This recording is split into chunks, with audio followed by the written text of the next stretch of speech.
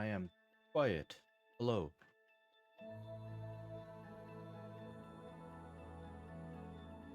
Hello. How's this? I'm still quiet.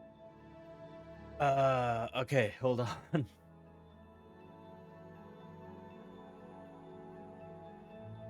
hold on.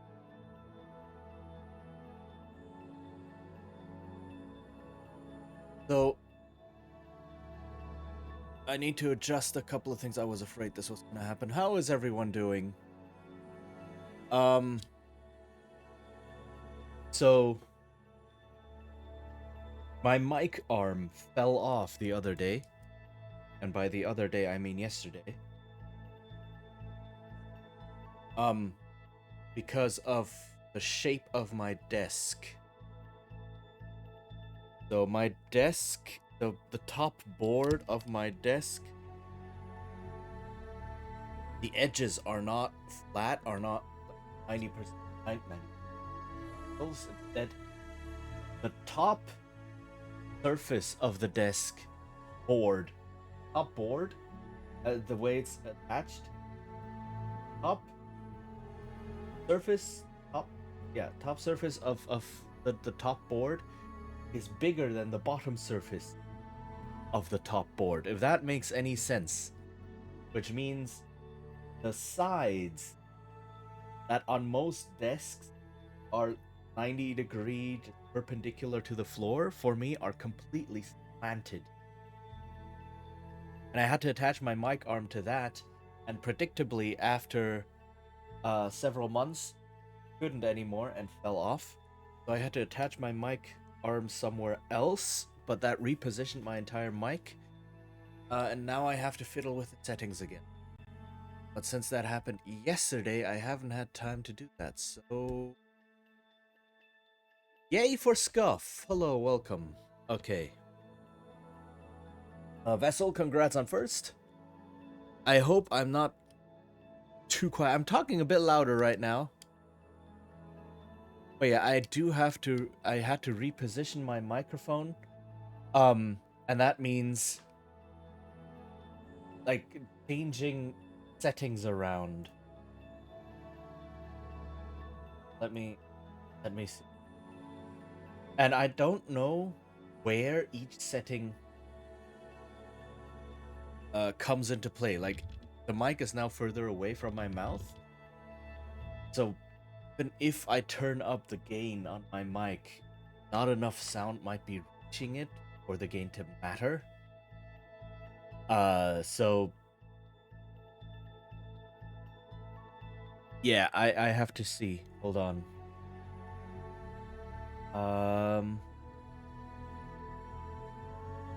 I am trying to follow a guide.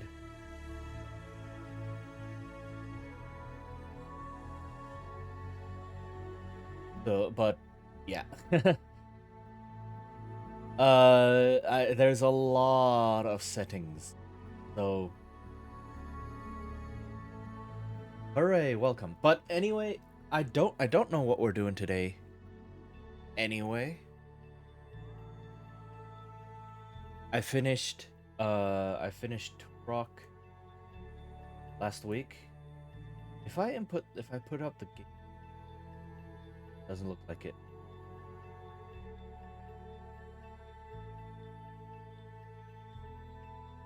I also don't know which gain style does what.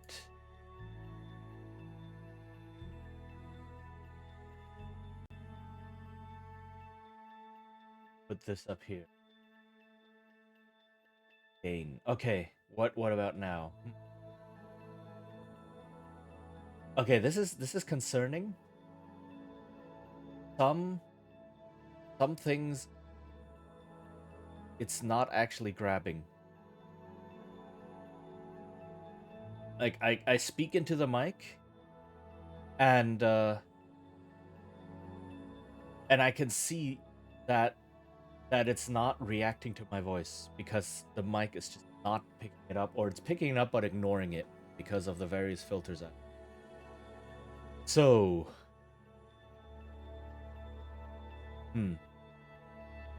what to do?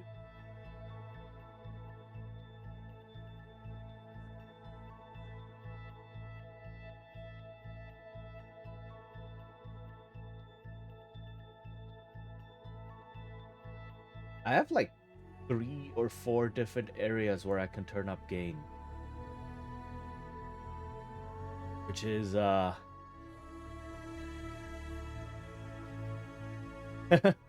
mean, that's so many settings. All right, hold on.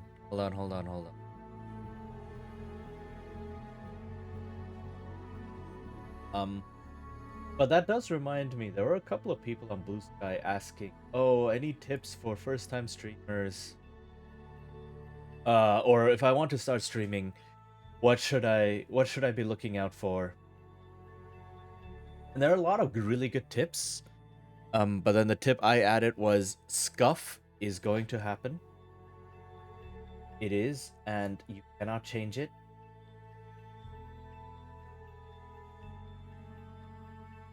This better?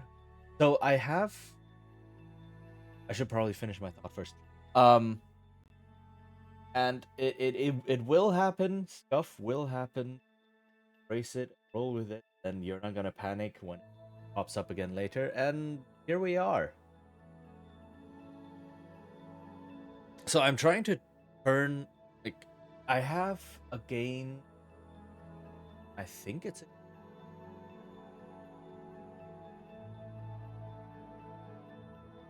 so my EQ has a gain dial. OBS itself has a gain dial. My versus compressor like it has one. I don't know. What is? And then there's a knob, a physical knob on my microphone.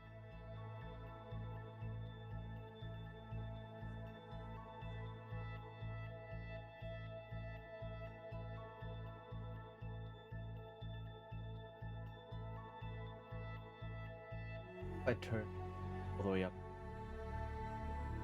if I speak like this, sometimes it feels like my microphone doesn't actually. Yeah, I am super quiet right now. I am probably super. I have to put my face up against my pop filter, and it's not even breaking into yellows. This is not how it's supposed to be.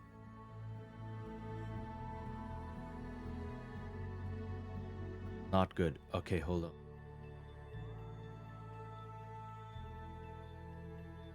If I turn all the gains that I can find all the way up.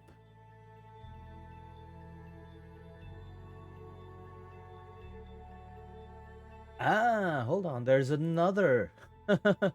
Guess what? There's more. I found yet another input gain. Knob.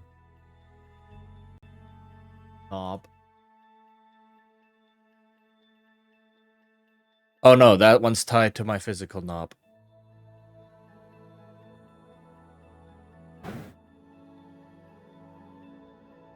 Well, how's this? Oh, okay. Yeah, okay. So I do have to use my physical. Welp. I guess that's what it's there for. Alright, let me fiddle with this a little bit to see how far up I need to push it. 20 dB. So if I just talk like this, it does hit the yellows every now and then, but the actual voice is still too low. It's the peaks. Okay, so my voice is too low and the peaks are still too high.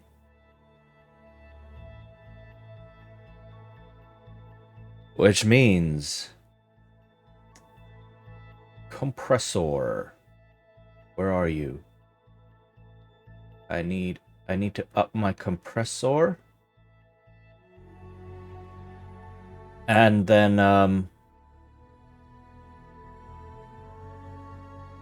up the gain.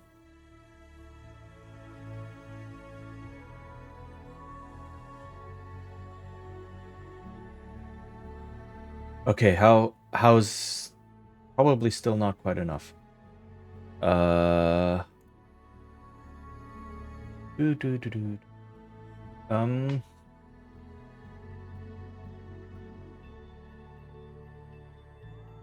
don't need an enhanced low guard filter. How about now?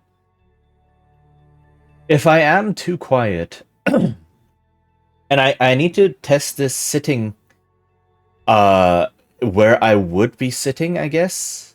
Like I'm because my mic is now further away from me.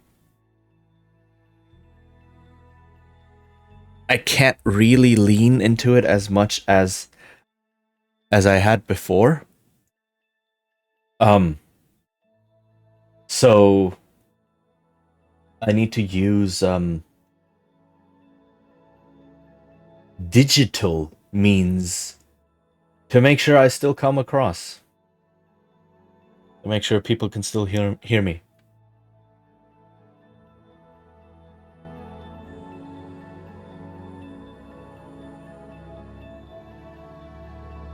Okay, so this is all completely turned up. That's turned up. I have the gain on my equalizer turned up fully.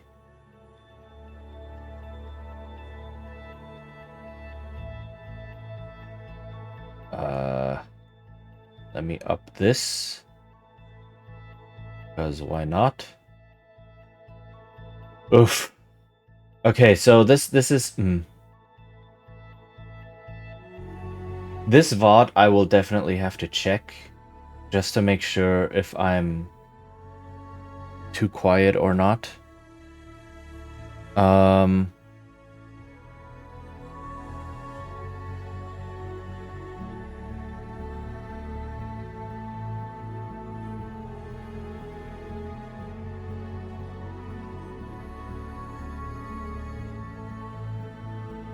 Okay.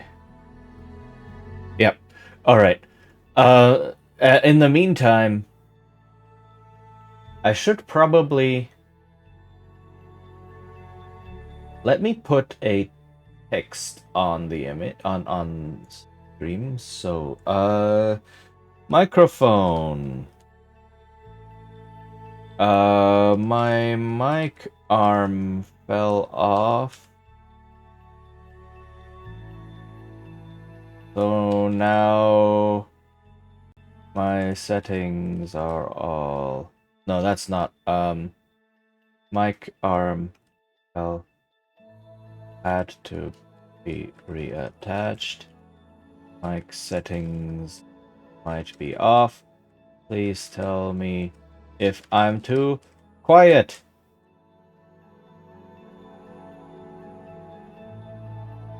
Okay, how do I make sure that this is not too small? Not too big, rather.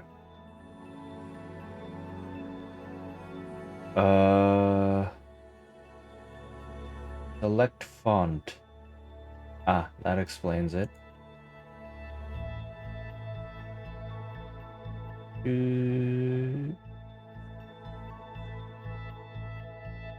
Mic arm.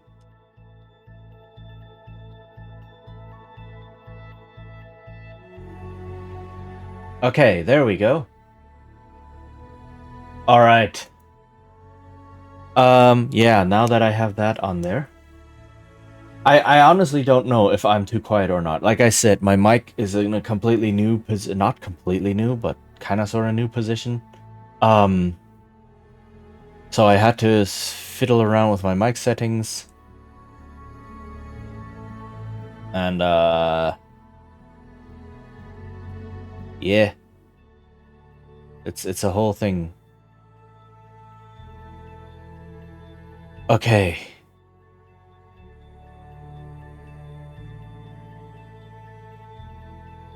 Let's see. I did not make a go live post. I forgot last time. I should remember this time. Okay, so let's make one right now. I was too worried about the mic. I was getting up here and it's like, oh, right, my mic is in the wrong position and I need to like change all of the settings. I probably could have tested this, but like I said, it happened yesterday, so I was forced to do it. Okay, live. Mic arm had to be reattached. Mic, let me just use this. might be off. Please tell me if I'm too quiet. Don't know what I'm doing. Yay. Okay. No, not yay. Yippee. There we go. VTuber. Twitch.tv/Chichen. Okay.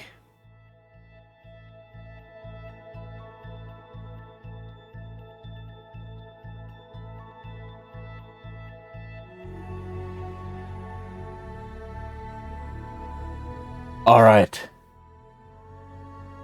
So, now that that is done,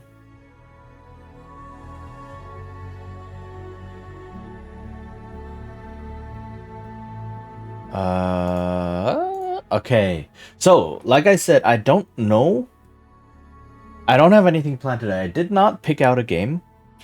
I don't know if I will be picking out a game on stream and just starting it today. Or if I'll do something else. I had the idea of doing a bit of art today. In preparation for making announcements for walking streams. So, let me explain. I want to do walking streams. I live in a city that not a lot of people know, in a country that many people still confuse for a different one. And I'm thinking, you know what? Why not? You know, this is a big city. There's a lot of things to see here, and just streams of people walking through. Like, how many streams do you get where people play a YouTube video in the background of someone just walking through a big city like Tokyo or something, right? Yeah. So that's clearly a thing. And, so why not do it myself? And maybe you can just see my new hometown, new/old hometown, and, learn a bit, etc. So I want to do that. I've been planning that since I said last year I want to do that, but last year I wasn't mentally ready. I just, there was too much going on. And I had, like, things were insecure. I didn't even have my residence permit yet. I didn't have health insurance. I didn't have job. I didn't have blah anything. Now things have settled down. Now life is more stable. It's not stable. It's not like secure, but it's more stable than a year ago ish. And so yeah, so that means I can now put some thought into that, because I do want to prepare for those walking streams as well. Like, if I go somewhere, if I go to a place, like a landmark or a tourist spot or a certain district or whatever, I do want to do a bit of research so that I have a bit to talk about while I'm there. And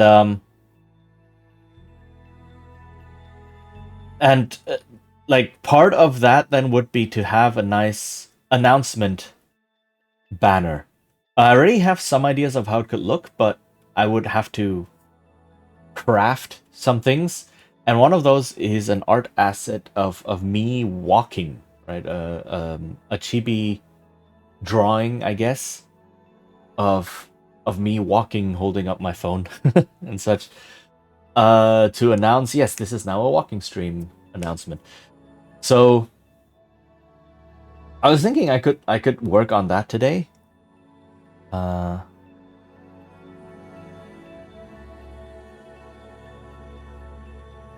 And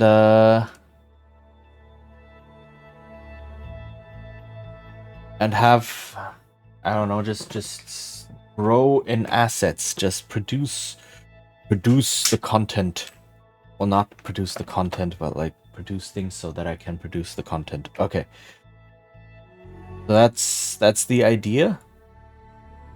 I haven't drawn something like this really ever, I think. Well, no, I have drawn chibi things before, but that was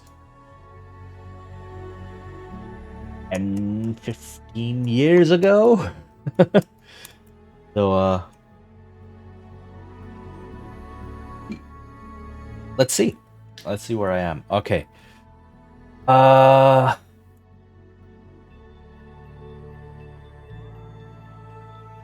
had to open up a whole bunch of things just now. Close this.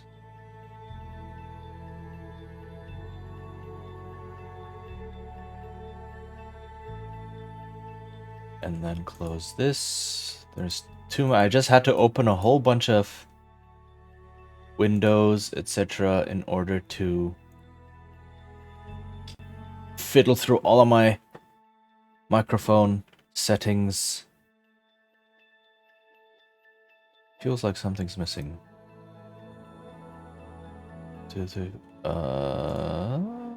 No. Okay. All good. All good. I think so. Okay. Right. Well, let me move this. Let me open up Krita. Have a new file open. And it's already capturing it. Beautiful. Okay.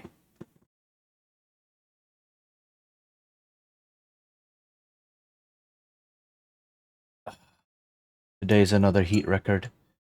This, like, seriously, ever since moving here, basically every single day has been a heat record. All of them. I look, because I have the little notification thing. Like on my taskbar, I have a little section that's news, and most of the news that I've switched to is weather. That's basically the only one I care about. And it'll show you the actual weather, like right now it's 35 degrees. And gusts of wind. But then it'll also show things like heat records. And it's, I swear, like every second day or even more, it's like heat record, heat record, heat record, heat record. It's like, yeah. Yeah, this is our lives now. I don't know if you saw, like, there's this article going around about how, like, all the big tech corporations like Microsoft and Apple and Google and such are saying, like, oh yeah, our data centers for AI, they produce a lot of um they produce a lot of emissions, right? And here, this is how much we produce, da da da da da, and so on. And then the Guardian apparently conducted their own investigation on that and found out, yeah, the emissions you reported, your actual emissions from those data centers seem to be 7.5 times higher than what you told everyone. So, burning down the world so that rich frickin' CEOs can get richer. Which is ironic because AI isn't actually making them money. So they're just doing it because of the idea of getting richer. I don't even.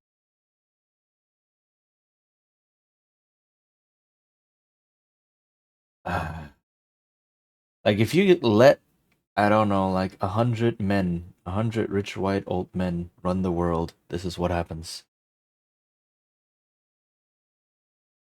They have won capitalism, and all of us have lost, and that's it. Like, yay. Awesome. Okay.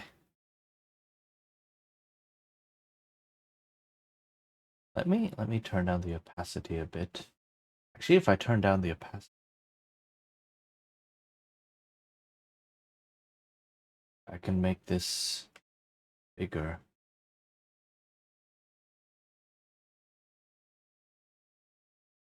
So 3 heads high, roughly.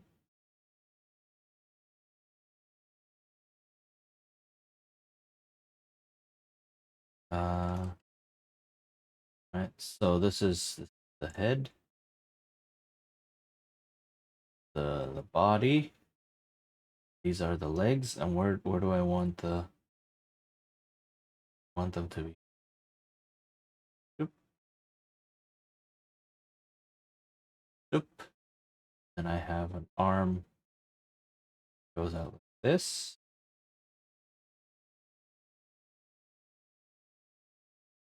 This an arm.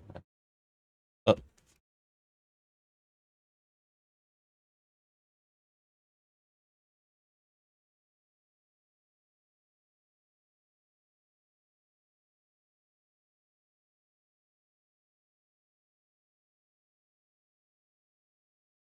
Okay. An arm that goes out like maybe not as much, maybe like this. Right? And then I have my big hat. And then wearing a backpack. And then this arm will be holding camera. So this is like a selfie stick and then holding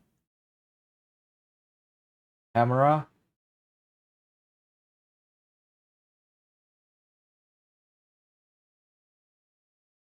Nope. It needs. I'm now an alien with like 3.5 eyes. There we go. I haven't drawn a humanoidish figure in forever. Okay. This is an eldritch abomination.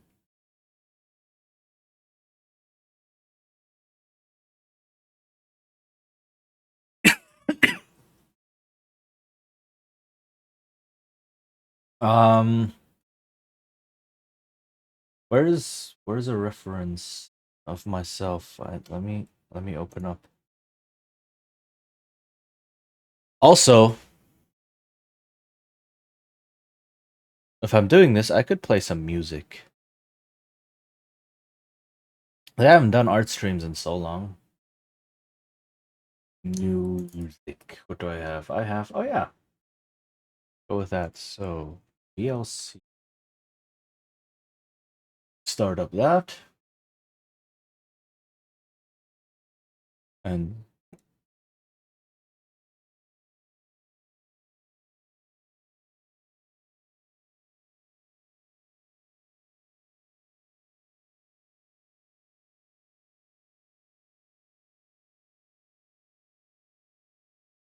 is it coming through?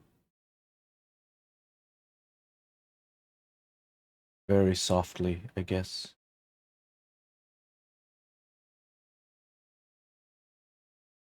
It's because the music itself is quiet. Okay, it'll get a bit louder as time goes on. All right.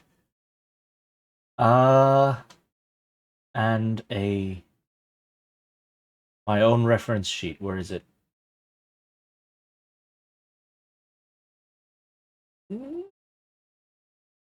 Here.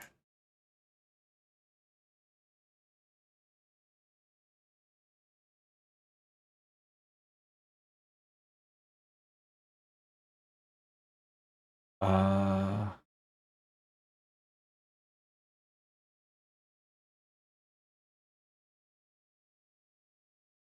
Over here. Make the canvas a bit wider.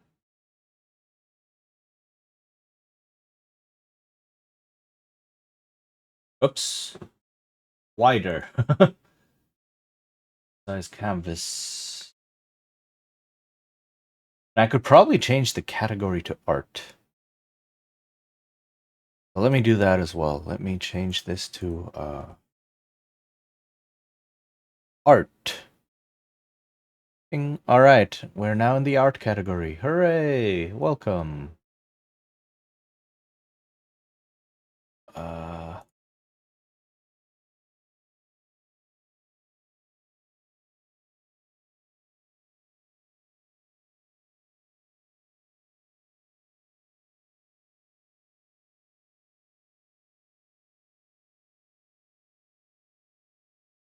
Okay.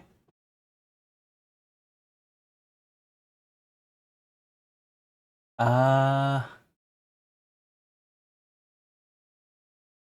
let's see.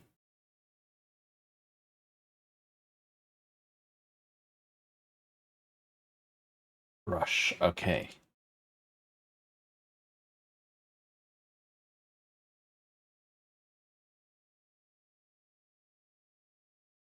I get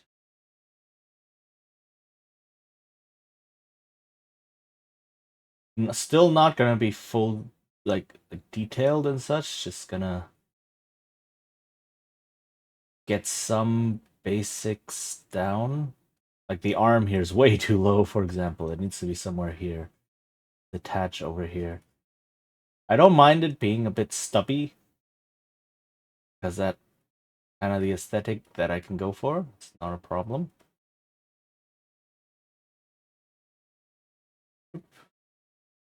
Then one leg just this. Again, it doesn't have to be anything resembling realistic anatomy. It just has to make sense in general. Like this is an abstracted style. Okay.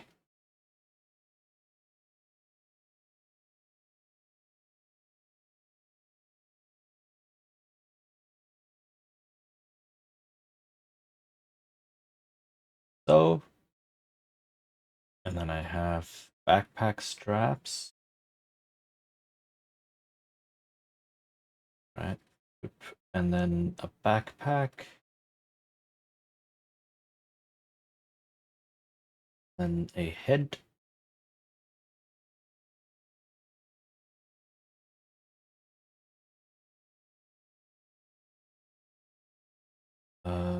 Yeah, this line looks good. So I have an eye here and an eye. There, that's a lot better. That's less of an Eldritch Abomination.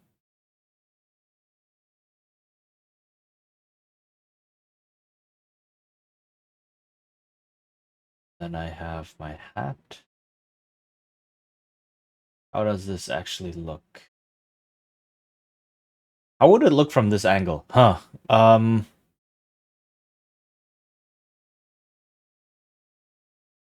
So there is a big part over here.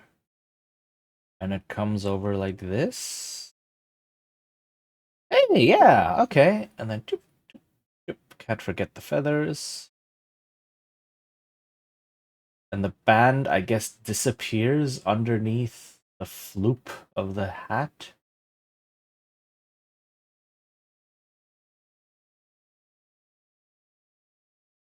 Like so, okay.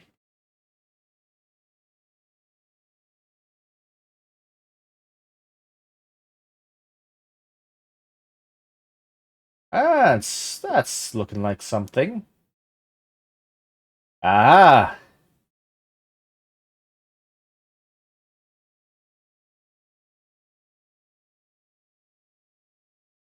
and because it's chibi, it needs to be like this.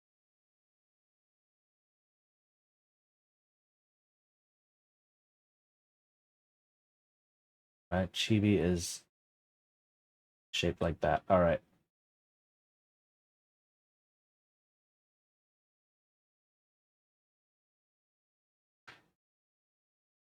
Okay, less of an Eldritch Abomination. Kinda.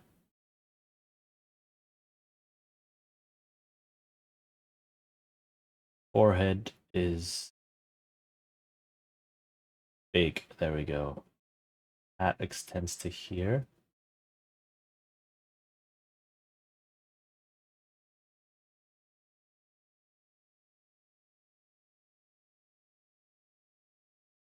Uh-huh.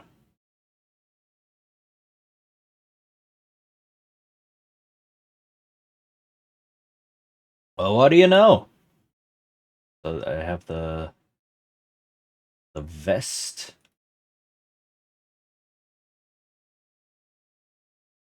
Like that. Okay.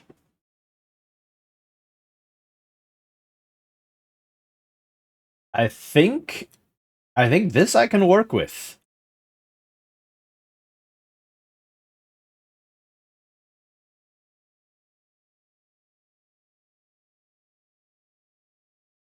Ah, okay.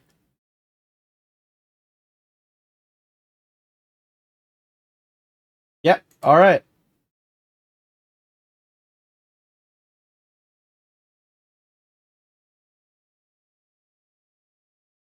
Now it's time to actually put down lines. I hate this. Like sketching like this, okay, fine, all good. And then it's like, all right, now you have the sketch. Now you need to put down lines. And I have to start making commitments. And I go, you know what? I think I'm done.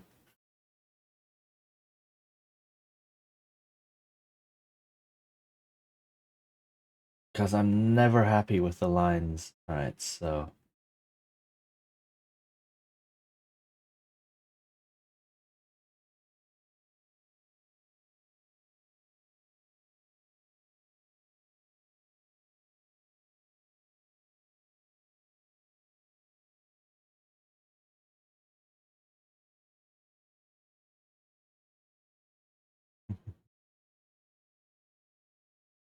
I don't think it even looks like this. It's a slightly weird perspective.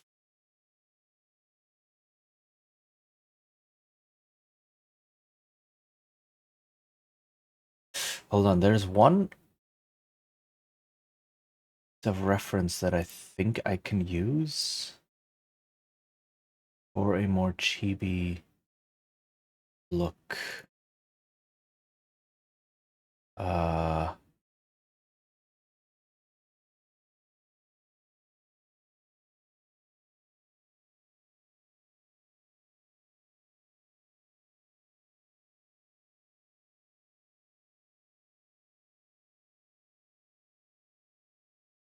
and that's the "This is fine" emote.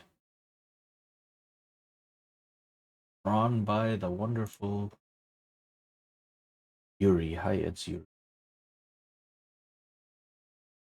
Okay. Because she uses this chibi style. And and you can see compared to this, mine is like, what is going on? Please just kill me now. Okay, so but you can see what I mean.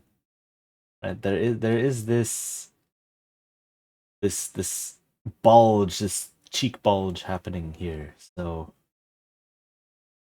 and it's kind of sort of looking in the same direction.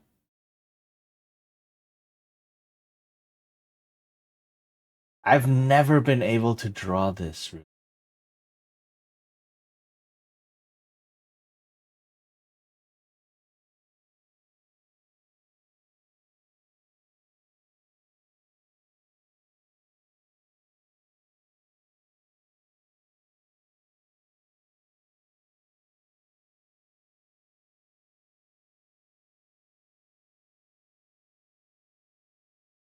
Aha, big eyes. There we go.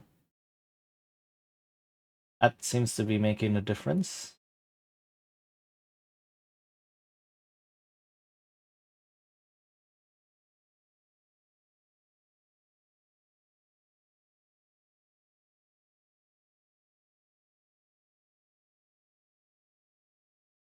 Oop.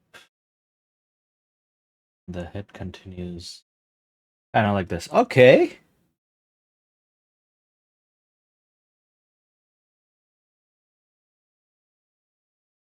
I guess I can move the mouth out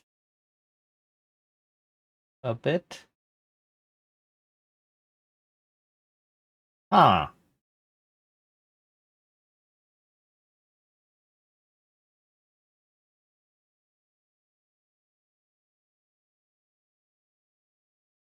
Okay.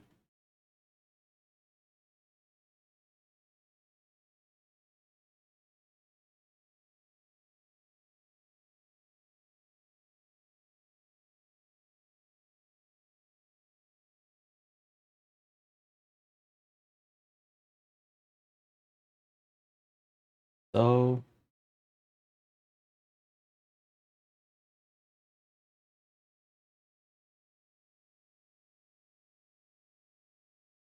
um, and you have the band over here, but then the hat just loops over it again.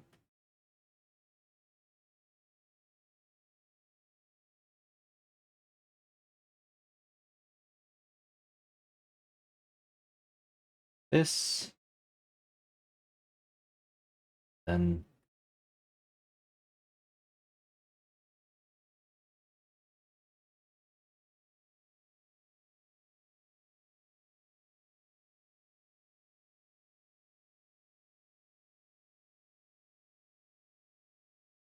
oh,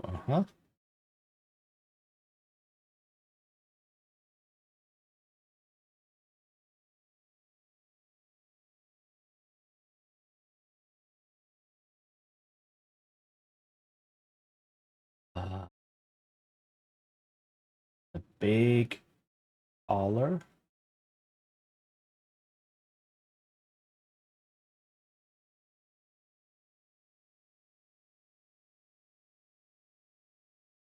Off. It's not a line. It's to be like, okay, there we go.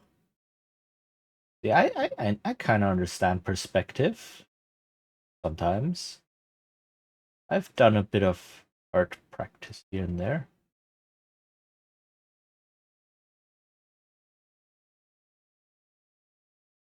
Um,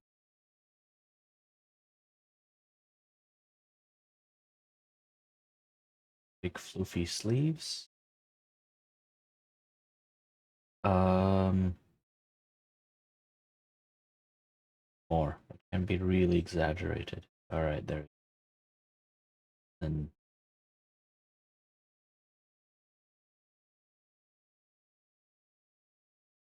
like this. There we go. And other hand holding this thing.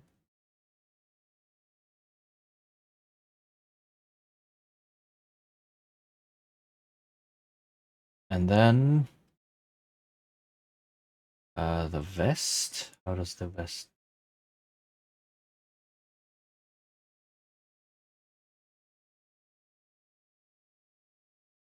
Oh. Okay. And backpack straps. Backpack. Oh wait, I need to. There.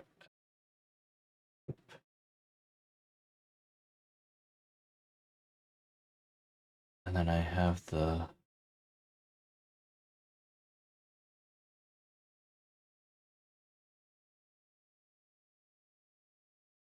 booties. This.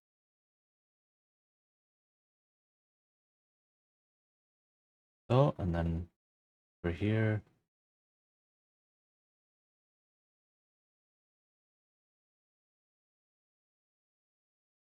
Like so.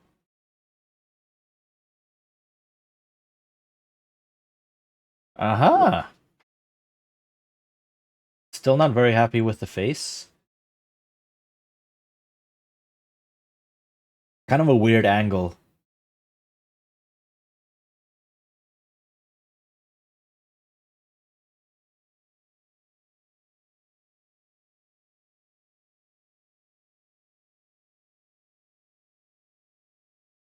Gonna be better if I exaggerated.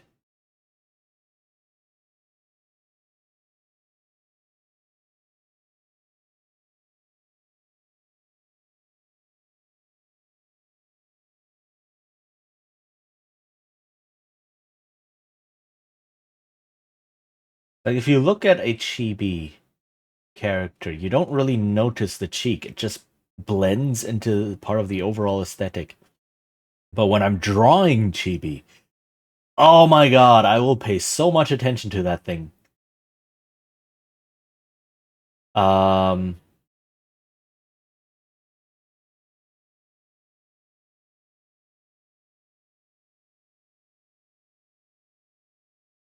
okay. And then this goes away because it's hidden under the hat.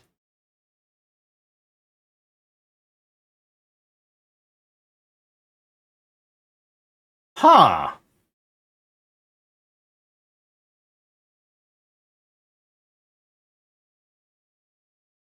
Huh.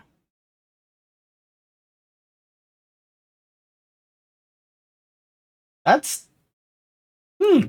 This actually kind of sort of works, I guess. I'm surprised.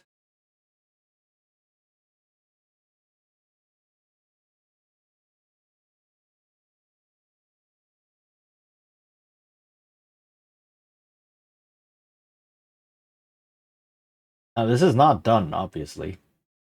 Nowhere near, but like we're just iterating. I went from this abomination to this thing to this, which actually is getting there.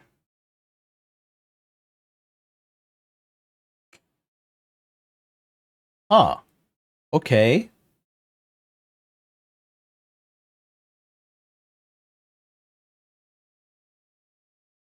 Wait, is my ad manager? It feels like my ad manager may be having problems right now. It's looking very weird, but okay. Um,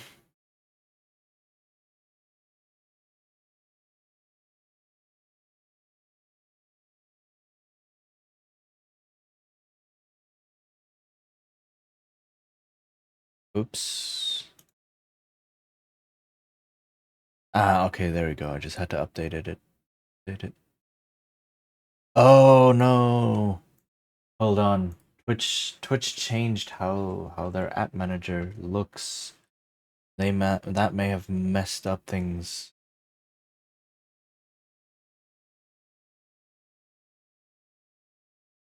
Okay, hold on.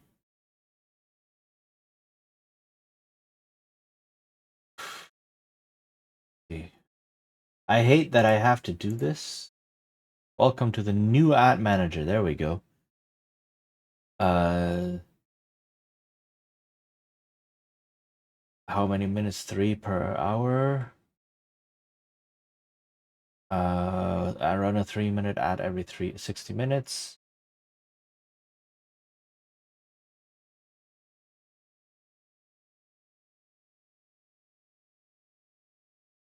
Mm,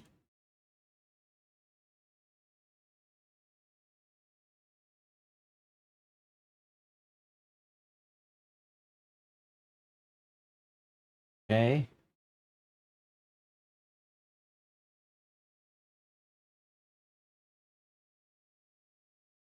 And disable pre. Okay, so I didn't change any of the settings. Yeah, I didn't change any of the settings.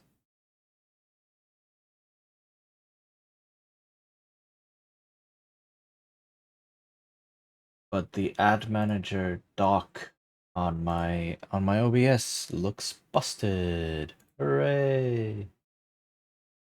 Okay, hold on. Stream manager.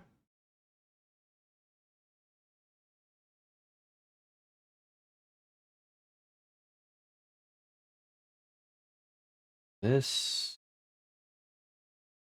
pop out. Uh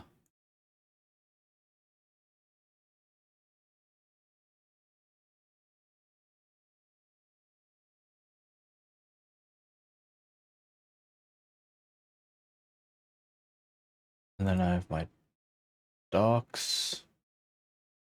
Custom browser dogs, ad manager. Docs, not dogs.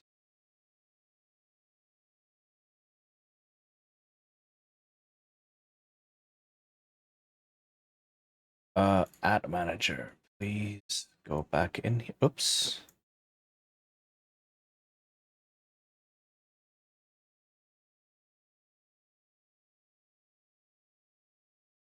Maybe it'll get fixed when the ad runs. Okay. Ah.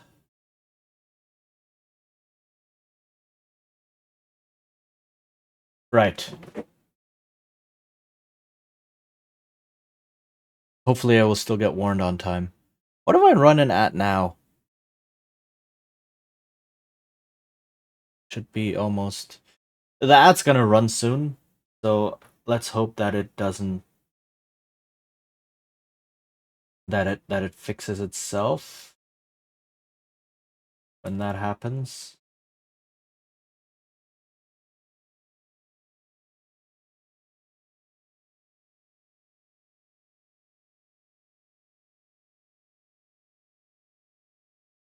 Okay.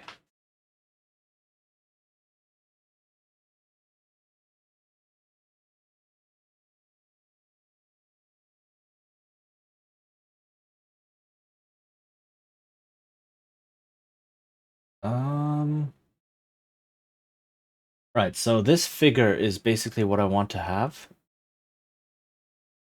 Um, when I put out an announcement for a walking stream.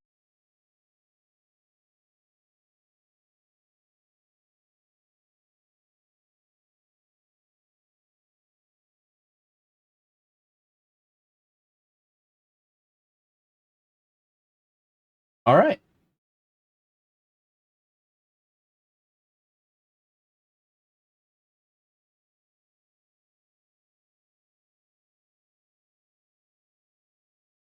Let's check.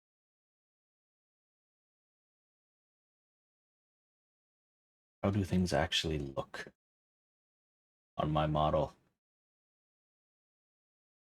Okay. Uh, so this is pretty straight, and then it flares out just around the knee. So it's actually more like this. Right? And then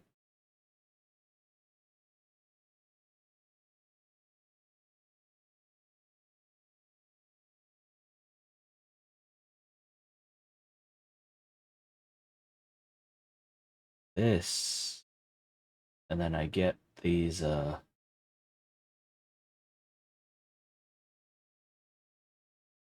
bands.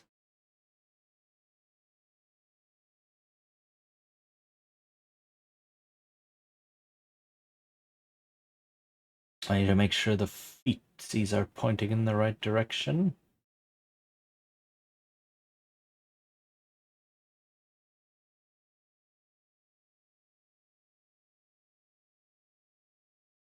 Doesn't actually.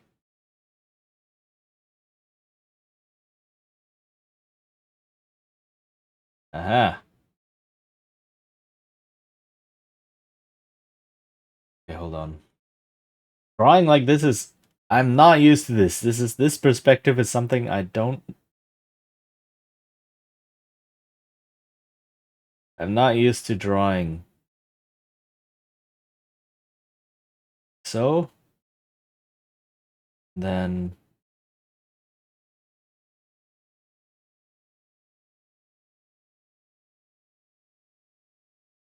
I move this up slightly.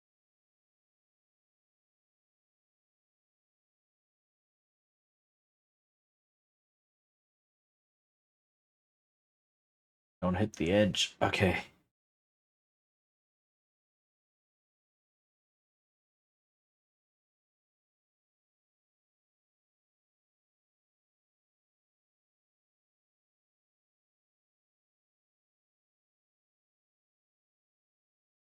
So the foot is kind of going like this.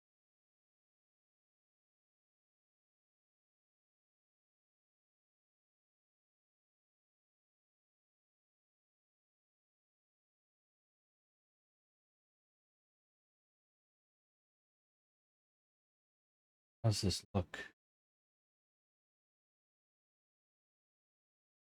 That might work.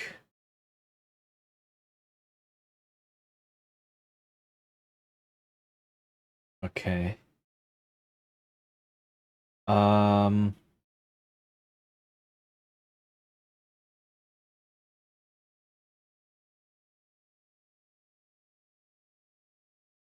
Then, all right, the belt. I forgot the belt. But the belt is really only for the instrument, for the hurdy-gurdy.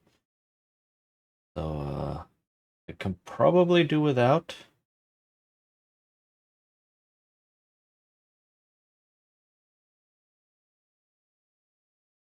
I'm not gonna have the belt. I'm making an executive decision not having the belt.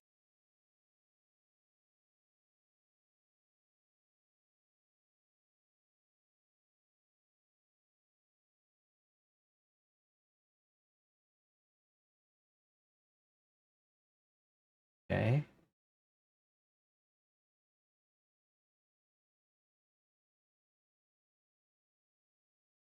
Uh Endure. In enduring oh, grow 3 minutes strong. of ads. Okay.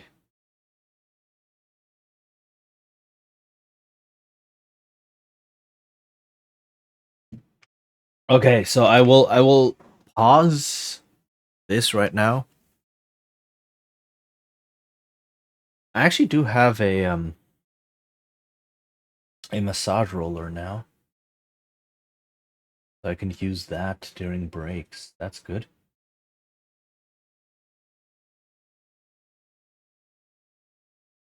Okay. But this is taking shape. Holy heck, I did not think that we would actually be getting a chibi out of this. So hooray.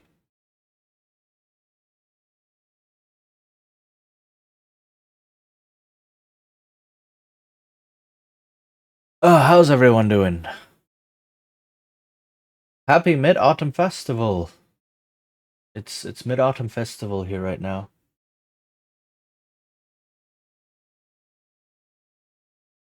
Um which basically for me just means it's a holiday.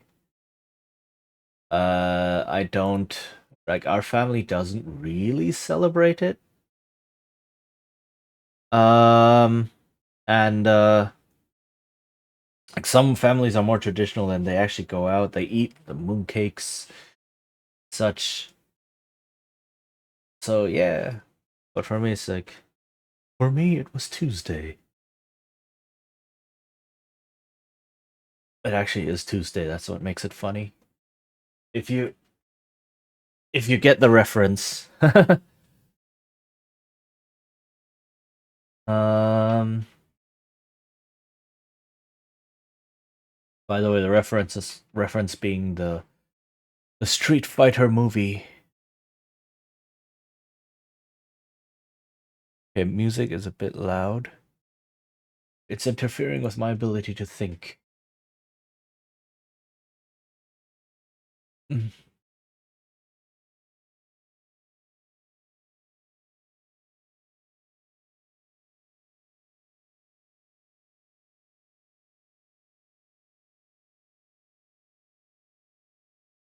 Um, am I going to finish the chibi today? I don't know.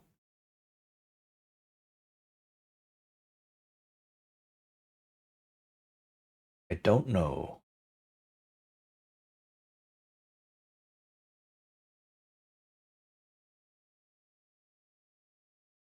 So, okay, ads seem to be over. My ad manager is still busted.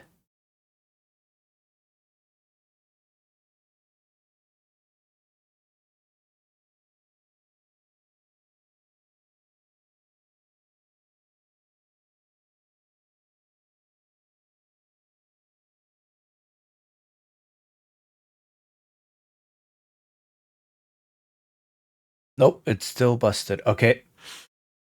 That doesn't help. Twitch, why do you break things like that? All right.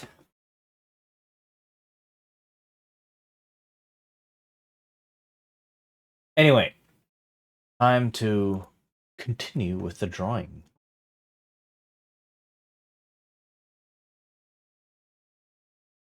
I'm still not committing to any lines.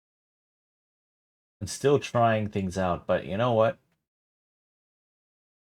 We're getting there. We're getting there.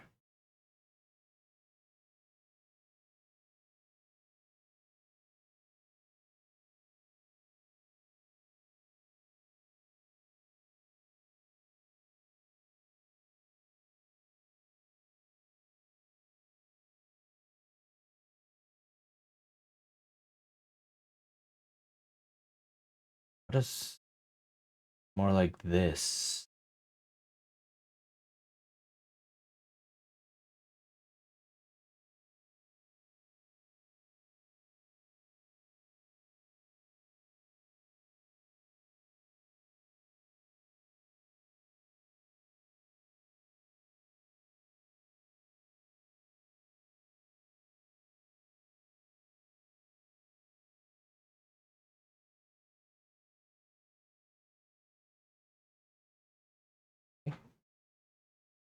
Um, backpack. I can probably make the straps here underneath collar.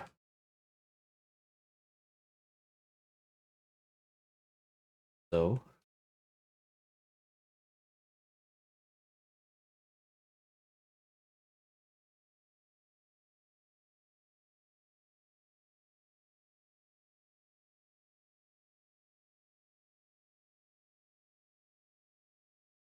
this is one of my favorite, more favorite songs from Stellaris. Yeah, by the way, this soundtrack is Stellaris soundtrack.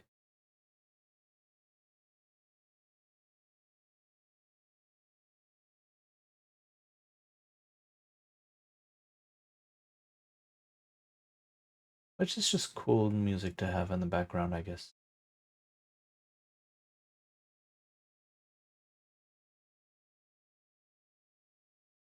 Alright.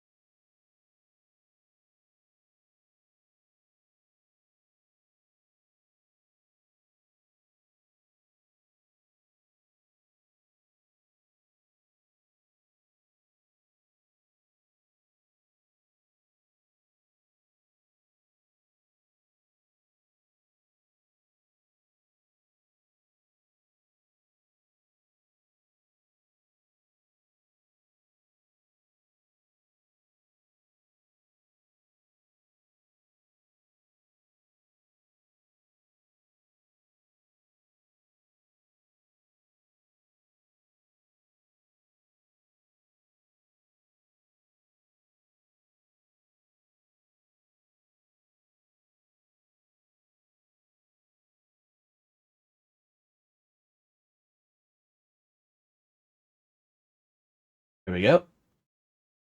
Weird, weirdly shaped phone.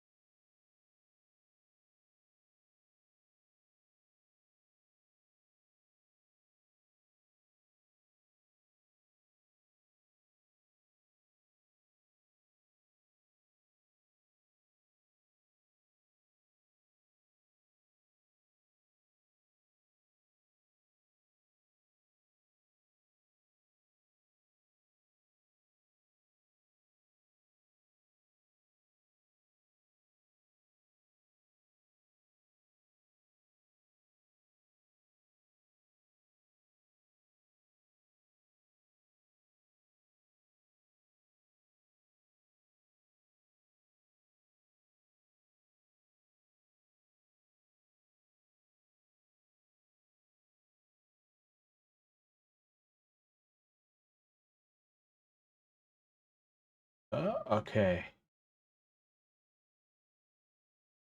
Oops.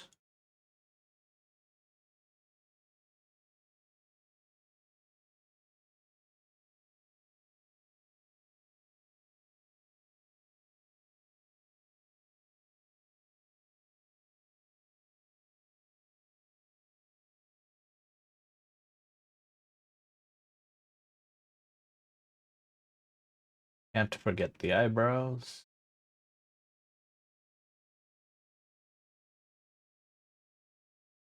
Okay. How does this look? Very wobbly. Very wobbly. Very unsure lines.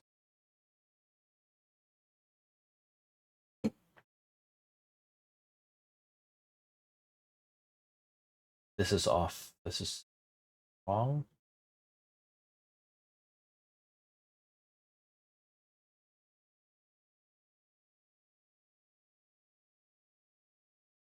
So,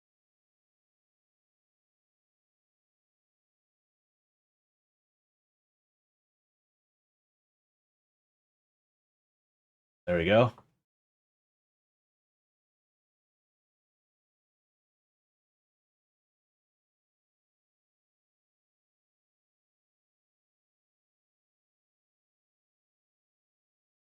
So I'm having a thought. I have a couple of good friends who are really amazing artists. And now the thought is, what if I commission one of them instead of doing this myself? The end result is going to look a lot better. They will have a chance to make a bit of money. And this is basically the reference. Right? It's like, please draw me a really awesome chibi like this. But please put all of your years of training and expertise into it, and I will give you money for that. So, I'm thinking I might do that instead. Because if I am going to use that again and again and again on announcements, I do want it to look much better than what I am capable of doing right now.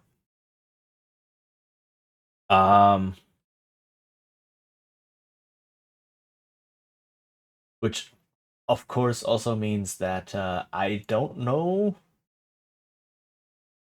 what else to do.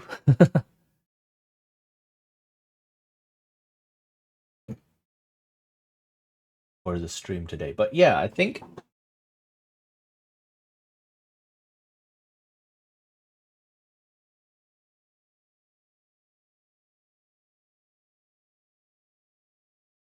that's what I'm gonna do. Like, what is this? I'm noticing all of these things. Like, what is this? What's happening here at the hip? it should be, oops, it should be like this or so. Right? What is this? What's happening here? I have a hip bone that just juts out or something. All right.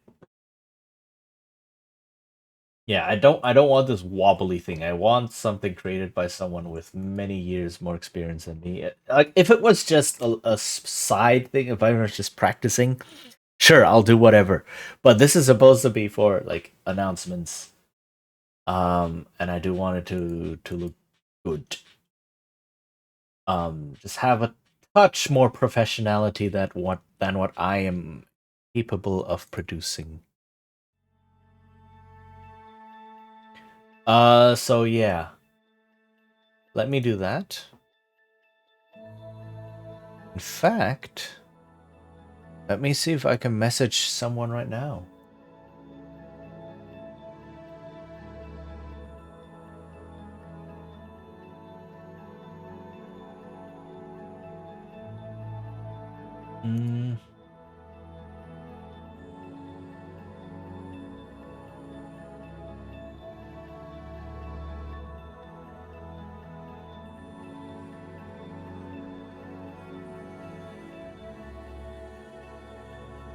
Can't find the messages right now. Okay, never mind. I need to think of what I'm gonna do.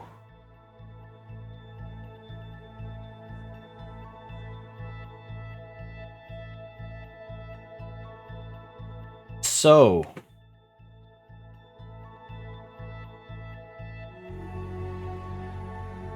I mean, we could just continue chatting. Oh, look, the category didn't upgrade. Huh. That sucks. Oh well. Um.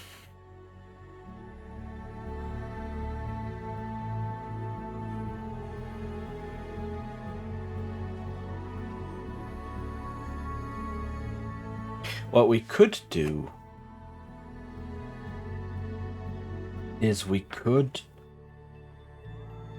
look at, since we're talking about walking streams, right? Since we're doing that anyway.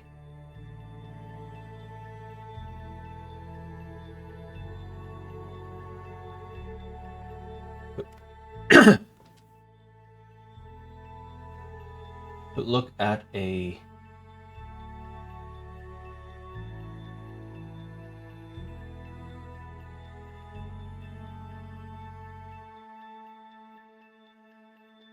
could look at a map of Taipei.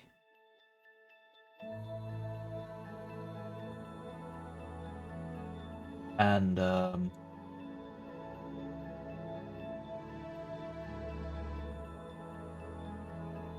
see where I might go. And the idea is then that I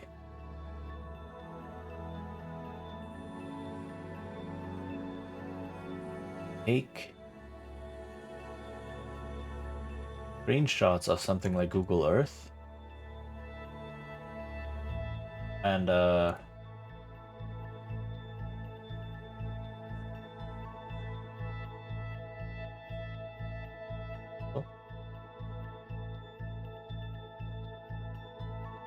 Uh-oh. Uh-oh.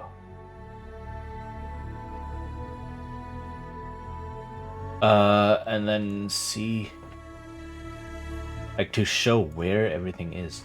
I sorry, the reason I'm hesitating right now is because I don't know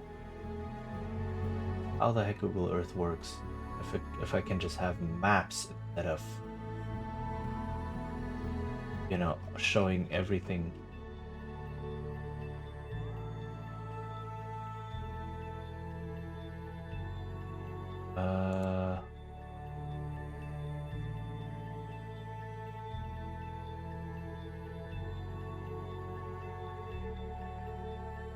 Like the traffic map that you get on Google Maps,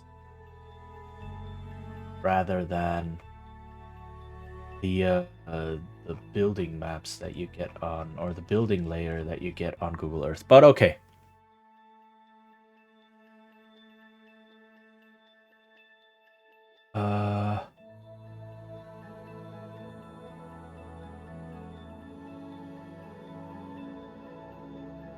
Let me just get oriented real quick. Sure that I'm actually looking at the correct stuffs. Where is it? Hold on. Kinda lost. Hold on.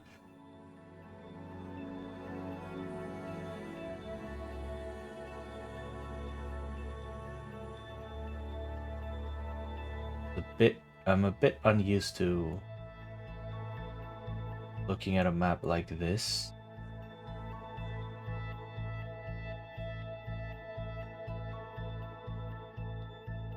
Ah, okay, I think I found it. All right, so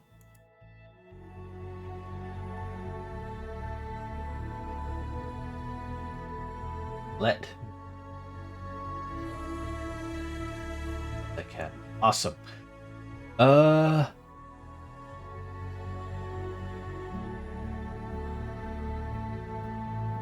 Game program window capture Google Earth Pro.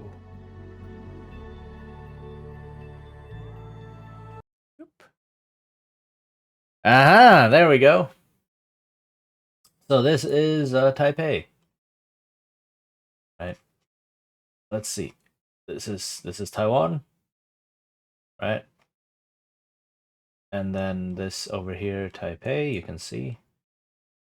And really, Taipei is just this municipality here. And then this huge thing around here is called New Taipei City. But really, as you can tell, it's just one huge metropolitan complex that's just melding together. It's also starting to melt together with Geelong over here, and it's starting to melt together with this over here. Right? It's just becoming one huge and this area over here as well. Right? That's like not even its own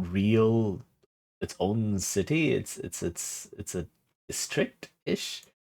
Uh, but yeah, this is Taipei. 5 million people, give or take.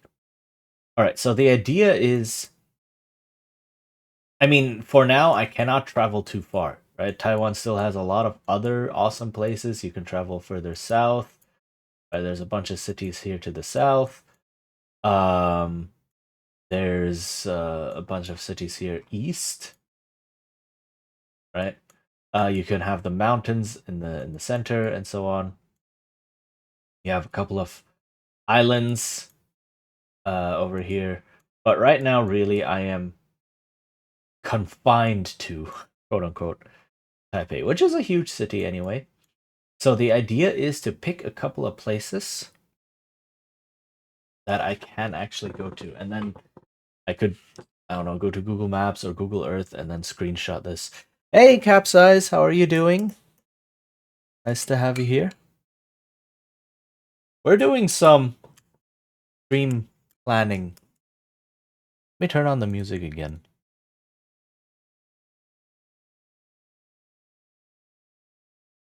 How goes? Happy mid-autumn, I guess. Mid-autumn festival. Beach and tours. Yes, exactly. Um I was saying earlier, now that my life is more stable, I've been talking about walking streams, possibly doing walking streams for months. Or not 4 months, but like months ago last year. I was talking about the possibility of doing them, and then I ended up doing exactly none of them. Mainly because my life was still very unstable. But it is more stable now. So now I actually feel up to doing it. Um, and so yeah, we're just kind of going through some ideas of what to do, and I'm just kind of showing Google Earth, Taipei on Google Earth right now. Just to like gather ideas, and maybe some people were like, "Oh, what's that over there? What's this over here?" So there's a whole bunch of things that can be done. So, do I want to open a text document? I don't know, but I can write things down on paper. Uh,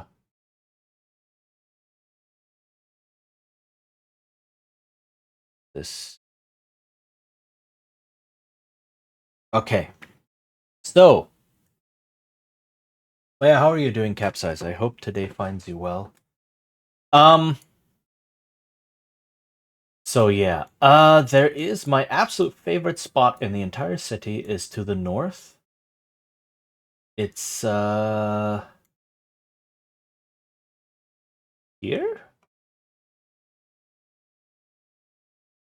Is this it? I believe this is it.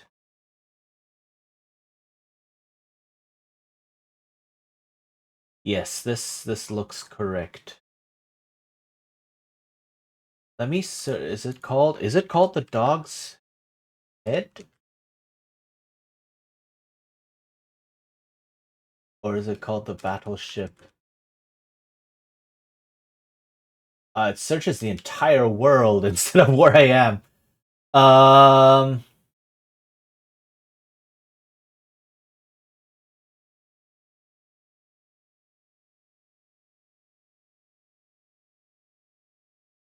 Places. Okay, yeah. So it does show this. All right. this they just have Jinjinyan. So this thing. Tried not to eat something getting to Ben and customers today. Oh no. Well, if you do end up eating something at one of those demanding customers, I have your back. Lunch break, awesome. Is this showing up on stream? This is not showing up on stream. It's just a gray screen. Oh, okay. So I guess Google Earth recognizes when I'm streaming, and it's like, yeah, no, you don't get to. But yeah, this rock right here, which you can't quite tell from the blurry satellite image, but this is a pretty high rock, right? This is kind of, it's still in the foothills of the mountains. The actual mountains are back here, but it is high enough. Can I not shift anymore? Hello? Ah, there we go. It is high enough to get a good overview. 7 stream streak. Oh my goodness. Thank you. Thank you, Capsize. I really appreciate that. Dang. Google recognizes it as Chichen's Rock.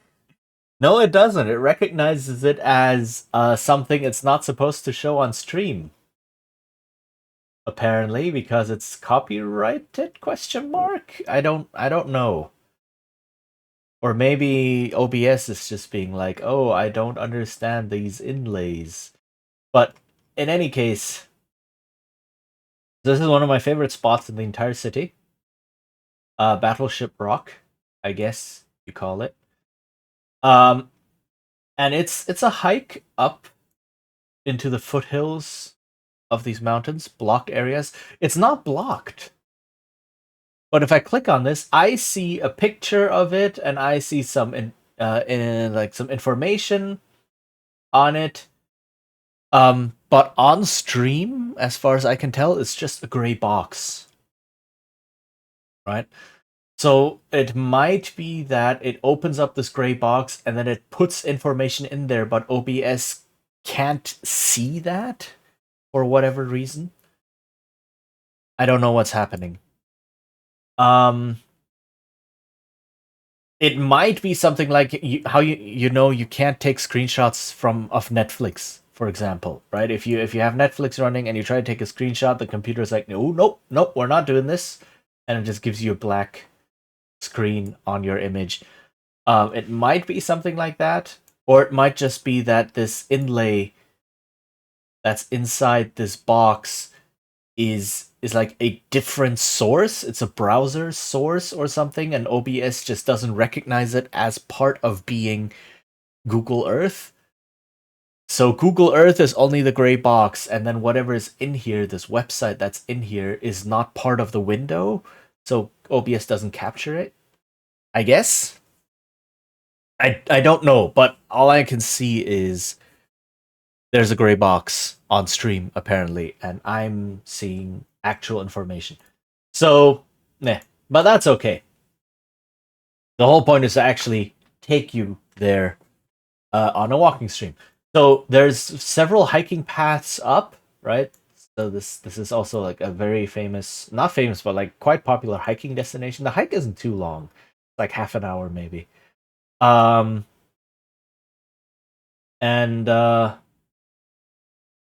but from up here, right, because it is relatively high up, and all the way to the like side of the city, you can look out and see. Right, this is the rock. You can see the city from here, so you can have a very nice overview over the city and like a nice view. So that's one of the first areas, the first spots I want to take people. If I'm gonna do a hiking stream or a walking stream, that's likely one of the first. Um, but then there's a lot of other places, a lot of awesome things to see. There's obviously the most famous landmark, Taipei 101. Where is that? It's to the uh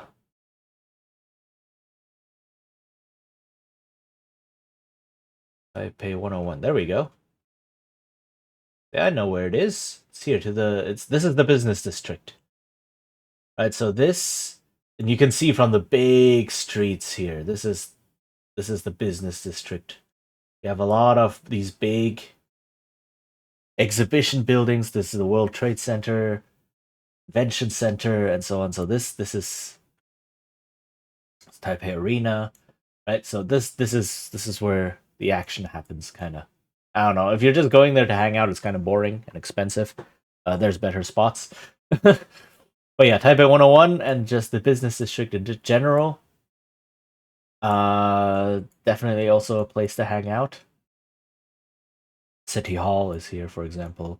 Right, so a lot of this going up Taipei 101 is an adventure in of itself, because depending on like if the weather is nice and if it's like a weekend or so, you will get really long lines to go up there. I've never been up there because of the lines, I think. Oh no, wait. I have been up there once. I remember I have been up there once. Many, many years ago when the building was still relatively new. Um but yeah, you can then go up here, and then you also get a nice overview of the city from the business district. But there is yet another spot. So the beautiful thing about Taipei, or maybe not so beautiful, but like it is beautiful now. Taipei is basically encircled by mountains on three sides. So you have the mountains to the south, you have the mountains here to the east, and you have the mountains to the north. In fact, there's a whole mountain national park. You can see here, Yangmingshan National Park. And then only here to the west is it more open, because you have the big river that spills into the ocean. You still have some mountains. You just have mountains everywhere, but it is more open toward the west, right? So it is. This is a basin, and you get enclosure by mountains on three sides. So there's a lot of mountains you can go to get an overview of the city. Um, this used to be really horrible because smog would get trapped in here constantly, right? You built this huge city in a basin, and you have bad regulations and policies on air quality control and such. Uh, like Taipei was smoggy as all hell. It's a lot better now, but when I first moved here, like 30 years ago ish, yeah, air quality was bad. It was really bad, and part of that was because of the mountains here. But there is another mountain that you can get to relatively easily with the MRT. There's an MRT Xiangshan. There we go. There's an MRT station relatively close by. Um, and it even has its own trail. So a hiking trail up here. And again, right? This is foothills, but you can get up here, and you have another overview of the city. This time from the southeast, right? Instead of from the northwestish, you have an overview of the city from the southeast. So that's also another place I was recommended that I could go. Um,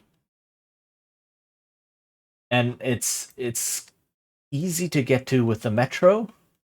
MRT stands for Mass Rapid Transit. It's basically the metro of the city. Please? Okay. And it's and it's this. It's pretty steep. We get a lot of this in Taipei because the mountains are just right here. At some point, you run out of space, so you get these big neighborhoods all full of these mid rises, and then boom, mountain or like foothills, right? So we get a lot of this, which might also be interesting to see, just to walk around a bit. So this is a spot possible to go to. There's a bunch of, there we go. There's the Dr. Sun Yat-sen Memorial Hall, which is okay. The Sun Yat-sen Park is okay. It looks very big, but it's okay. There's a much, much bigger one. This one. The Chiang Kai-shek Memorial Park, Memorial Hall. This place is absolutely massive, as you can see, right? You zoom out of the city, you can see it's right here. And it has the National Concert Hall and the National Theater Hall right here. So this is, you can spend an entire afternoon. And they also have the changing of the guards. So there's always like guards, ceremonial guards stationed here. They used to be inside the hall. Now the new government was like, oh, we will move them outside because I'm the new government and I have to enact changes. The people have to see that I'm doing things, you know. So they moved them outside. I mean, those kids now get to stand in the sun for like several hours in full combat gear or like full ceremonial guard gear, which is, people have been raising a lot of concerns about that. But they do have the changing of the guards. I don't know if they were going to get rid of that as well. There were talks about getting rid of it. But it's this whole thing, right? Whenever the guards change, they have this whole routine that they go through where they march up in very coordinated steps, right? And then they exchange the rifles, so the current guards hand the rifles over to the shift, the replacement, but it's all like twirling the rifles around and throwing them, blah, and then handing them over, checking them, blah, and then twirling them around again, and so it's a whole thing. It's like 5 to 10 minutes of the changing of the guard. So that I saw it once or twice live, and if they still have that, could be interesting to watch as well. But otherwise, just walking around here is also nice. Inside the Memorial Hall, outside the Memorial Hall is like the problem with this area in particular. You can see it has huge streets. This is like parade streets, almost promenade streets, because the presidential palace is here. Right, so they get this huge. We don't have military parades, but we do have like, I don't know, big like celebratory things. For example, you can have that, and that's where you get these huge streets for, and then you get this big the park. Yeah, 228 Peace Park, Peace Memorial Park. This is a big historical event. Not a nice event, very much not, but you know, we have a whole park.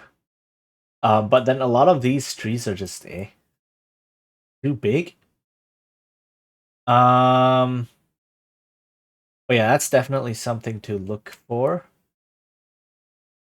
By the way, every single one of these tracks, these running tracks that you see here, every single one of them means that's a school.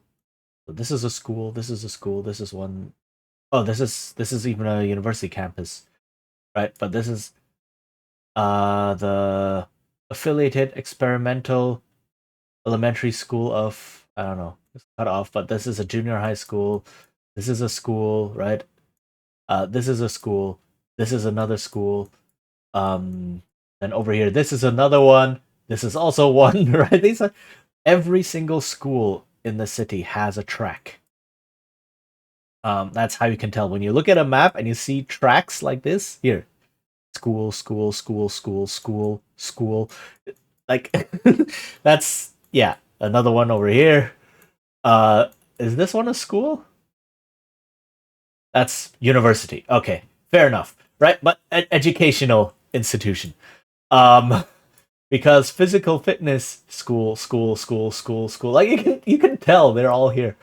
Because physical education is writ large over here. So every single school needs to have a running track. And they're very easy to spot. It's just like buildings like that surrounding a running track. Done. That's a school. Um. So yeah. Oh, I'm turning around. Okay, there we go. Uh, what else? This is Taipei Main Station, which I guess would be interesting to see maybe. I don't find it super interesting, but you know, it's an old building. It's from the Japanese colonial times. And why not, right? There's more stuff here. There's a huge like this is the center of the city basically. So there's a lot of stuff happening here, but there's also a lot of stuff happening underground. Right, so there are huge underground streets full of shopping centers and stores and malls and so on. There's a lot happening. And as you can see, if this is Taipei Main Station, where are all the train tracks? They're all underground. And then they pop out at some point once you start exiting the city. Um, but really, what I'm interested in is this district right here. Can I draw a polygon around it? It covers everything. I don't want it to cover it. I just wanted to highlight it. So this area right here, next to the presidential palace, next to the main station, and so on, this is Old Taipei. This is where the city started. And you can tell that it is because the old city gates are still there. So we have the North Gate, that's the best preserved one. There's a small museum. We have, where's the West Gate? I think the West Gate no longer stands, but we have a whole district after it. Here. This is the Westgate district, right? On the other side. So these big roads are basically where where the city wall was. The North Gate is here, and we have an East Gate. Where's the East Gate?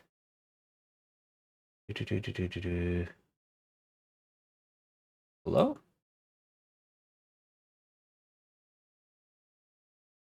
Don't see it.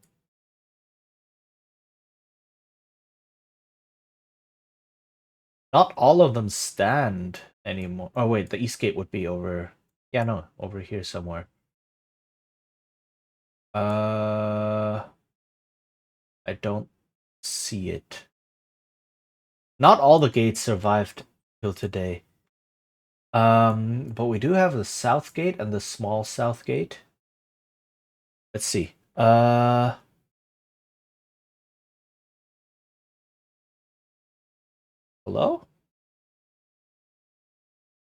Am I too big? Am I moving too far?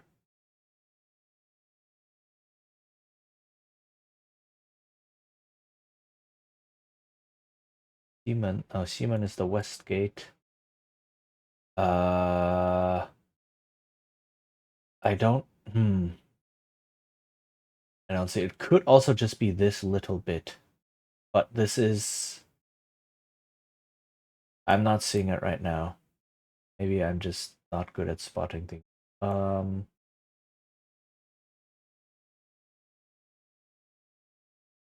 Like the South Gate and such still stand.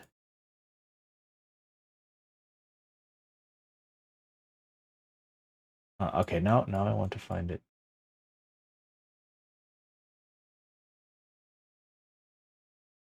Where is it? Where is it?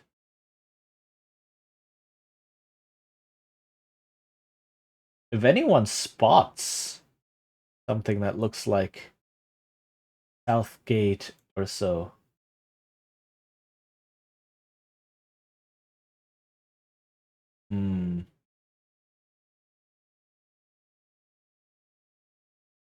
I know that one of the gates is inside a roundabout. So the gate is there, and then they built the roundabout around the gate. To preserve it, obviously. But I can't see it. Huh.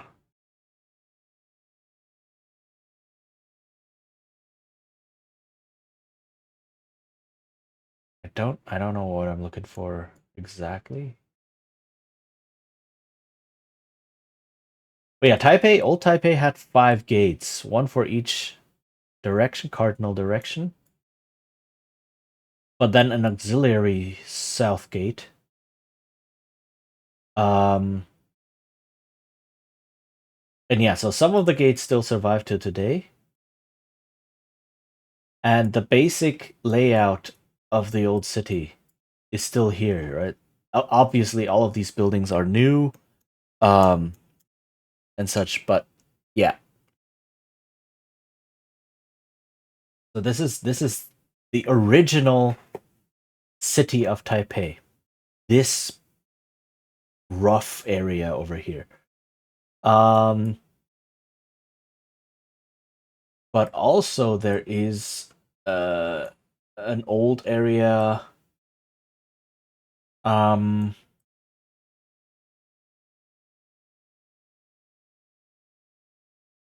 Let's see if I can find it. I mean, you can also just ride along the riverside on a bike. Right, so the entire riverside, there's this one huge river that dominates Taipei, right? This one. And then a whole bunch of smaller rivers that are tributaries. And as you can see, basically all of this is parks. They've done a really good job of just cleaning up the riversides and the rivers themselves and just turning this into parks or just into natural reserves like this. And you can just ride your bike. Look at this. There's bike paths down here. This is not a road. This is not a road for cars. This is bike paths. Wow, the image is so clear. You can even see the. Oops. You can see the symbol here. This is a bike symbol, right? A biker symbol here as well. So this is a bike path. So you can just ride your bike all along the river, just ride it, and just continue on and on and on. So you can ride for hours, really, if you want to, and go all around and such. And you could even over here it kind of breaks off, but the path itself continues. I think like if you find a good way to cross. Yeah, see, this is still the bike path. So if you find a bridge for bikers, probably somewhere around here, cross the bridge, just continue on to the north of the city. That's a big thing. And then up here in the north, this huge area here, this is a mangrove forest. So this is a natural mangrove forest that is being preserved, and you can go there. You can go. There's like paths, as you can see, so you can visit it. You're not allowed to. Like some people are allowed to take boats into the mangrove forest. I think like fishers, some fishers are allowed to. Maybe like I don't know if it has to be Aborigine fishers and such, or just anyone with a license. And like scientists and ecologists and such are allowed to go in here. But you can just walk around in a mangrove forest, which is also something you don't get to do every day. And then there is up here. This is basically one of the outermost districts of Taipei, right at the mouth of the river. And what they did was they cleaned up this entire area so that there's a huge promenade along the river and with lots of like small shops and eateries and such. I mean, obviously people live here. This is an actual district. People live here. But you can then come here and just, stroll around. Um and just look at the big river. Look at how big this is. And such. What else is there? So mangrove forest is one. This promenade up here in Danshui is one. Is a potential destination. Taipei main station, along with Old Taipei, right? Walking around here, with the gates. I still don't know where they are. This is frustrating. They're not easy to spot for some reason. Um. Okay. What else?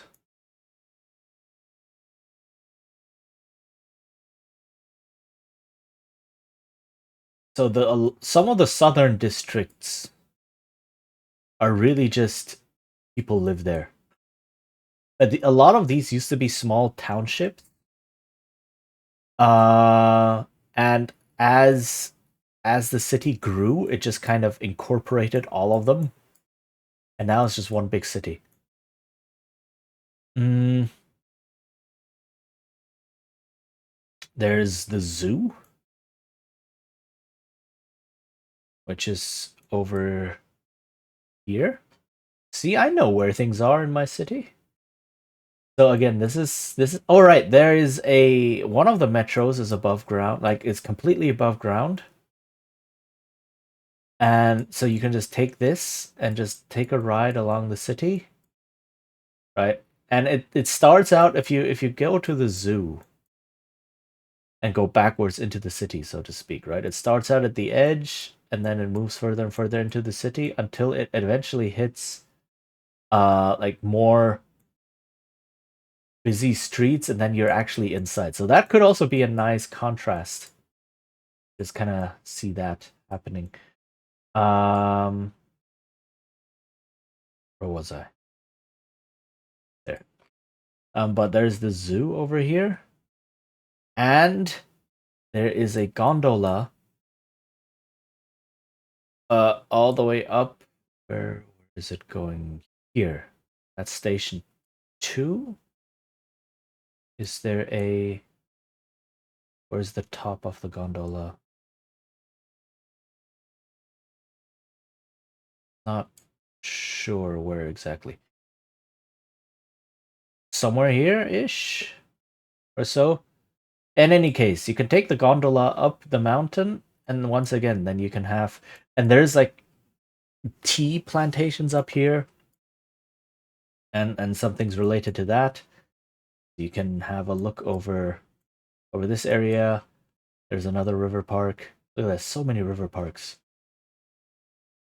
By the way, these river parks actually serve a civic engineering purpose. They are flood zones. So, because typhoons and torrential seasonal rains in Taiwan are a thing, uh, you want to give the rivers a lot of space so that they do not flood, or that they do not flood the city when they start filling up with water. Right? We used to have pretty horrible flooding problems again, like 30 years ago. Every now and then, but then they were like, yeah, no, this cannot continue. We have to make sure that the rivers can actually catch all of that excess rainwater and like divert all of the excess rainwater to the rivers and then have the rivers carry it out to the ocean. And so all of these parks are flood zones. Right? You can see like that's why it's so wide, because if a river floods, you do want you wanted to first fill up a lot of space in width, especially somewhere over here, and then you have huge dikes and huge flood walls. You can see here, right? Huge flood walls. But all of that means that if you are in the river park, the huge flood walls are keeping the city outside of the park. So it's like a win-win-win situation kind of deal. So that's really good. See, this is good civic planning.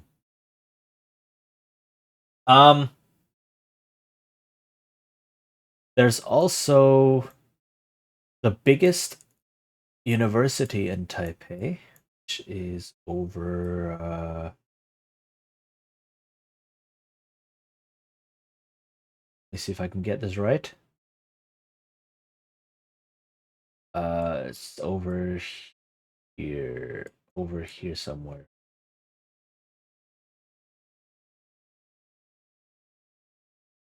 It's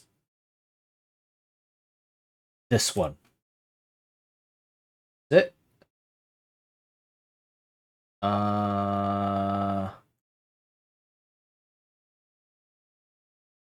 Botanical garden. All right, we also have a botanical garden here. The youth park. Is it this?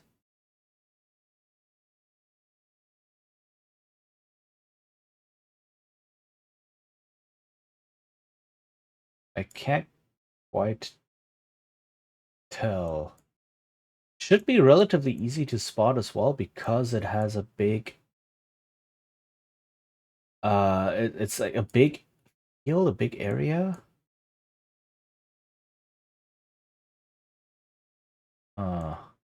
Somewhere around here.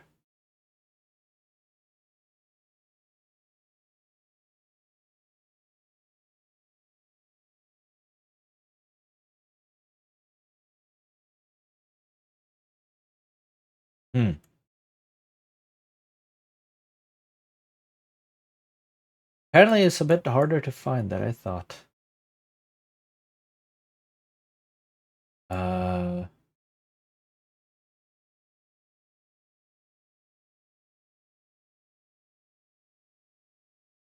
But it's somewhere. Ah, is it? No. Oh yeah, National Taiwan University. There we go. The hospital. So we're close. Ah, is it this? Graduate Building, College of Public Health. I think we're close. National Taiwan University College of something. There we go. So it's somewhere around here. Which is also a large campus. And it was built by the Japanese. So it's also like historically significant. So that could also be something. Parliament. Something to look at. Yeah. I can't find it right now.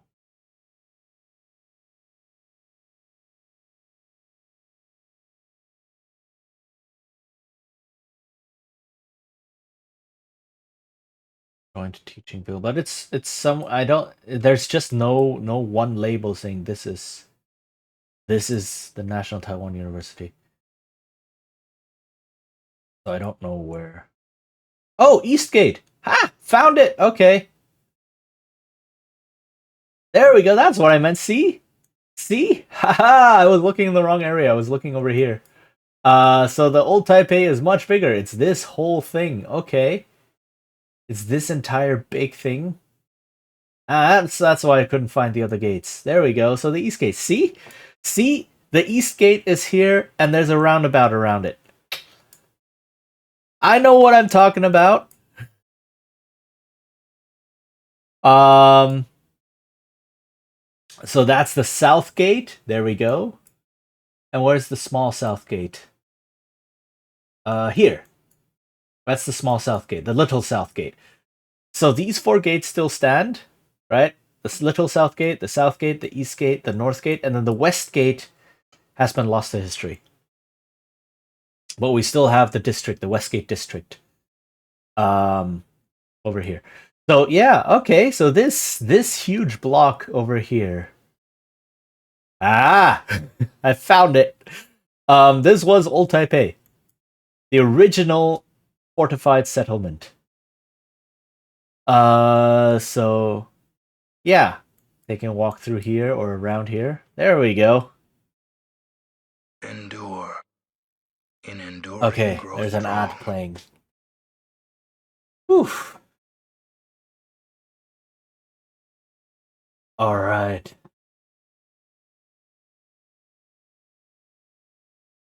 Yeah, so it is roughly rectangular. Let me see if I do draw.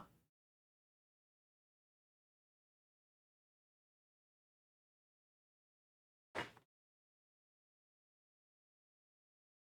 I want to draw a polygon, let me.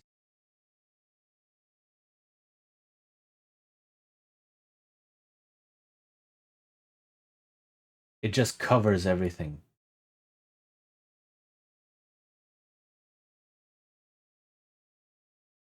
Yeah, that's not good. Okay. Very not good. Get rid of that. Oop, okay.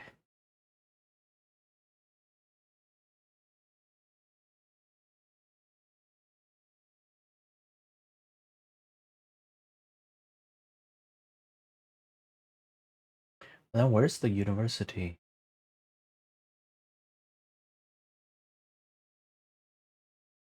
Where is it?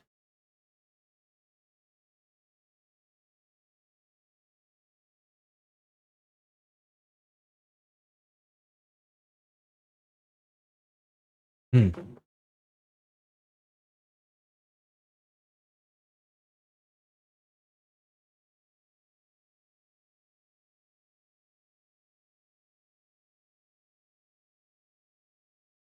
I'm not. It's somewhere around here, definitely.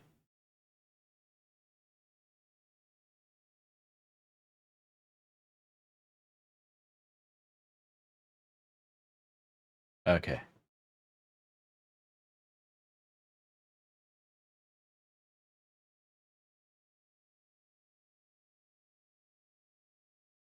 Um. Yeah, this is really just gathering ideas of where to go.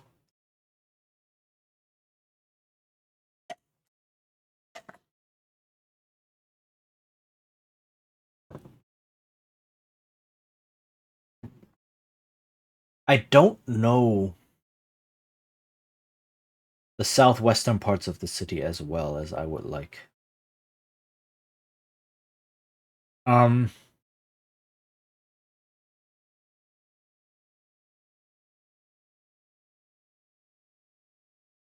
So, okay.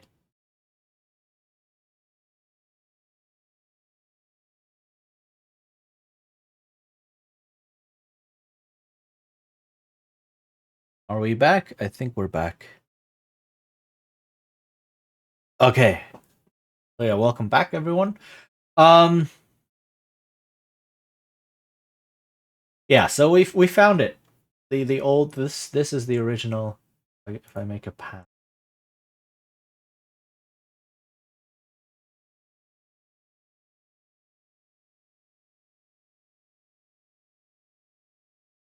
Hello.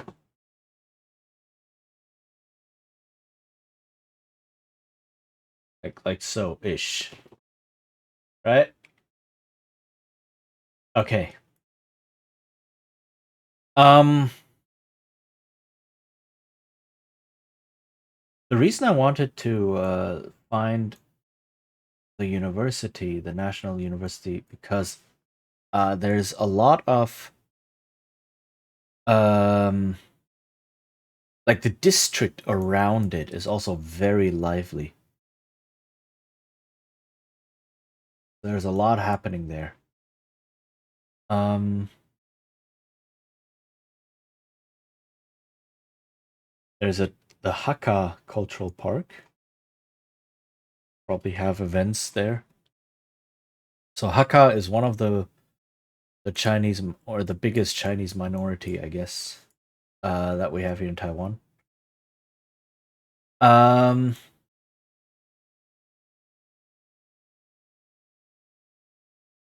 what else? There's the city airport. Yay! This is not the big international airport. The big international airport is outside the city. Somewhere over here. Over here. There we go. This is the big international airport. Right? It's not even in Taipei. It's in another city. But you can get there with a metro. So that's really good. What else?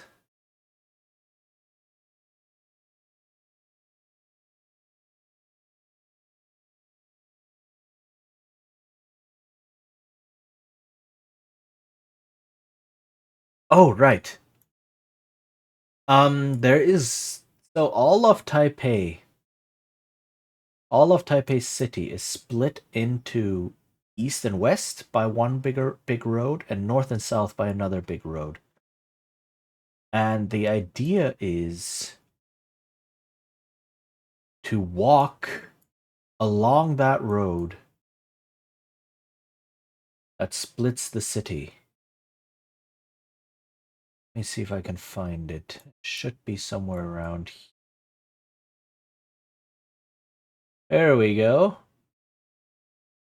See, I know my city. So this is the northern end of the big road that splits the city into east and west, because this road runs from north to south, roughly.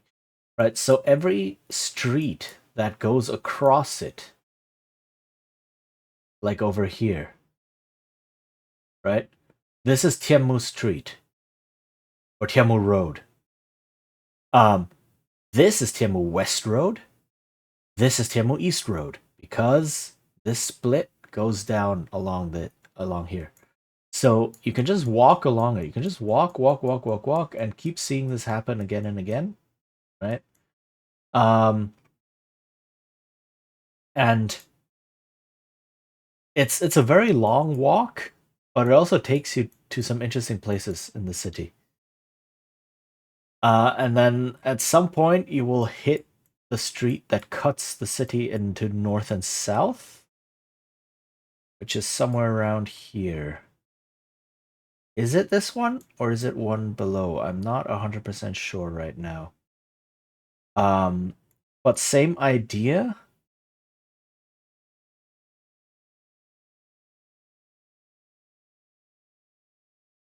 I don't have street names on.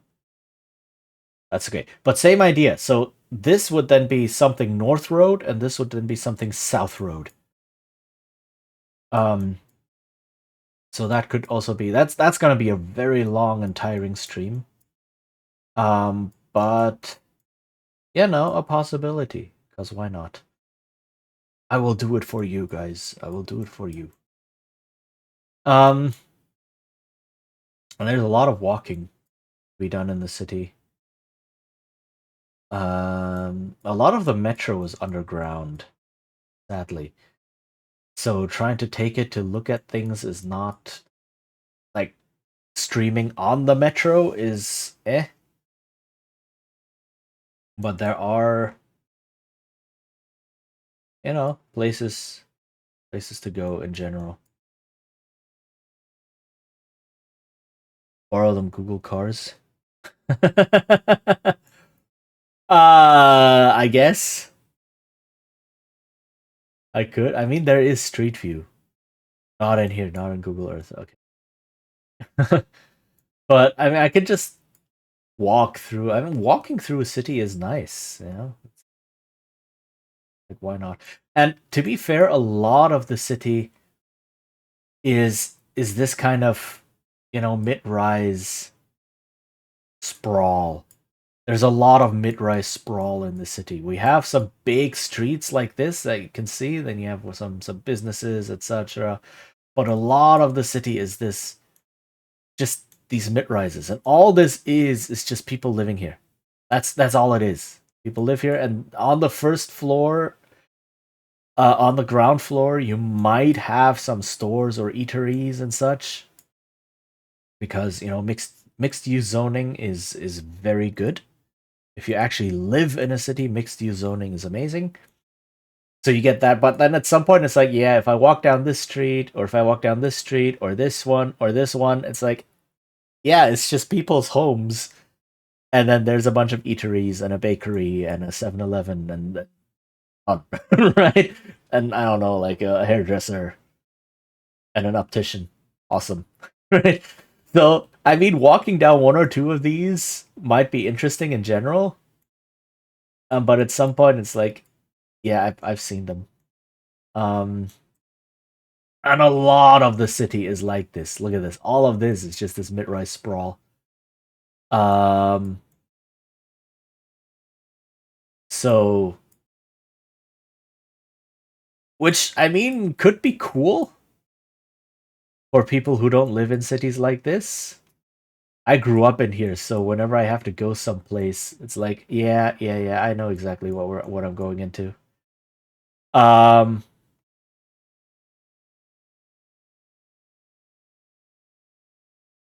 but in general, it's also like there's some nice other things to look at, right? You can go into the mountains. Um, I don't know if the airport might be cool. Who knows? Right? Maybe people will be like, airport, we want to watch planes. And apparently, there's old place airplane observation deck. So I guess you can come up here and just watch the planes here from this airport. I guess. Sure. Why not? Um and depending on how many of these I do and how many of these I have the energy to do and how popular they are, right? I could do a whole bunch, or I might just do 1 and 2 and then people are like, "No, we want more games." I don't know. Um so yeah, I mean eventually I could go to other cities. Like this city is relatively easy to get to. Going along the coast could also work, right? Going along the coast, there is actually a bike path. So we have a light rail train. A light rail train that so the metro ends here. This is the end. This is the terminal station of this metro line. As you can kind of see, it comes in here, and then just ends. And this is the promenade I was talking about earlier. But there is a light rail train that is it this one that goes off? Yes, this looks to be it. Yeah. Yep. So there is a light rail train. Uh okay, so a station before that, that's where it attaches. So I guess you can also get on it a couple stations earlier. And then it moves further in. Right? So this is just along the coast, and then this one moves further into this northern plain, which is still a lot of farmland, as you can see. Like not urbanized, but people still live here, right? You have these small towns. So they have the light rail train going up here, and you can use that to kind of move into this area, and then there are bike paths along the coast. This is a bike path, and so you can just this here. This is the bike path, if I'm not mistaken. And then you can just take this and just bike quite a bit. I'm a little bit lost. Hold on. Oh no, it should continue all the way here. Yeah, it should continue all the way and move even further. So you can just stay along the coast, and the coast on a nice day is beautiful because you have no city, and it's just the Pacific Ocean. Look at that. It's full on nothing, basically. Um, so that could be a thing, and you can just rent bikes very easily. There's like these city bikes that you can rent. They're very cheap. They cost close to nothing, and you can just rent them for a whole day and just bring them to any station, drop them off at any station. Hello, Amon. Happy morning. Finally, the rain since Friday stopped at my region. Oof! Since Friday. Wow, I hope there's not like flooding or anything serious like that. I mean, I guess rain can be nice, but if it's that long, yeah. And I hope everything is okay. How are you doing? We're just looking at Taipei City and looking at where we can go. Right, some areas that we could go to. Um,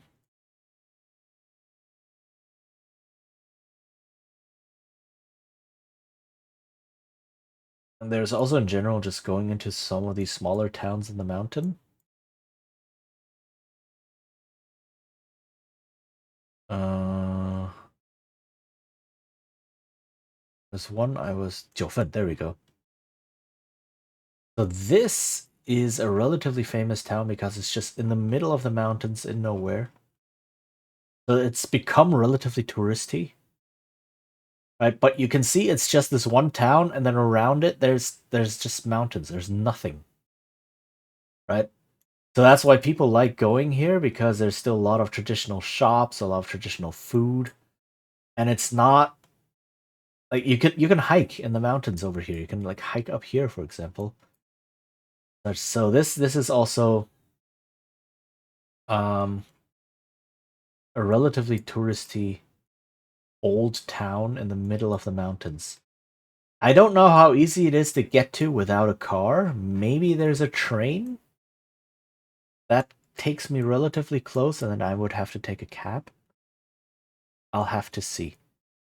We had 90 kilometers per hour storm on Friday, so expected all sorts of damages coming in. Ooh. So yeah, hope nothing serious happened. And Awkward Pain, hello. How are you doing? We're looking at Google Earth. Um, looking at Taipei because I'm planning out some walking streams now. I'm doing this. So I've already said the first walking stream that I'm gonna do. It is still really hot, and today we have heat record again. We're gonna have heat records for the rest of our life. Good to see you. I'm doing well. I'm gonna be lurking at the moment. Yeah, no problem. Thank you for being here and thank you for the lurk. Um, oh yeah, there's this rock right here, which is a peak of the foothills. My favorite spot in the city. So the first walking stream I'm gonna do when I eventually get there is gonna be go up here to give everyone an overview of the city because you can see quite far. It's relatively high up. So on a nice day, if there's not like clouds and smog and things like that, you can see very far over the city. Heck, you can see all the way over here. Um, and it's pretty far north, so you can see the whole thing. So that's definitely where I'm gonna go. I just need to check things like weather reports. Like the best thing to happen would be to have a typhoon close by, or even like sweep kind of sorta near Taiwan, near northern Taiwan, because what that does is typhoons bring a lot of winds, and that will just blow all of the particles and smog and whatever might be here in this basin, just clear it all out. So a day or two after you have the typhoon, the air is so clear. It is so sunny, and you can see so far, and it's such good air quality. And then big 5 million inhabitant city happens, and then we fill it up again. My windows struggle only to put the water mass away. I put a few towels here to soak up the accumulation waters. Oof. Yes, definitely. Oh god. Yeah. That sounds very, very scary. But it also sounds like you managed to weather the storm. I guess that's not like funny. That's literally how it's supposed to be. Weather the storm. But yeah, if you're here, then I do hope that everything turned out okay, and that nothing got destroyed. Um, 1 minute.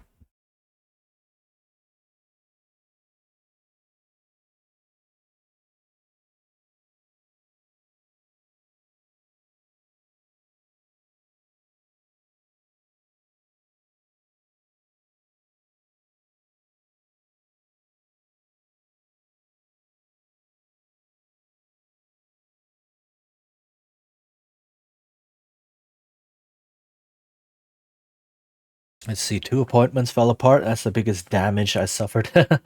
I mean, better that than something actually breaking or flooding or getting washed away, I guess. Um, are they like urgent appointments? I hope not. I hope you'll be able to reschedule them.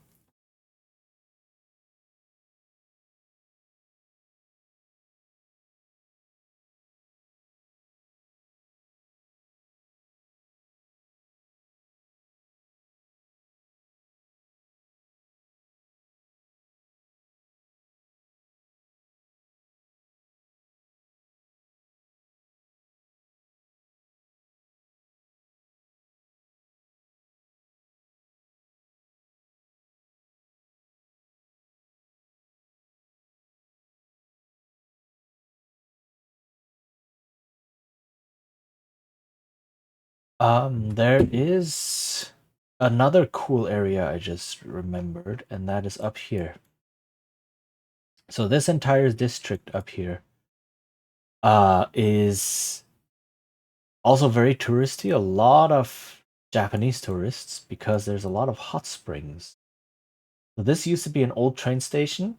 They still have a bit of like an exhibition thing there, but then you have the library, which is a very pretty library built out of wood. You have the Hot Springs Museum, and then up here, this goes into the mountains, and you just have hot springs out the kazoo, out the wazoo, out the wagoo, out the I don't know how to say it. But yeah, so this is also an area just to walk around a bit, I guess. D&D session for IT class and the IRL meeting also suffered because of it. Partly expected. Yeah, partly expected, definitely. But yeah, most important thing is to stay safe. Right? If it's storming outside, don't go out like that. Like the biggest thing about storms is not that the wind is blowing. It's what the wind is blowing. Right? If you get like gusts of 70, 80, 90 kilometers per hour, you're like, yeah, I can stand up against wind of that speed. It's like, yeah, maybe.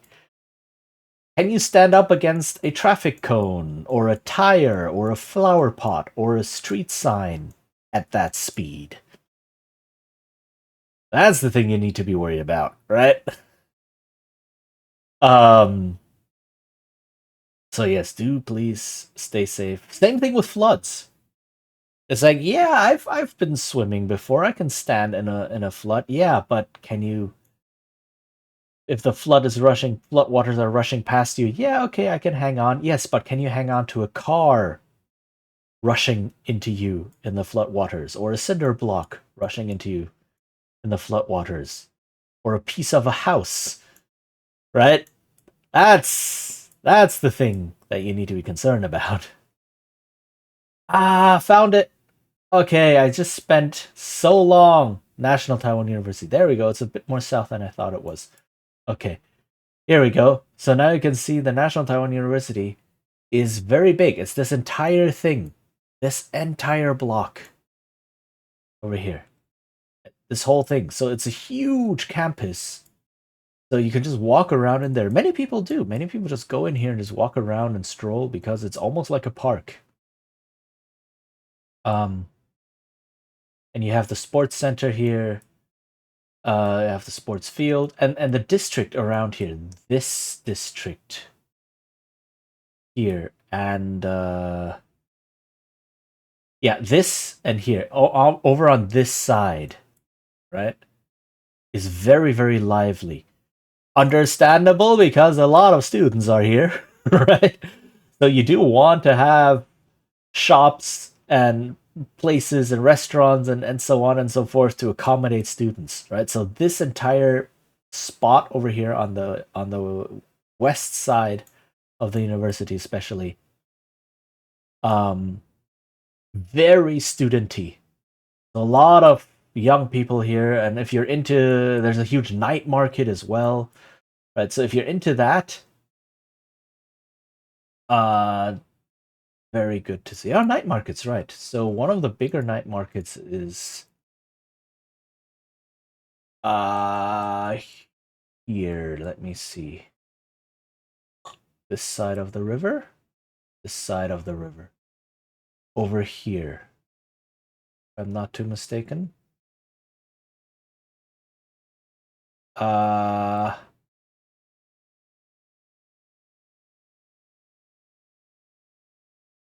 this, yes, these streets here. So this sorry, this district here, these streets here have a big night market. So that might also be something interesting to look at. There's like an arcade here and a lot of food. Best thing to do if you want to visit a night market for the first time in your life, a big night market, don't eat anything. Like have a small breakfast, sure, but then don't eat lunch. Go there and just eat your way through the night market. Because there's so much good food and it's very cheap and you can just get small portions. You go to one stand, have a small portion, go to the next stand, have a small portion, and so on and so forth. That's really, really good. What's the reason we put it in an online meeting? The tree might also struggle through combined forces. Yes, exactly. Right? Do you want a branch or a whole tree flying at you at 90 kilometers per hour? Right? That's the question you have to ask yourself when facing a storm. And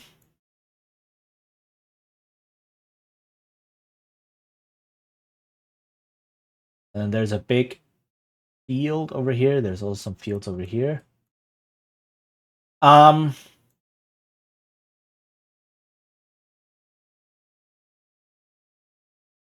Yeah. Like obviously, if I do try to make walking streams a regular thing, I will look at like travel guides, for example, for Taipei, because they will usually know things, or they might have things in the city that I didn't think of that might be interesting. See, a lot of these things I'm looking at right now are like local tips for the most part, right? It's like I live here. I've lived here a lot of my life, so I kind of sort of know some interesting spots and maybe some that might not appear. And by now, I guess travel guides, especially online ones, have so many contributions, especially for a relatively big city like this, that everything I just mentioned might be in there. But this is the things I could think of as a local. Locals often know best where to eat. Yes. True. But only if you also go out to eat quite a bit. To be fair though, that is true. Like there are a couple places around my house, or like a couple famous places here and there where it's like, yeah, if you like go there, they have. So it's not about knowing that the place exists. It's about knowing that that place actually has good food because I eat there once a week, right? Things like that. So there are definitely a couple of places that I can recommend. It's like, yes, the food there is good. I can vouch for it. I go there once a week to eat, right? Things like that. So definitely. Some of my IT class members don't only crowded place of public transport. Could be a mess afterwards. Ah, I guess like I don't want to if I'm streaming, I do want to be considerate to other people. So I don't want to like stream while I'm on the metro, for example. Right? I don't want to go into a metro cart and just like hold the camera out and be talking to chat. That's rude. That is so rude. I do not want to do that. Um, I might start streaming in a metro station where I'm like, we're at this metro station right now because this is where we want to go, right? And then I will leave the station and go to where I want to go. Sure. But on the train, I am not going to stream. Um that's not something like that's horribly inconsiderate to everyone else who's taking the metro who just wants to I don't know, commute to work or go meet friends or whatever, and then I'm just here talking to chat nonstop. That's no, not doing that. Um, so things like that are immediately out, unless I do something like a mute stream where I say I'm on the metro, I can't talk much. I put that in the title, for example. Uh, and then I write this above ground zoo metro, right, into the city or something. Maybe, right, but that would be an exception rather than the rule. When I'm walking on the street, sure, whatever. There's cars, there's traffic, there's people, there's shops, there's noise everywhere. I can stream, no problem. If I talk, I'm not, I'm not adding significantly more noise than the cars and motorcycles and buses and everything around me is adding, right? That's not a problem, and I can like avert my camera to not film people directly in the face and such. That I can do. Um, I just realized I don't know if I can stream on like Taipei 101 or such. They might actually have rules against that. I can take pictures, no problem. If I'm up here, I can take pictures. But if I start streaming, people might be like, yo, are you press? If not, please turn that thing off. You know? Maybe. So that's those are some considerations I have never made before in my entire life. That some of those I didn't even know were a thing until I encountered them from other streamers doing them, right? Other streamers are like, yeah, I'm streaming here, but I am allowed to because I have a press pass for this event. It's like, oh, right, that's a thing. So I will have to check that out, and I don't even know how to start looking for information on that. Um, so I may have to stick to just purely public places, right? Because if you want to go up, say Taipei 101, you have to buy a ticket, right? You have to buy a ticket so that you can ride the elevator up and go to the observation deck, etc. And anywhere where they gate you with a ticket, I might not be able to stream. Right? That's the thing. I can walk around it. Sure, yeah, this is public street. I can walk around Taipei 101 and show you the area and show you how tall the building is. But if I go in, and I can go into the mall, I guess, right? This is a big shopping center. I can go in there, maybe. But going up here, these are things I've never thought about. But I will have to if I do want to do these kind of streams. Um,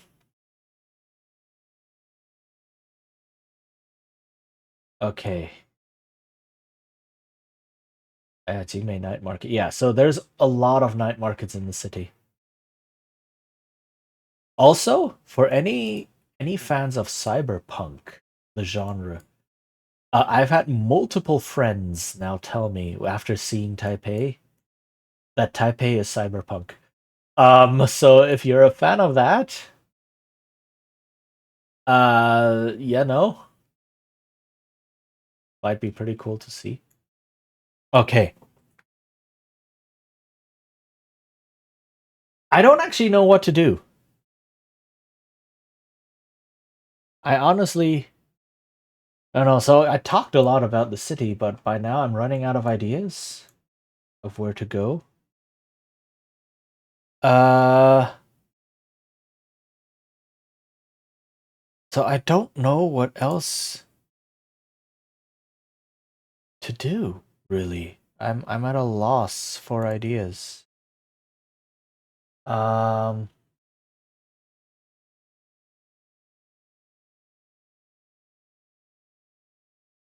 I didn't prepare a game today.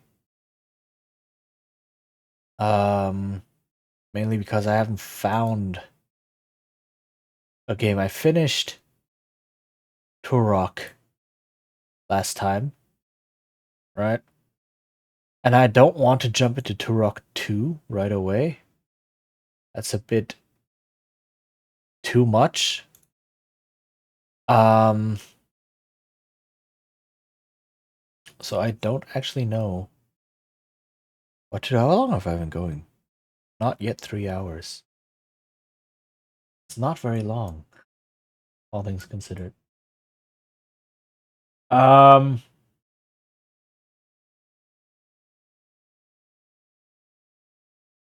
hmm.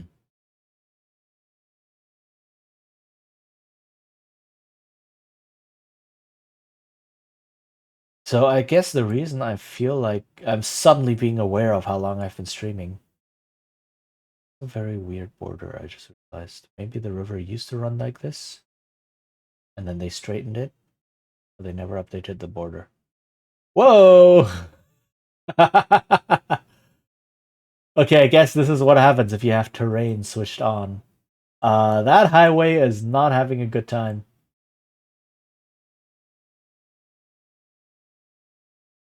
Okay. um, but I haven't had any food. So I'm thinking, maybe I'll take a break, a slightly longer break, go get some food, and then I will feel much better, and then I can think more clearly, and then I can decide on what to do for another, I don't know, 2 hours or so.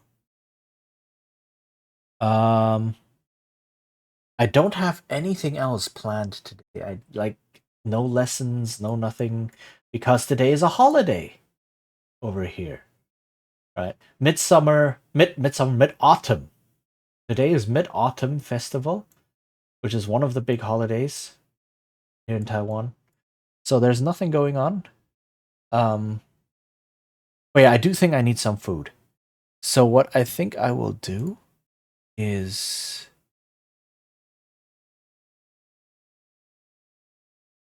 it's all hidden. Hold on.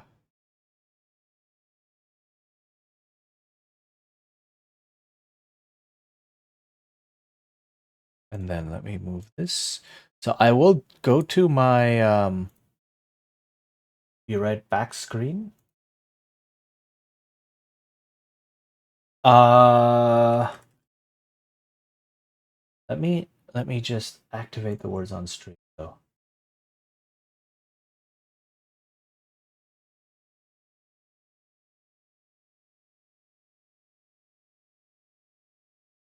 Uh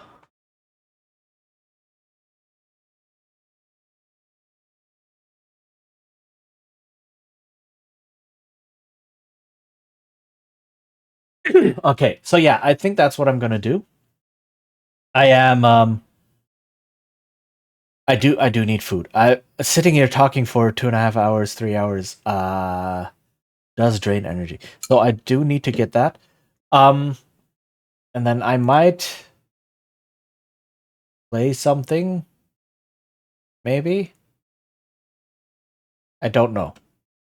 Maybe I'll do that. Um or we'll find something else, but I will be able to think a lot clearer once I have some food in my belly. Okay. So, like I said, I will switch over to be right back. Have the talking about food also makes me hungry. Yeah. Have you had breakfast yet? If not, you should probably go get some. I haven't, so I'm gonna. It's 1:30 p.m. I haven't had anything yet, so I am definitely going to. Okay, yeah. I will switch over to be right back. Start words on stream. Run an ad, and then I will hopefully be back. Not too long. How long do I think it might take? 15, 20 minutes? 15 minutes? Maybe. Okay. Yeah. All right. So I will see you in a couple of minutes, and then hopefully I will have more energy and be able to think. Okay. Yeah. See you in a bit.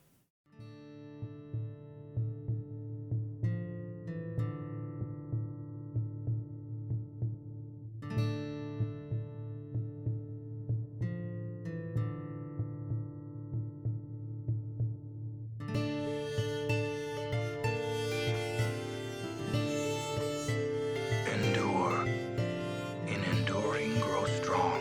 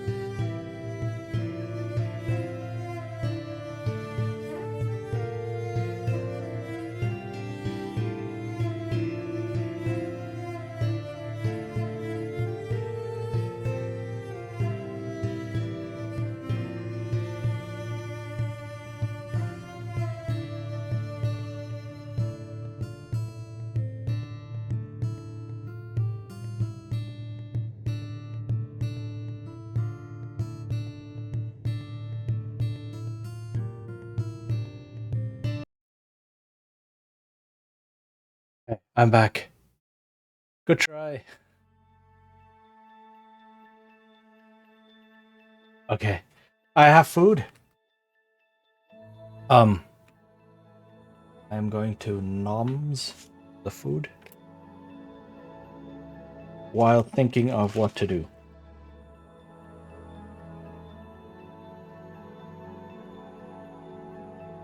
So I could maybe find a small game. Here's the thing though, a lot of games I don't know how small they are. Welcome back, still lurking. I saw the game. Yes, the allure of Words on Stream.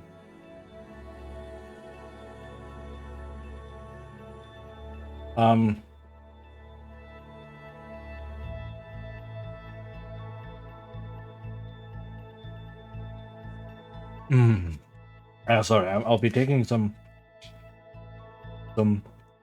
pauses here and there. Stuff food into my.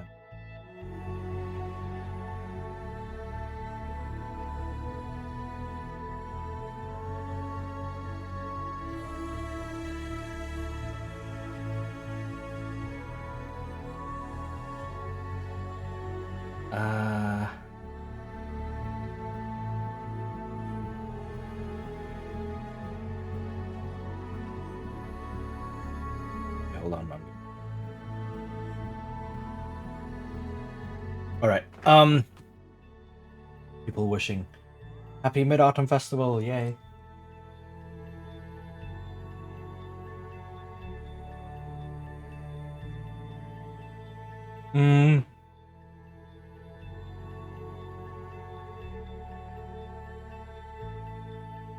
You made dumplings. Nice.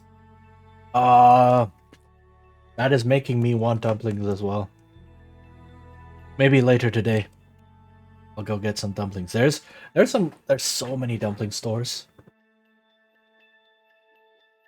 Oh, ignore that ad warning. Filled with peat? What?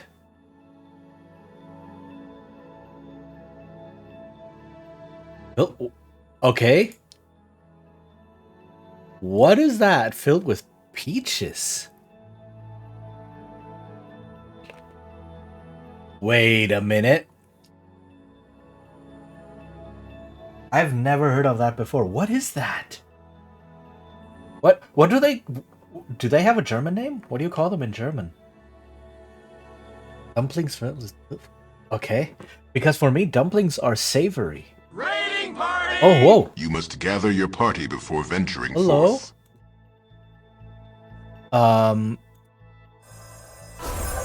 Okay, none of my sound alerts are working. Hello, welcome, Words.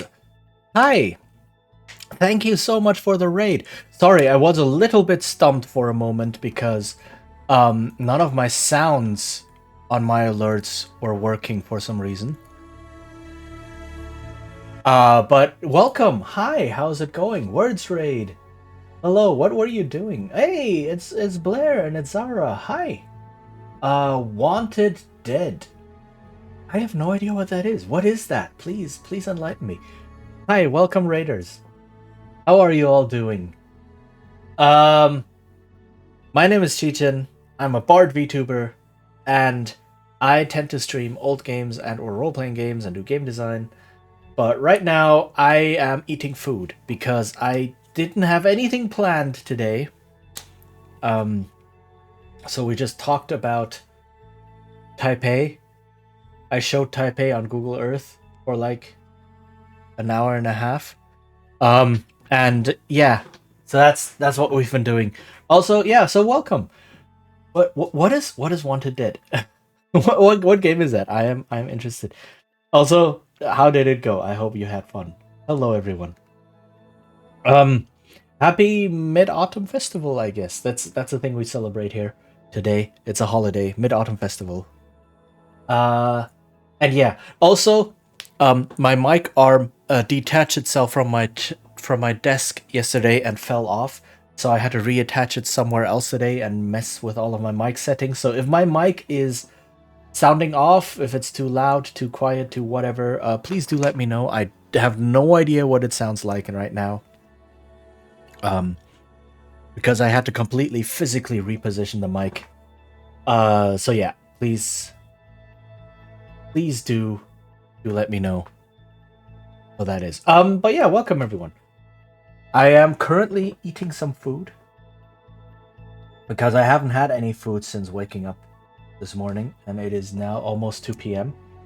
So I'm just eating a bit, we're just chatting, and maybe I will, once I have some more energy in my body, I will be able to think of things to do.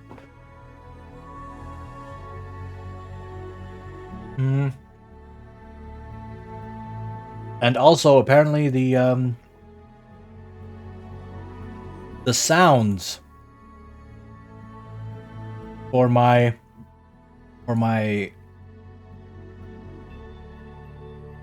alerts are not working,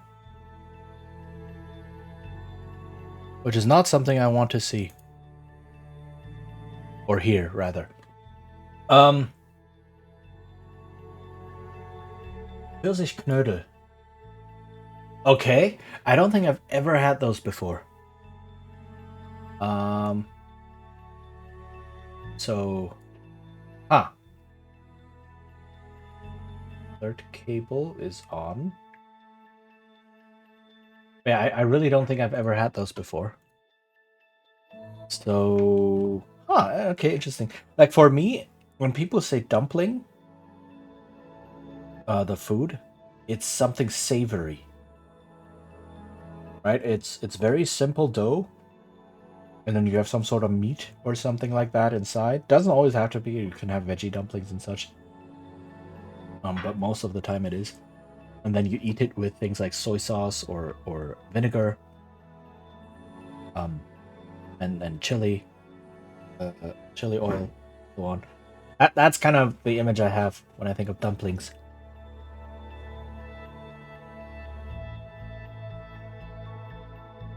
So having peach inside one is like, okay.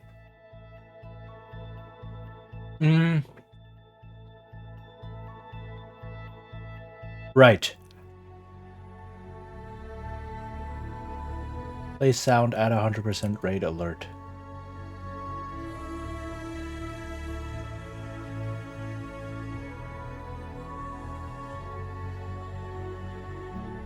VTubing alerts raid alert. Raiding party! You must gather your party before venturing forth. So apparently it's coming through on the stream? Is that what's happening? We have 3 different recipes for the dough. Oh, wow. Okay. Alert cable, monitor and output. Why am I not hearing this? Why does stuff keep breaking? Please help me out. Why does stuff keep breaking? So apparently, please confirm this for me, because I cannot hear a thing. Apparently the alert sound goes through on stream. I just tested the raid alert sound, and it's showing me that it's playing, so you guys in chat should have just heard like, oh, raiding party, right? That thing. I don't know if you did. Please do help me confirm. I didn't hear anything.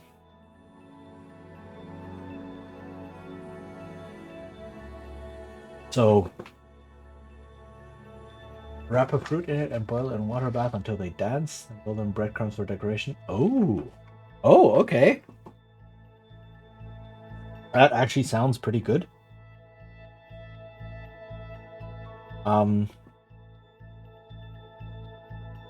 So I may have to look that up. You can't really get peaches here the way you can in like Central Europe. The peaches here are very, very different.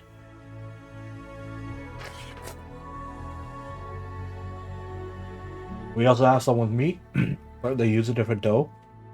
I would think so.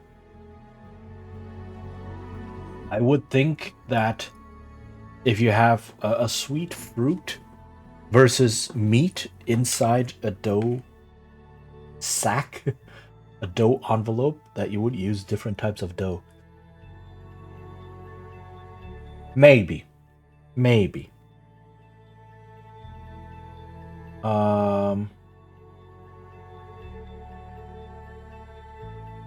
But in general, I can imagine that being the case. You don't want a lot of sugar in a dough or a meat dish.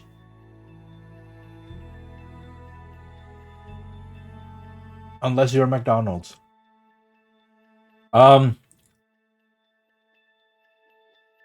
Whereas you don't want a very savory dough or something with a sweet fruit in it, possibly. Theoretically, you can do this with any local fruit. I am now imagining dragon fruit dumplings. Those are probably going to be very weird.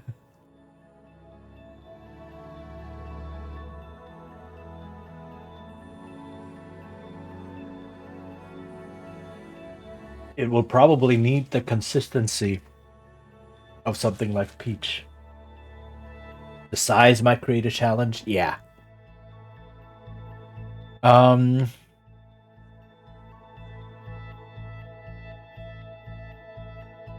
okay, things broke. I will have to test this at some point.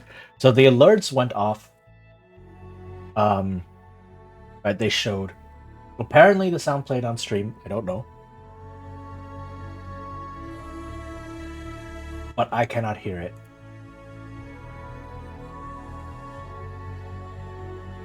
For some reason. Is it just... No, I can hear my music. If I just play the sound file as is...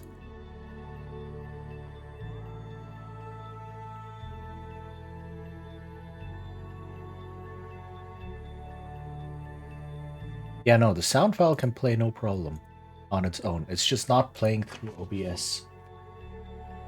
Melon, I wouldn't recommend. Yeah, I can imagine. I mean, you can cut it into smaller pieces, right? That's not the problem.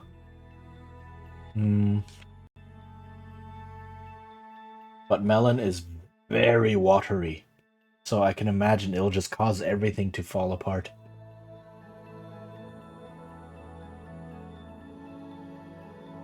Melon is essentially just water stored in a flavored sponge.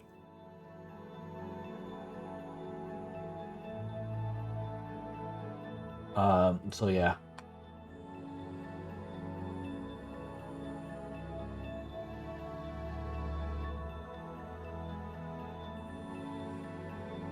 And I haven't really made food in a long while.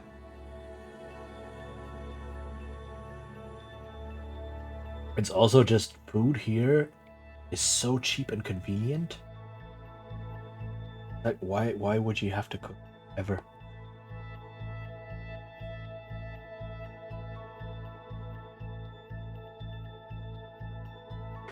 My fear is more you can't find a basket big enough for the boiling process.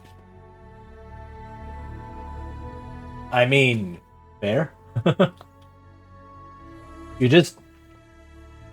just buy one of those cauldrons that you see in like Asterix or something.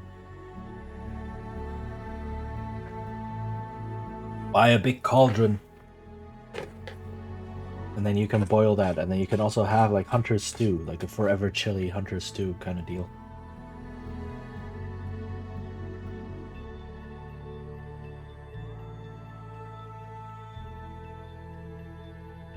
Alright. Yeah, food here is extremely cheap and extremely convenient.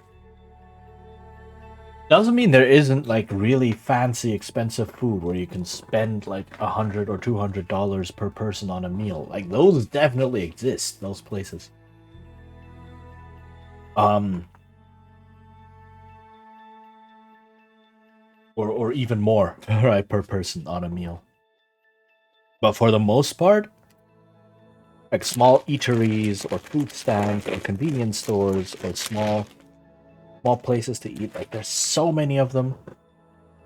They're so convenient, and the food is good and cheap. It's like, yeah, you can just live off that.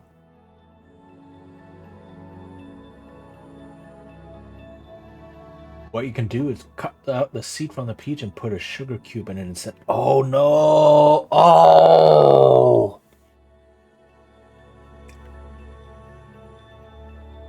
Oh no, you take a peach and then you put even more sugar into it? Oh. I think that's slowly losing me. Like I don't like things that are too sweet. I used to as when I was younger. Like I had no problem with super sweet stuff. But I am actively trying to like not do too much. More for bitter fruit, I guess. But there is something nice about slight bitterness, right? Or even sour. Gotta be my favorite taste, sour. I absolutely love sour foods. Okay.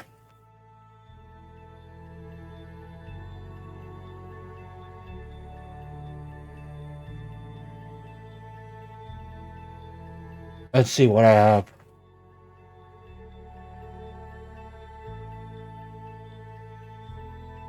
Mm,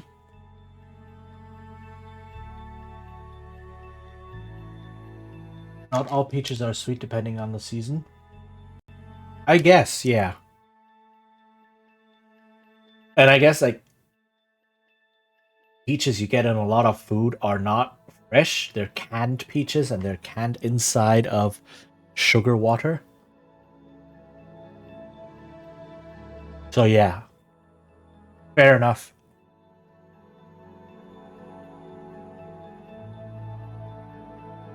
It's more because the fruit then starts to build up sauce inside when you cut it. Yeah. Fair. Okay.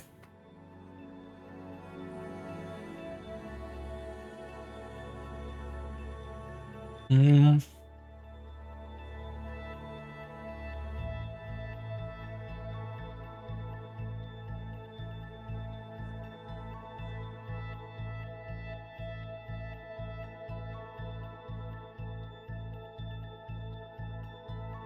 What can I do?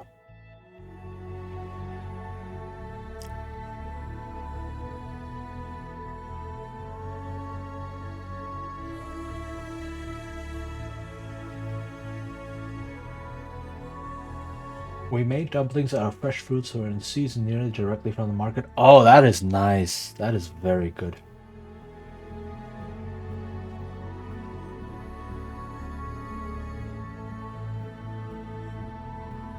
Okay, so I'm guessing I don't want to start a big game, something like that. Instead of what I'm gonna do is I'll keep this chatting vibe of the game.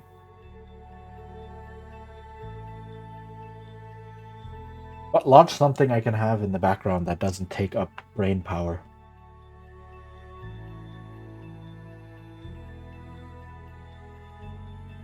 Hmm. Okay, let's see. Game capture.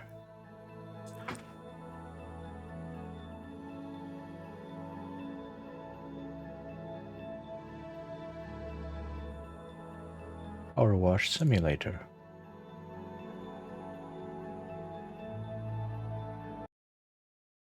Yep. So the peaches are things were not put in sugar before. Yeah. Okay, then I can imagine they might be a bit more sour. All right.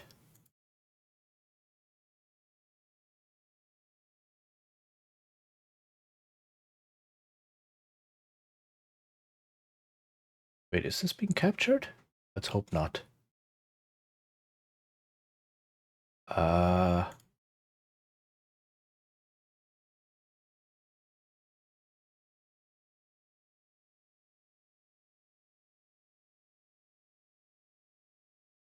Okay, okay, I think it's all good.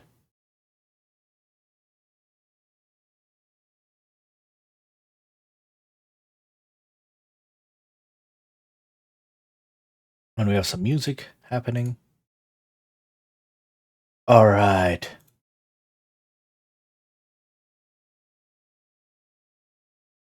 Um.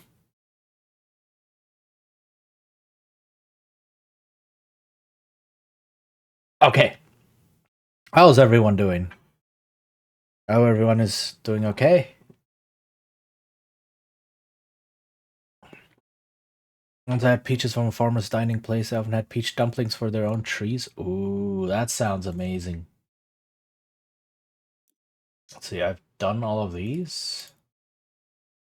Done this one. Let's clean the satellite dish. Um.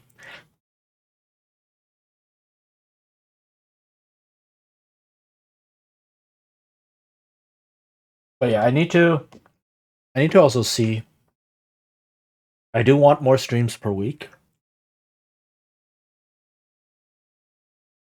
That were big ones. Big peaches, nice.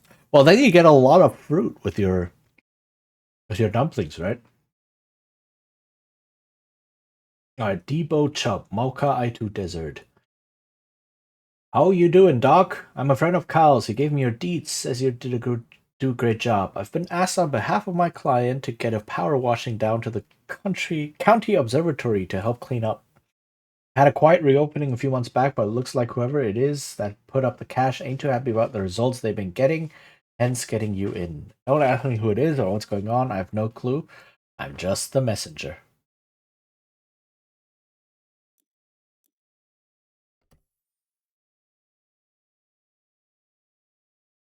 Okay. Hard to boil them properly through when there's so much mass without messing up the outer layers. True. Didn't consider that. Okay. See, what do we have here? They are here. Love, peace, yay. Do not be afraid. We come in peace.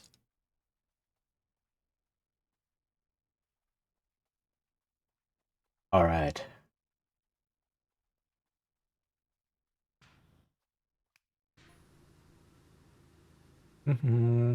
Guess you heard a lot of the theories about the math stuff that's happening right now. Have I? Kinda sorta lost the story of this game. Because I'm not playing it frequently enough.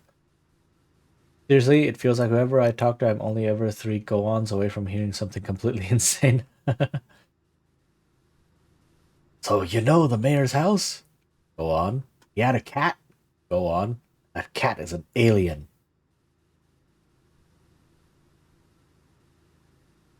Anyway.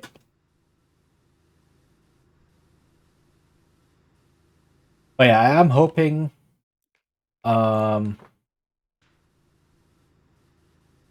so my original plan of streaming Tuesday, Wednesday, Thursday is probably going to fall through. Because my job just said is setting me up with new working times or additional working times.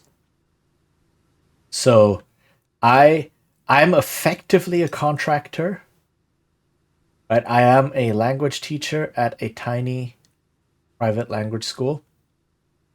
And how that essentially works is whenever there's a student who wants to get classes, German classes, they just come to us if they find us, and then are like, yo, I want classes.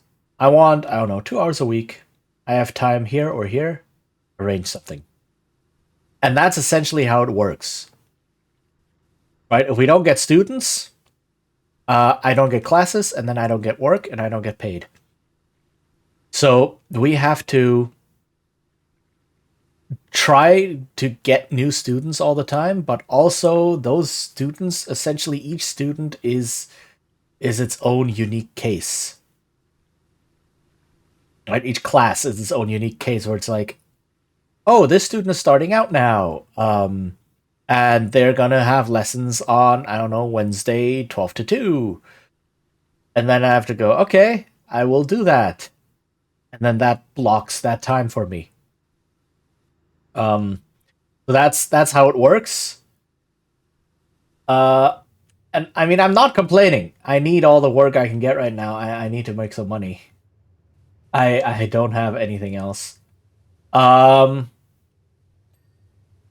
then at the same time, I don't have a lot of control, so it's not like at a more secure school where they say, all right, we offer classes at this and that time.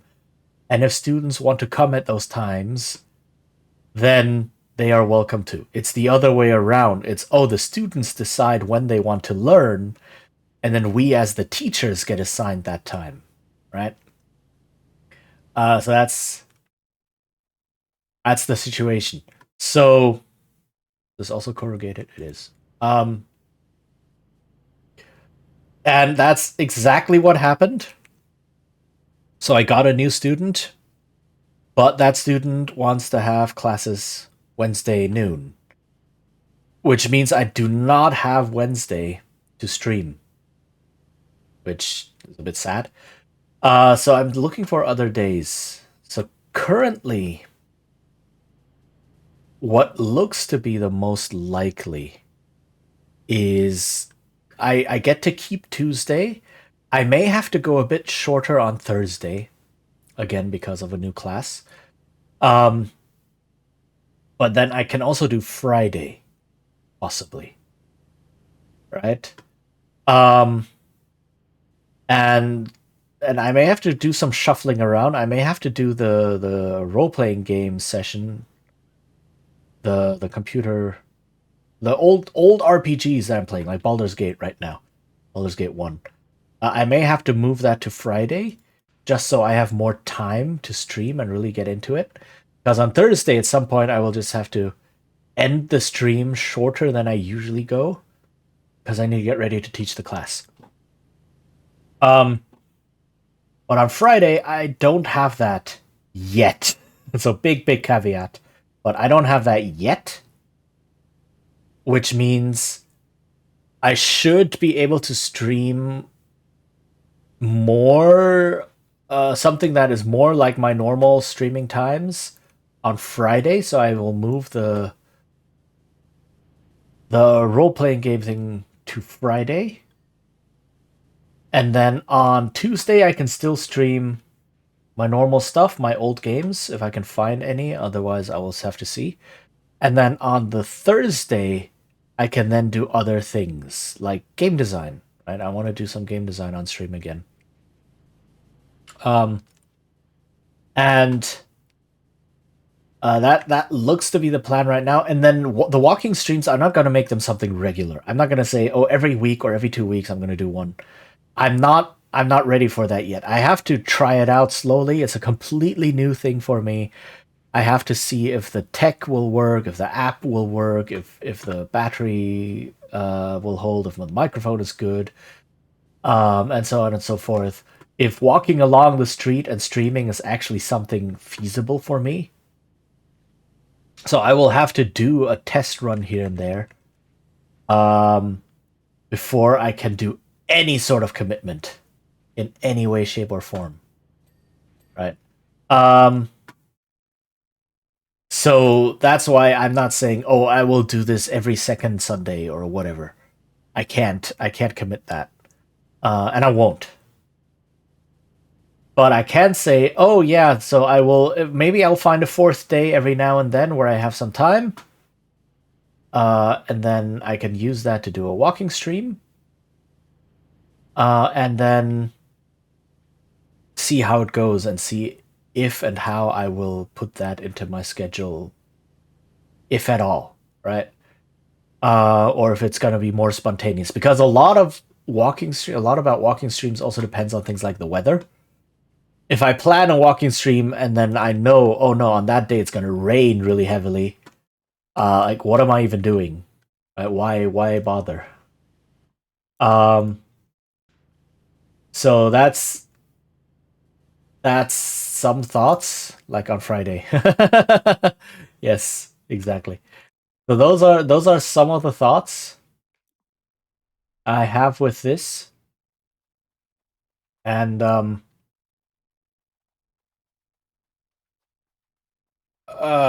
brain, please. Yeah, which is why I will not hard schedule walking streams way in advance. Right? On a regular schedule, I will say I plan to do them every now and then. Well, and I will look up the weather report, I don't know, like a week in advance and say, all right, this week the weather looks good. No rain, not too hot. Then I can say, all right, let's do the walking stream this week. Right? That's how I'm envisioning it. So that's the basic plan. Also, I have a bunch of other random things, not random, but like other special things that I will be streaming. Like I'm going to be streaming an RPG session this week, a one-shot RPG session that I've been planning for months. And that is finally coming together because finally everyone has time and I have time. It's gonna be on Saturday. Morning in the US, afternoon in the EU, evening in Asia, or like night in Asia. And so that's totally happening. That is a thing. So a one-shot RPG session. So those things are also like, you know, things that are happening. I'm organizing a second one right now, but because of scheduling issues, 2 of the players dropped out, so I will have to see how I can continue scheduling that. But yeah, there is a second one that's in the works. And I'm hoping to do more eventually. Maybe even a more regular campaign at some point. A lot of the campaigns though that I'm really looking out to doing, or like not campaigns but like also sessions. Some of them are probably going to be testing sessions. Right? Sessions where we get to know a system or test a system rather than playing a game, because testing a system, testing an RPG system, and playing a proper role-playing game are 2 very, very different things. Right? And if you're only used to like the big theatrical kinds from things like Critical Role and such, and then you look at a system testing stream, those are you're gonna be in for a culture shock, basically. But that's kind of what I'm hoping for, because there's a lot of systems and I just want to see how they play. You know, I just want to have a session or 2 in them just to say, okay, I kind of understand the flow of things and how everything integrates and how the numbers actually work. Brain is still in weekend mode. We started yesterday the Infinite Staircase module. Ooh, nice. With the first floor, the Umbra Shadow Sorceress. Cool. But yeah, scheduling is the real BBEG. It really is.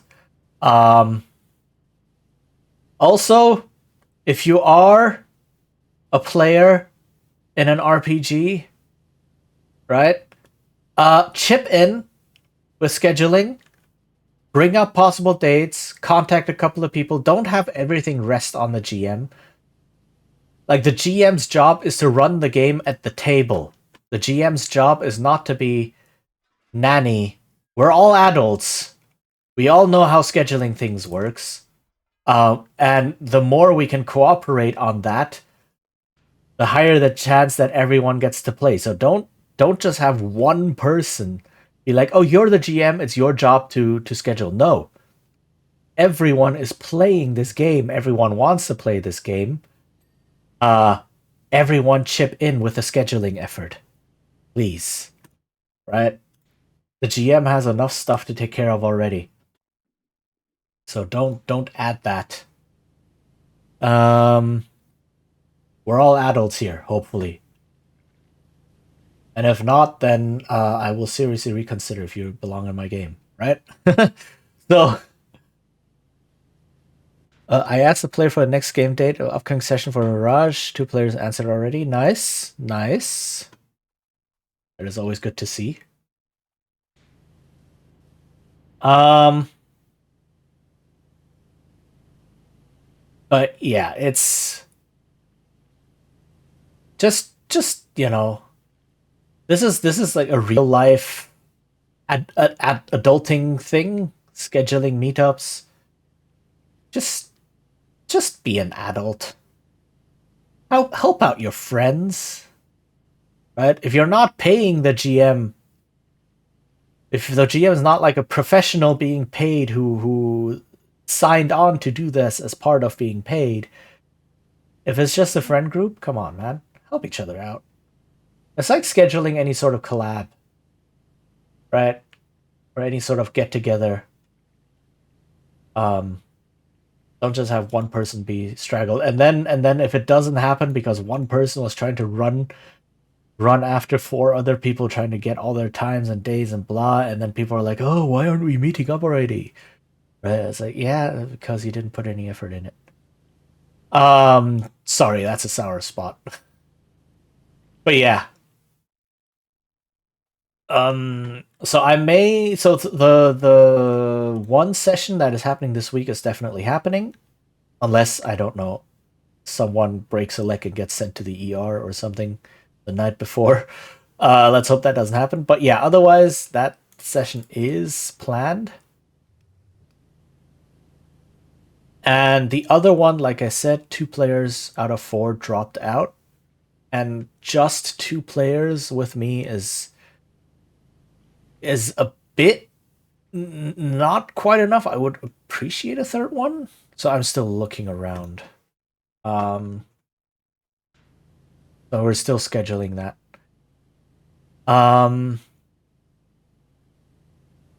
Yeah, but I am very excited. This is one of my favorite systems. So we're playing the Fate Core system, one of my favorite systems.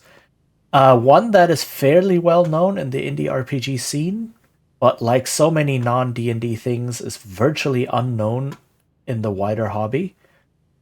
And I like it because it's very easy to run, very has a lot of good systems to prompt things like role playing and playing in character and manipulating the story to get like an interesting, very dramatic narrative happening, but also because it plays very, very differently from more traditional RPGs. So that's always exciting to see. Understandable, because the one session we managed to schedule broke apart with Mirage because one player forgot a birthday party, other came 30 minutes late. Yep.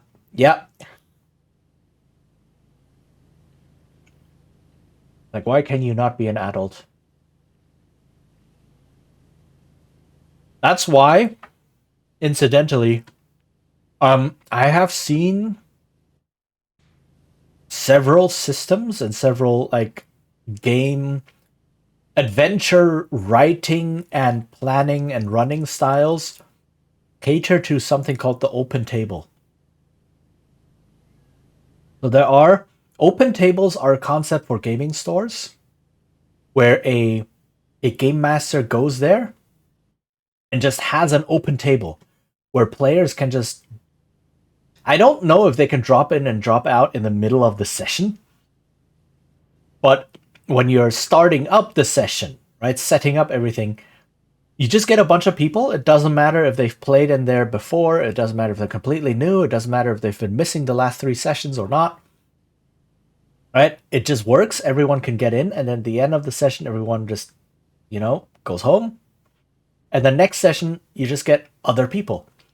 And that there are styles of gameplay and styles of game that can work really, really well with that. And a lot of people are adopting certain elements of that into their own private games, where they say, all right, we have 5 people, 5 players. If at least 3 can make it, we're running the session. Right? and then we adopt this kind of open table approach to things where we use some of the elements in that to help us with managing the missing players or missing player characters as well. And I can totally understand why people do that. I was partly livid in the voice call when the for 2 hours it isn't worth it anymore talk started from the one guy who was late. Oh no. That is horrible. Right? It's like I'm the cause, we only have 2 hours, and now I'm gonna declare it's not worth it. Oh no. Yeah, I can. I would have been when that happens, and something like this has kind of sort of happened before, I guess. If something like that happens, I would just be saying, all right, I think I'm done with this group. I'm not, like, I do not have, like, by this time in my life, by this point in my life, I do not have enough energy and brain cells left to go, right. So we spent all this time scheduling and organizing and creating characters and getting hyped. And then some people are just gonna go, you know what? I don't really want to play even for 1 or 2 hours. I'm just gonna come late and just be like, you know what? No one gets to play now because of me. Like, okay, then I'm not gonna play because we don't get to play. And then I will go look for a different group. So very, very understandable. Like I would have it depends on the attitude of the other players as well, obviously, right? Maybe the other players will be then like, yeah, okay, then bye bye. We're gonna play. You can go do 2 hours of whatever. You know? And at that point we can be like, okay, so you're no longer part of the group, but we're still gonna play. Awesome. But if the whole thing is like, oh, it's not worth it anymore, and then people start saying, yeah, you know what, I guess you're right. It's like, okay, I'm looking for a new game. Bye bye. So yeah, not worth my life. We scheduled for 2 weeks to make this work. Yes. Was the first time I was so stunned because yeah, definitely. That is like extremely selfish of players like that. Like if it happens once or so because of situations you cannot control, right? I mean, again, we are all adults. Things happen in our life that we cannot control. Right? Very understandable. Even if we scheduled for 2 weeks and we say, crap, I don't know, my kid got sick. I need to go to the doctor, right? As like, I don't know, a 39-degree fever. I cannot play tonight. Okay, fair. Things happen, right? It's just part of life.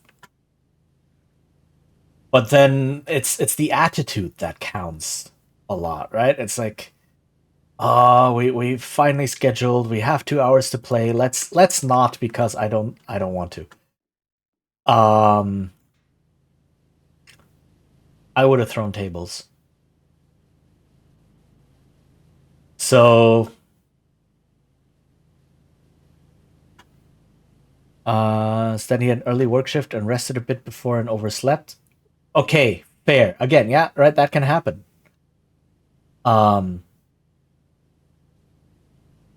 Work is dumb, but then yeah, it's much more. It's the attitude,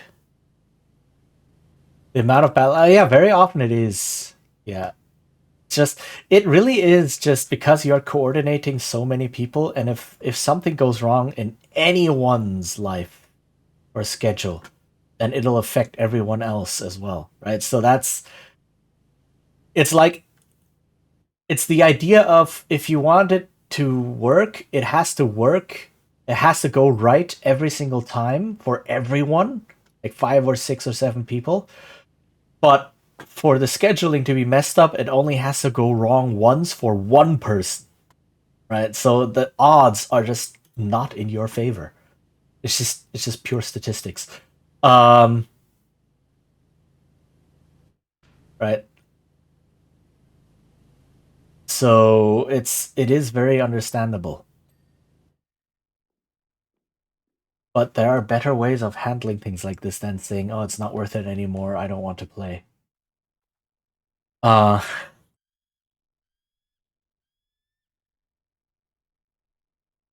I also understood that the changing reveal with everyone attending would be better.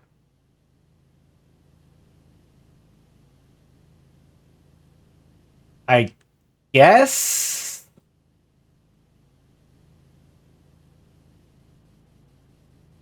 Like at some point, I'm at the point in my life right now where I go, right, unless people are paying me and paying a bunch of friends to play games regularly,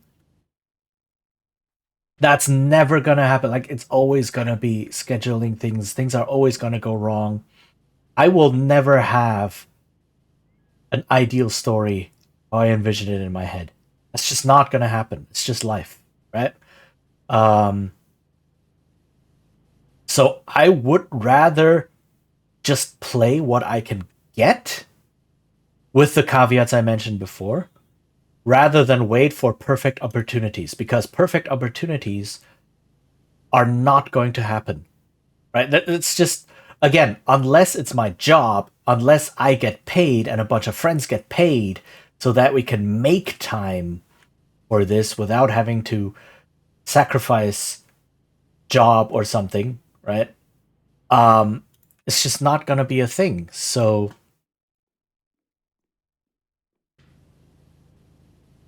yeah, it's like if one person couldn't attend but we had a big story reveal, well, sucks, yes, but what are the chances at this point of getting to that story reveal at all with 4, 5, 6 busy adults trying to get together for a couple hours, right?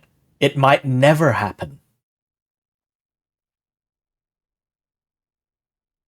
We've, for example, we got the Spark in to do the rewiring. Gary should be a stand-up guy, right? I mean, he's rewiring an incredibly complex piece of equipment. If there's one person you expect to hear sense from, it's him. Oh, he's still talking about the alien thing. Um, right. So it's like I will take an 80 or 90% successful story and gameplay experience over not having that at all. Looks up, this guy says, "Weird weather we're having, huh?" And I said, "Go on, Gary." Oh, it cuts it off there. Okay. Right. So it's just like I'm no longer in high school. Back in high school, that was still possible. We could get together every weekend and play until 3 a.m. And be completely okay, and just have the wildest adventures with everyone present. But high school was 20 years ago. Um, that's no longer happening, right? I'm now in the next chapter of my life, or the next chapter of my life. Actually, I'm also out of university, right? So that's also not happening anymore. So yeah, it's just no. So I gotta take it how it comes, and if one person happens to miss out, it sucks. But I'd rather play than wait for the perfect opportunity, which is unlikely to ever come. So if you can still do that, if you can still schedule like that and plan for that, use it, enjoy it. Seriously. It's gonna go away. Take it from someone who is going to hit 40 sooner rather than later. I guess the only time when you can then do this again is when you hit like 60 something, 70. Then you can be like, all right, now we can get together every week with a bunch of buddies and just play. Right? That's still 30 years away from me. But like in the interim, yeah, no. I'll take what I can get. I knew a teacher who joked, "Year one, I'm still in university, but under other circumstances." Yeah, with the old buddies who are left. Yeah, that's another thing, right?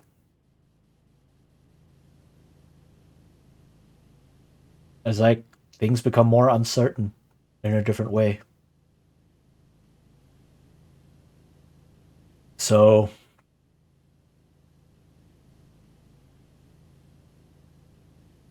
um, which is why I kind of want to, which is also why I don't think I will really be able to um get full on role playing sessions with certain systems in such a way that allows me to fully experience the system if I play it normally, like a normal role playing session. Right?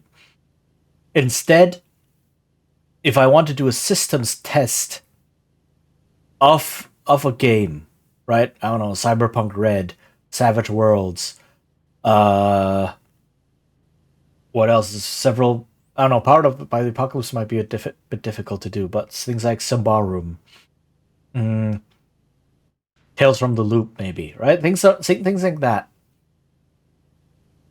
Then, or the One Ring, right? A lot of systems there that I just kind of see, how is this designed? How does this run? How does it feel when I play it? But then I will have to artificially run the session, and the players in it will have to understand exactly what's going on, because we can't just play a normal session. We have to like go in and say, okay, now we're testing the combat system. Boom, combat. Right? We don't do any story unless there are mechanics specifically for that. But we don't do any story. We don't do any big talking. We just say, all right, boom, combat. Let's roll some dice. Right? And then we run a combat. It's like, okay. We do a bit of resting up. Maybe a skill check here or there. Okay, boom, second combat. Let's test this. Right? And it's probably going to be a very, very weird experience to watch or listen to that. But given time constraints and energy constraints and scheduling constraints, that is the most efficient way to test a system and the mechanics and to understand how they run. And that is an idea of something I might want to do. I do know one or two people who might be on board and who would fully understand what I'm trying to go for here. Right, you would need someone who is not an RPG newbie, because then they don't understand what's going on. You would need someone who knows a fair bit about role playing games, playing in them, and then understanding how this is different. So I would have to look into that as well. But that's something I would be interested in doing.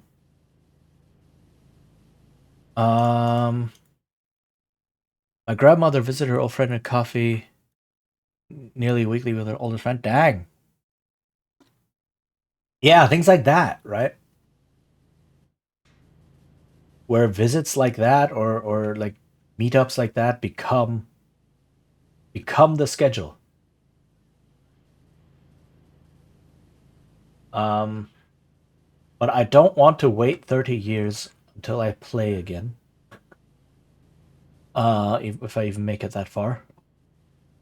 So I'm gonna play now, and I will take what I can get. To within certain limits.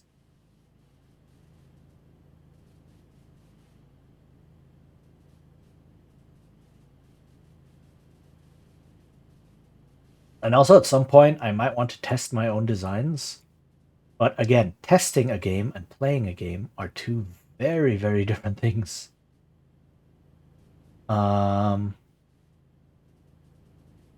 Especially a role-playing game. Right? If you spend 2 hours just talking and not rolling any dice while playtesting a role-playing game, you're doing it wrong. You haven't actually tested the game. Right, so things like that.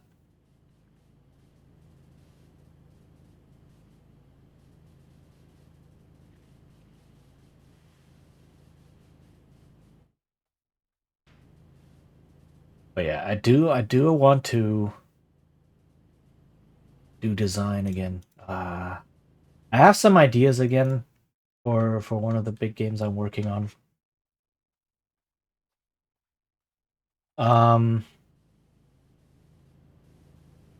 So I might want to stream those and start fleshing those out again.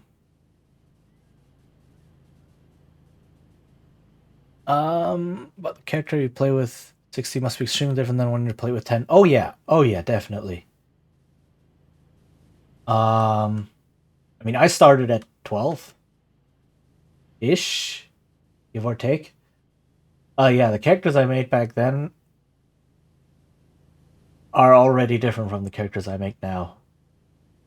Kind of. I think I was remarkably consistent, all things. Maybe. Well, no, if you're like 14 or 15, you're making all the edgy, cool characters, the lone wolves. But it's like, I'm wearing a deep hood and my hair's of indeterminate color. Right? Scars, like countless scars, crisscross my face, and you can see all the wrinkles in it. Like, dude, it's either or. If you have so many scars, you can't see the wrinkles anymore. It's like, wow, so many scars and wrinkles. How old is your character? 15. Right? So, or it's definitely some of that, then.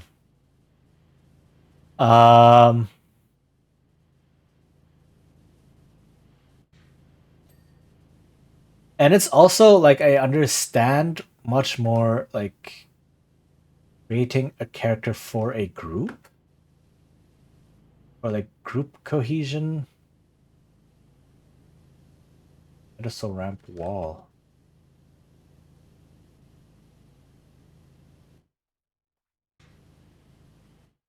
Like what life did you live to end up with so many scars and wrinkles? Right? Then you get to like the all of the cliches. It's like my parents were murdered when I was 3. And then when I was 5, my dad, who was definitely murdered, took me into the woods and whipped my face to strengthen me. I was like, but what? I thought your dad was murdered when you were 3. Yeah, but he also whipped me. It's like, my hometown was a remote mountain town that got flooded by the ocean. Like, dude, what the heck? And by a dragon that attacked from the desert. It's like, what is going on? You might sense time travel shenanigans. Nah, it's not that deep. It's really not that deep.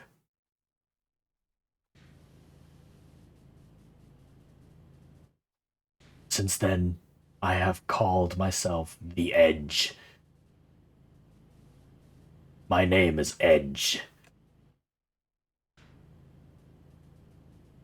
And my whole life depends on these 2 knives I have in my pockets. Without them, I am nothing. Every time I think of my murdered parents who were murdered when I was but an infant at 1 year old, I totally still remember them. I cut. But I don't cut myself. I find a random small animal to cut.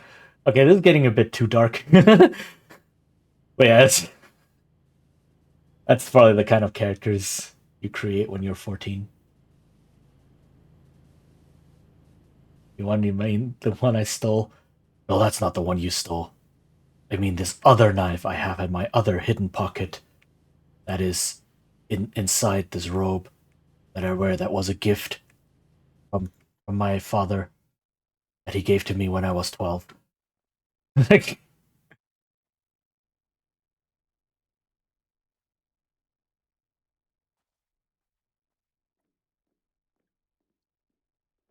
so yeah, there's a really good one. So there's this RPG YouTuber who does some really good advice videos on how to run games and such, and does RPG reviews. Seth Skorkowski. He's also an author, and he does these little skits, I guess, when explaining things, like as example scenes, right? He says like, oh, and you can run the game like this, or maybe the player might come up with an idea like that, blah blah, and then he has these small skits that he does where he plays all of the characters. So he plays the GM, and he plays the players around the table. So there's three players that he always brings up, and one of the videos was like the Edge Lord Lone Wolf. And at some point, usually what he does is he talks about it, like what is this kind of player? How can you recognize this kind of player? How might this player be a problem? How do you deal with it, etc., etc. Right? So just tips on how to deal with different player types. And then at some point, I was like, I can't do this. I can't like. I mean, sure, the lone wolf is hilarious and such and fun to nice to make fun of, but it's not really a problem player, right? It's not a player you need to get rid of from your game, unlike some other really problematic player types. And then the three characters that he's created, or like the players and GM that he's created for his skits, are just like, we can do this. We'll do that. And then the entire video just becomes one long game session of these people playing, and one of them is the lone wolf. And oh my goodness, it's so amazing the things he made, like they go through and the things they say. Um, so if you do get a chance, watch it. It's not super long. Right? It's not. He just picks out certain scenes, so the whole video is something like 15-20 minutes long. Um, but it's really good. And Seth Gorkowski in general, for like RPG tips and such, very good channel in general. Oh, ad starts in 1 minute. Okay. It would be fun to play such character as a compulsory lawyer. What? Oh god. I mean, every now and then it could be funny to just play a whole party of Chunin like that. Could be pretty hilarious. If everyone is on board, I don't see why not. Right? But that's the thing, everyone needs to be on board. And then you can have a lot of fun with characters like that.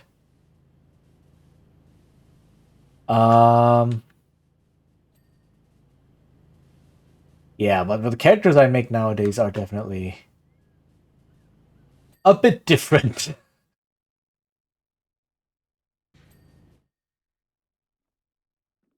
Is clean? Now it is. Ah! That the lies he tells are more in character, which is a bit more amusing than he really is. Oof. So like a lawful character, I guess. I'm now suddenly thinking of Elon Musk as a character. There are some really hilarious things. Like Elon Musk probably got visited by the FBI or the Secret Service or both. Grow strong. Like that is something that, with 90% certainty, happened, and it's absolutely hilarious that it happened. So yeah, just imagine making him as a character. Oh, ads are starting. Go so overboard that you sense bad acting mile away. Indeed. Oof.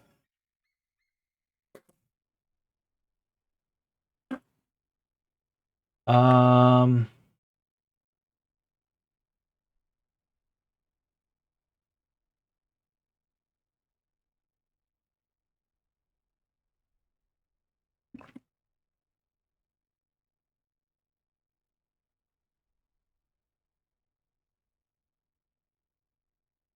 Oh, okay. I will take a minute.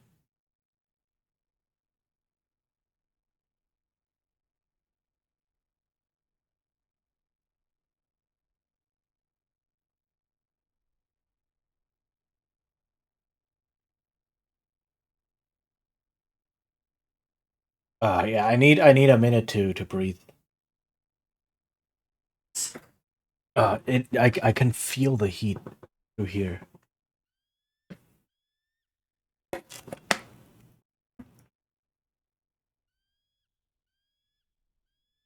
Okay. Okay. Also, I need to drink some more.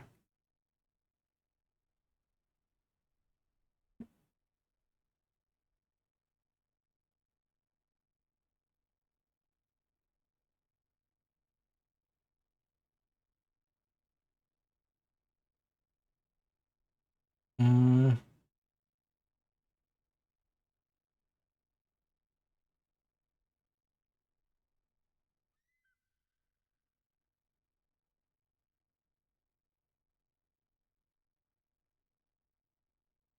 Okay. Are the not quite yet? All right.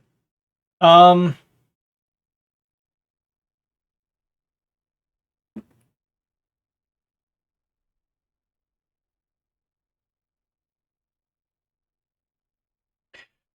But yeah. So that's just a lot of ideas.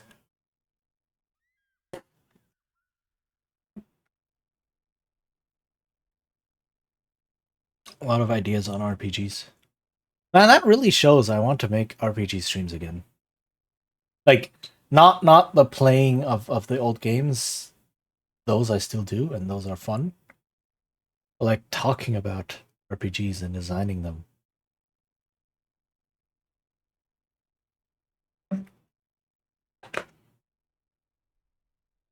Okay. Roleplay from this type of character must be hard as a balancing act. I can probably pull it off. Right? You play a character who is acting. I mean, it does seem pretty impressive, but at the same time, it's like it can probably work.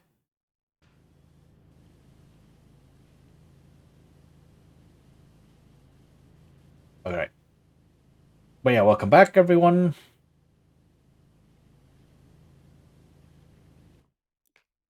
Um, it's a line between annoying and charming isn't easy.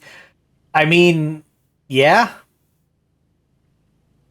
It also is about, I guess, a lot of it is also the attitude of the player portraying that character, right? Are you portraying the character with the intent?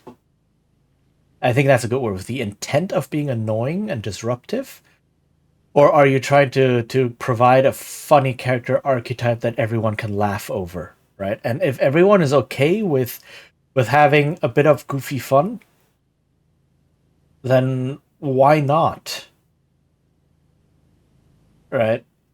Um if you like, I think a lot of the whole portraying things to be charming rather than annoying, it's not so much about acting skill or characterization or like going really deep into the mindset of your character or so. No, a lot of it is just boundaries.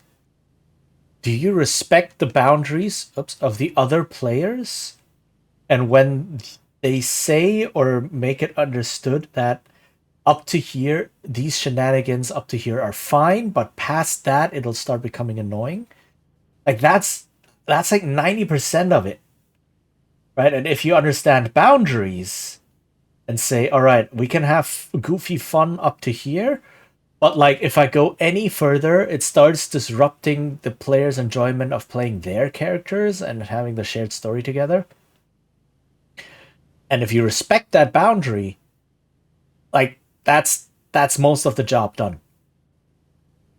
Right? So it's a lot of it really feels like it's always made up to be like so complex, but really it's at the end of the day you're a bunch of people sitting around a table trying to have fun, and people have boundaries and just respect those. And that's it. That's not 100% it, but that's like 90% it, right? Um it's like if you watch certain improv shows, for example. Right, a lot of improv shows where you get tasks or mini games or things to do, right, where you have to play out small scenes. It's like a lot of those scenes deal with people who would be really annoying or agitating in real life. But watching them make fools of themselves is really funny. And then when the improv actors get into those characters and start acting out these things, everyone is of the understanding that yeah, no, this is someone we're making fun of right now, or this is someone where we're laughing at them right now. And that's the same kind of attitude you can bring to character archetypes like that, right? It doesn't need to be deep. It doesn't need to be super deep. It doesn't need to be but what if your lone wolf character had this character arc where they finally come to trust people again and realize that friends are good, and then they come to you don't have to. You can definitely explore that, but you don't have to. You just not have to be annoying to the other players around the table, right? So it's, I don't know. For me, it kind of feels like the more I play role playing games, or the more I've been playing role playing games over the past quarter century, the more I've realized that at the end of the day, you're just a bunch of people sitting around a table, right? And if you keep having that in the back of your head, then playing together is going to become so much easier. Telling awesome stories together is going to be so much easier. Having awesome character arcs and narratives and dramatic moments and all of those good stuff, it becomes so much easier to accomplish when you just realize we're just a bunch of people sitting around a table having fun, right? Wanting to have fun. Because then you also start considering the other people and start like telling stories with them instead of against them, right? And you start to coordinate and cooperate and start to like lift each other up and back each other up, and so it's just, once you understand we're just here to have fun together as people, a lot of things just flow from that. And ironically, it can make you more immersed and invested into what's happening at the table in the game, right? Instead of trying to go in being like, I now have this crazy, awesome, really deep 3,500 page backstory character and a character arc planned out over the next 5 years, and I will make this thing happen. Like, no, leave my game right now. So yeah. So Gary goes on. Of course, I'm expecting him to say something interesting about atmospherics. Oh, message just died. Okay.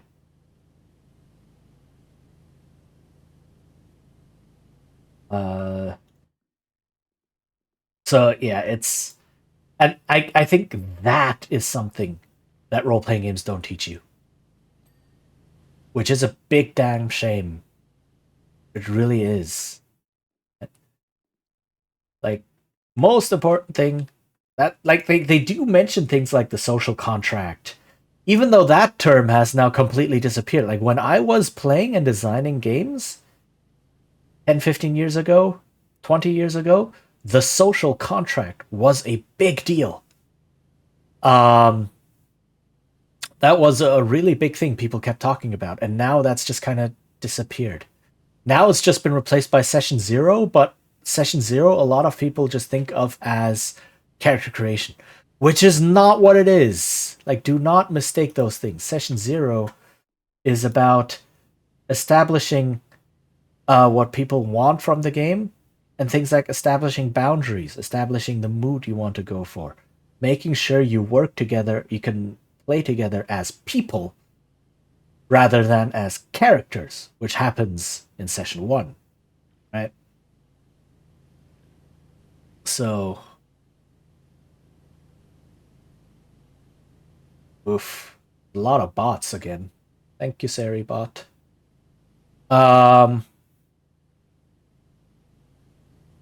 But really, at the end of the day, a lot of it just comes down to that. If you can't play together as people, no amount of game systems, no amount of deep story, no amount of amazing characters is going to save that. So that's the most important thing, really. My draft for Mirage is easy. Travel the world, find herself with the help of a company she learns to cherish. Yeah, and sometimes something very simple like that is good enough. Session 0 is also to find out boundaries, wishes, fears, expectations. Yeah, exactly. Right? It's Session 0 is to make sure that the players know what they're going into, right? Both in terms of what type of game we're playing, like not the system we're playing, but like the mood and atmosphere and the story and such that we're trying to play, but also that the players mesh, right? That we have fun hanging out together, right? That our personalities match, that kind of deal, right? That we can become teammates in this shared narrative.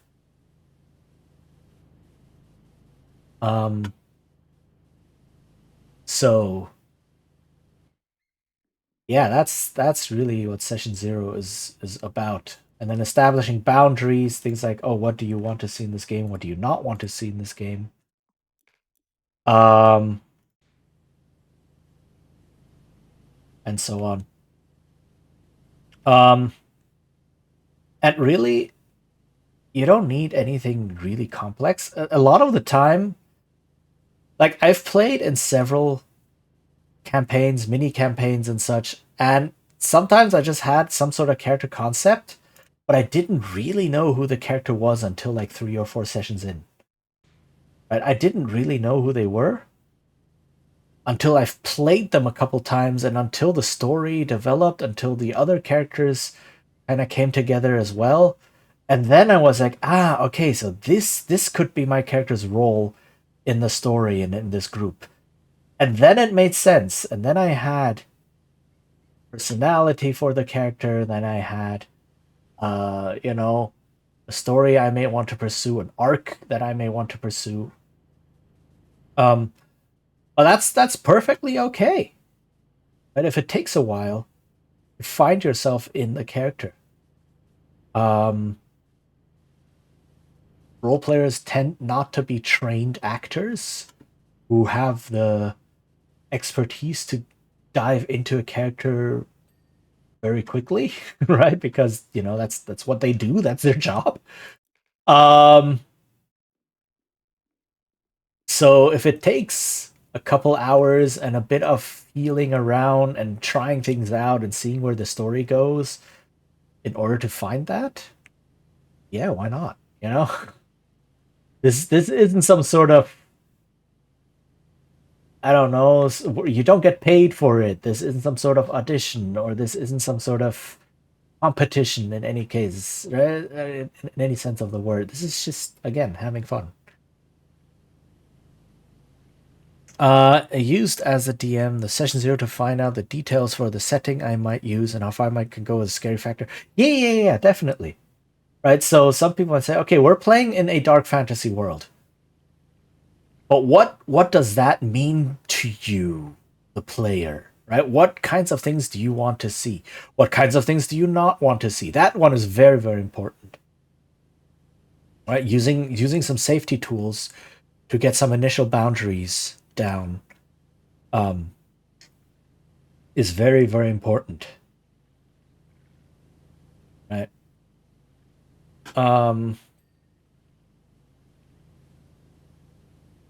So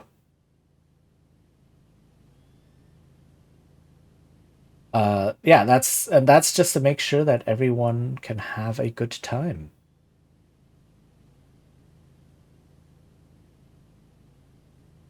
All right. So yeah, session 0 is for the players.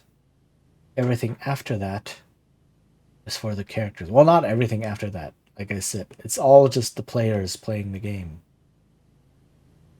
But session 0 is immensely important to make sure the players are okay. I had a draft for the Fairy Forest, but told my players, let us talk about triggers so we know roughly where to go and where not to go. Yeah. It's a very good point. Then they can look up my pal prepared stuff and consider starting points. Yeah, I've joked to them we can always start in a tavern. There's nothing wrong with starting in a tavern.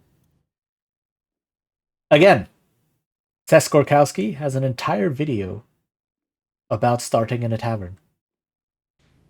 And the various ways of, yes, it is cliched, but it can work, and how it can work, and why starting in a tavern might be really good, actually. Right? So, there's definitely that as well. I want to check the message.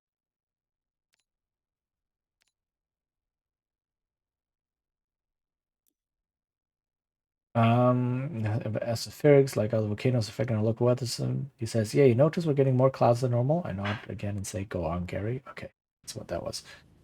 A very, very good safety tool that is easy to understand and pretty easy to use is a safety tool called Lines and Veils. I've probably mentioned this one before, but it's always useful to mention it again because, again, you want to use safety tools for your RPG sessions. So Lines and Veils is essentially come on.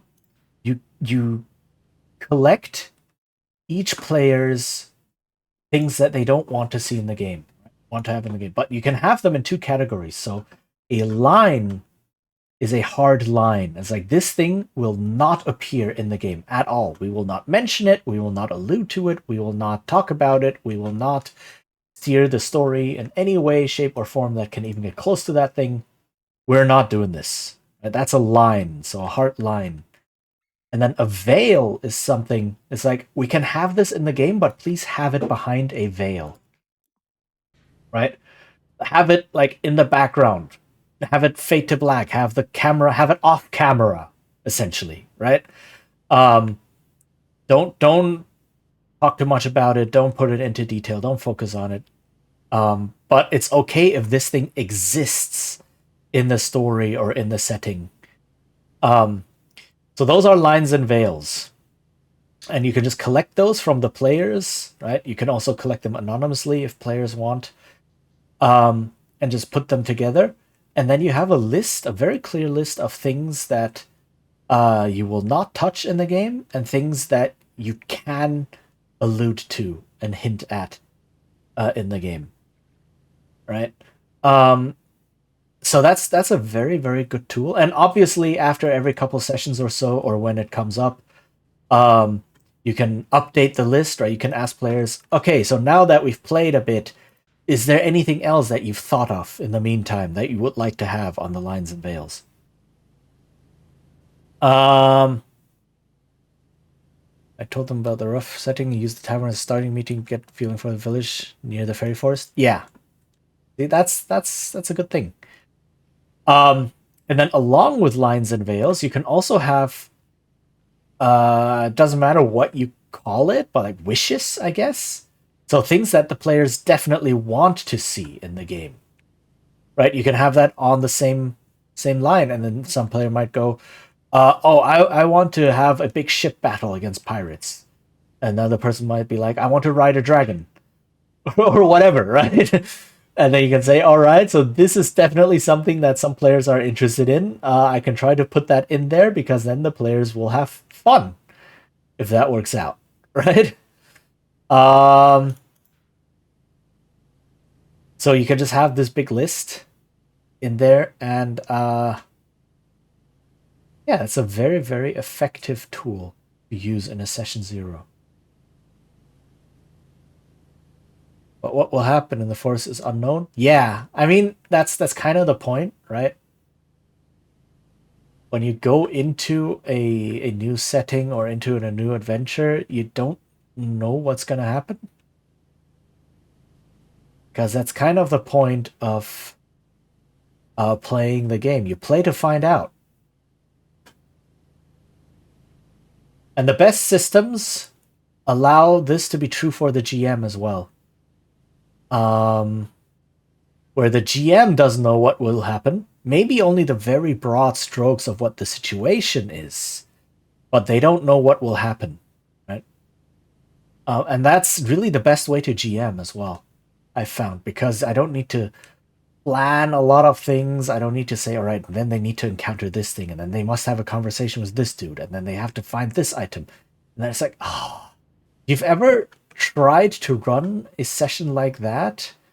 Tried to write an adventure and then have it happen like that? It's gonna be a lot of headache. You're not gonna have fun.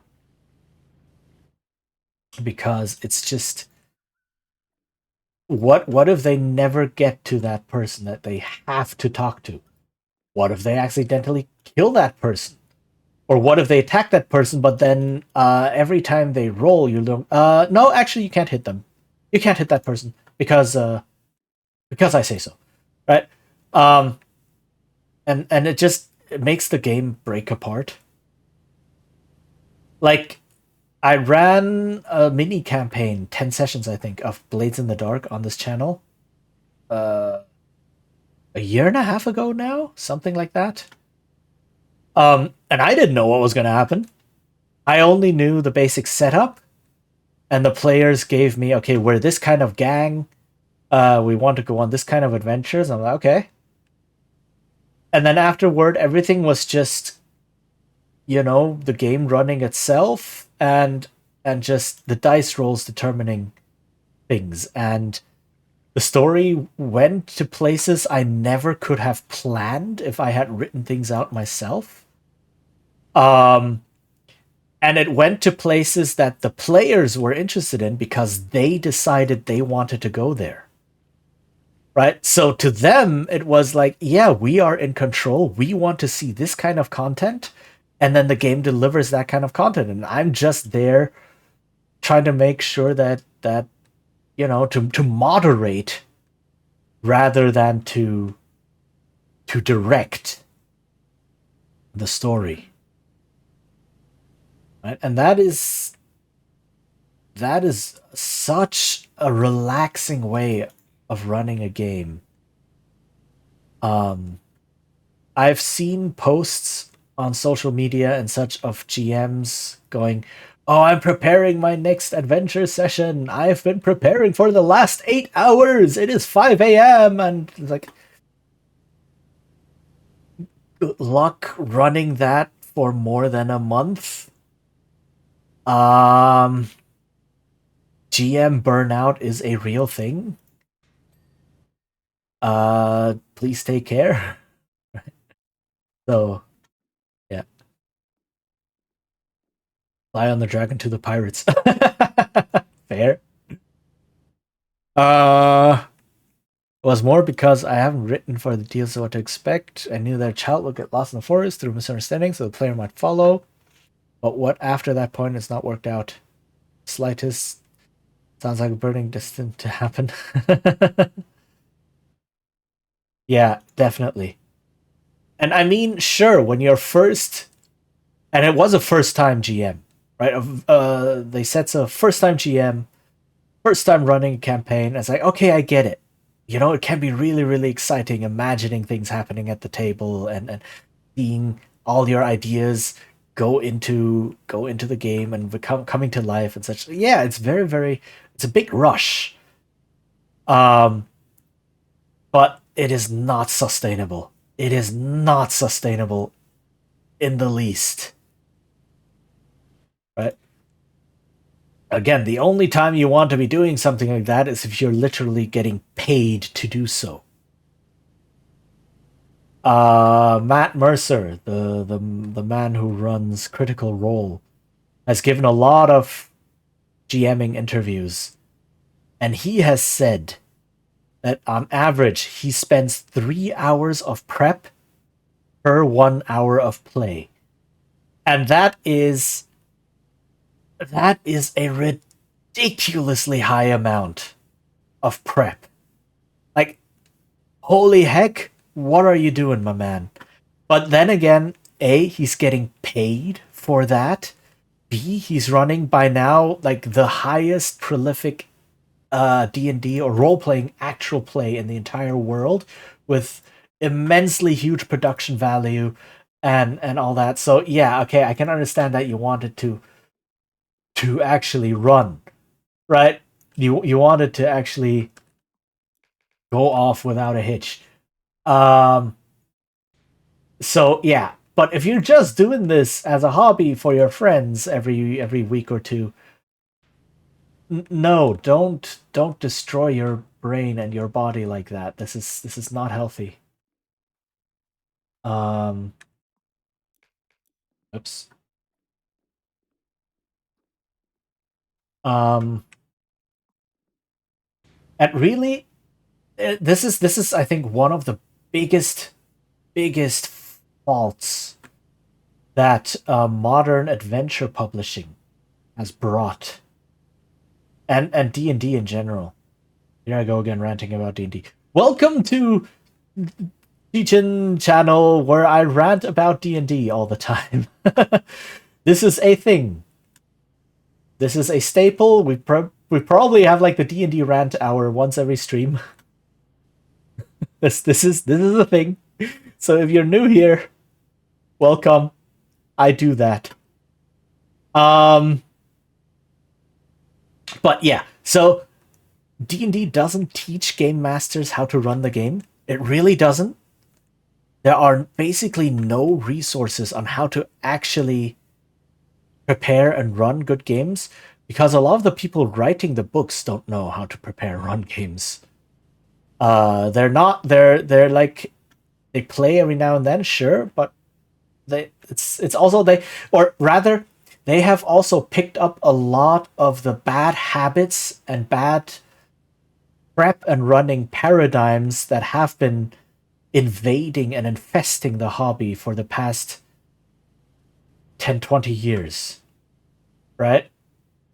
And it's come to a head now that the people writing today's guides grew up on yesterday's guides, which were already flawed, right? And so they're just distilling the flawed information and making it even more flawed, and that's what we get today. So I don't fault them. I'm not saying they're doing this maliciously or that they're bad people. No, never. I would not say that. I'm just saying they grew up with faulty information, and they're now passing this faulty information on to the next generation, right? Essentially.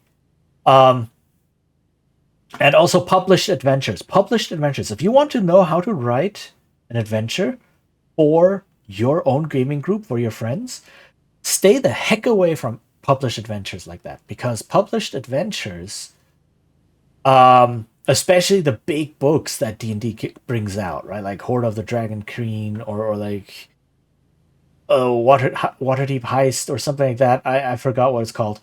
They have a lot of them, right? So those adventures have two big faults. The first fault is they are really, really long. But because they are really, really long, at some point, they have to have some sort of predetermined path through the adventure.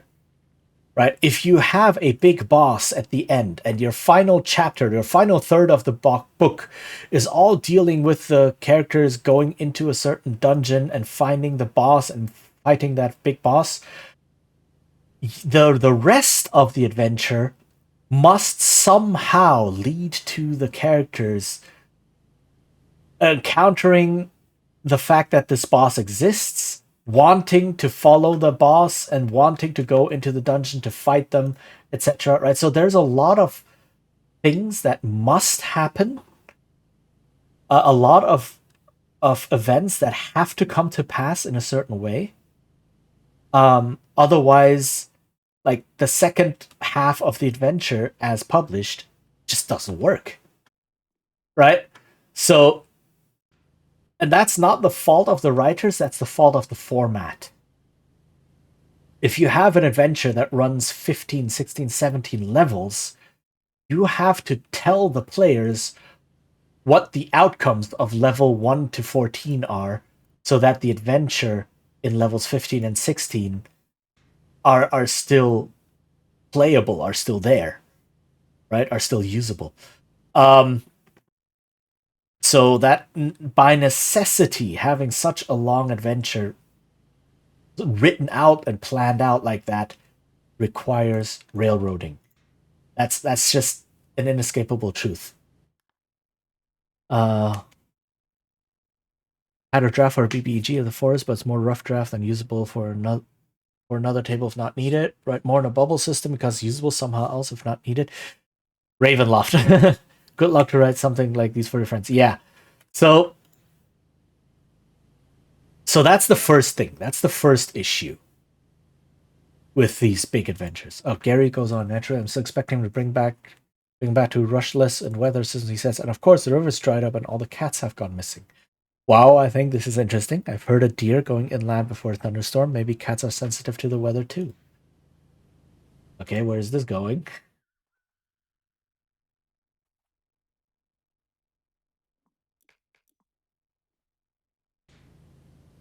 Okay. Can I, please? Okay, never mind. So yeah, the second point about these long adventures, these official published adventure modules from Wizards of the Coast and such, is they were written not to be run. They were written to be read.